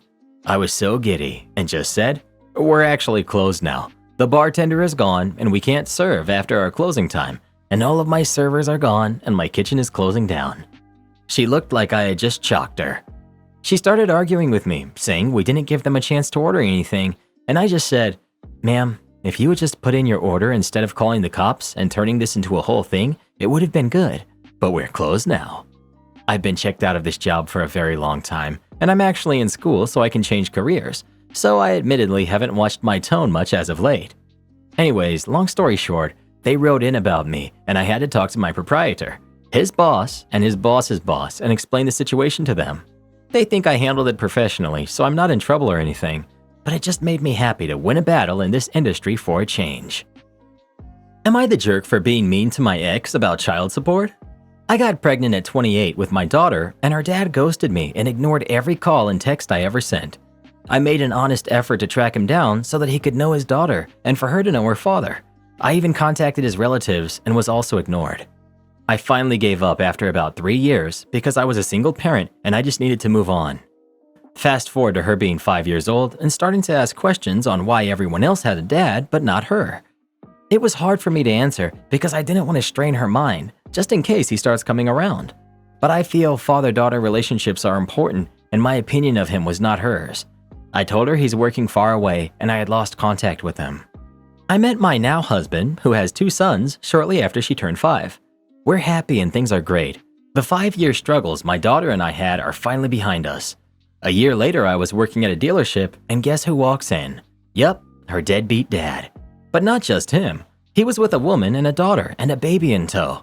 I didn't want to make a scene at my work, so I made sure he didn't see me. But when he left, I went to the sales associate they were talking to. I explained the situation and he was more than happy to pass along the number he gave them. I wanted to talk to my husband to see if I should just let it go or try to pursue some child support. We both agreed that it's the right of the child to have that support and would give her a better quality of life. So I sent him a message saying who I was and that it's time he starts to contribute to our daughter and we could work something out together without going to court. Lawyers are expensive. He agreed but wanted a paternity test. I understand that and agreed, and I told him to set it up.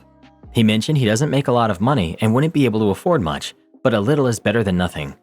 Then I was ghosted again. A couple of years and some court hearings later, he was finally paying me child support. I didn't go after back support because I realized he has another family. Mr. I don't make much has actually been earning $200,000 a year this whole time. Judge ordered him to pay child support based on his yearly earnings and back support for the 2 years he wasted the court's time when he should have been paying. He wasn't happy about that, but in my opinion, it's his own mess. Now he's never paid on time or in full and has an excuse every time. I've had enough and gave him a piece of my mind and I didn't hold back. He says I'm the jerk because I don't know or care about his situation. It's very easy for someone to make me feel guilty, so now I'm wondering if I'm the jerk. Not the jerk. I wouldn't bother calling him again. Instead, notify the authorities when he doesn't pay on time. They'll garnish his wages so that you never have to worry about payments being late again. Not the jerk. This guy is a deadbeat and the legal system doesn't look kindly on it. His situation is that he has a kid and has a legal obligation towards that kid. He's not some victim or martyr. It's the day after Thanksgiving. You cooked so much food yesterday and you're excited to have some leftovers for breakfast, but you go to your fridge and everything's gone, completely wiped out. That's when you find out that Karen stole everything. This is the story that you have to hear next. It's right here on the screen. Just tap this button right here. Come have a listen and we'll see you when you get there. And hey, if you love these, don't forget to subscribe.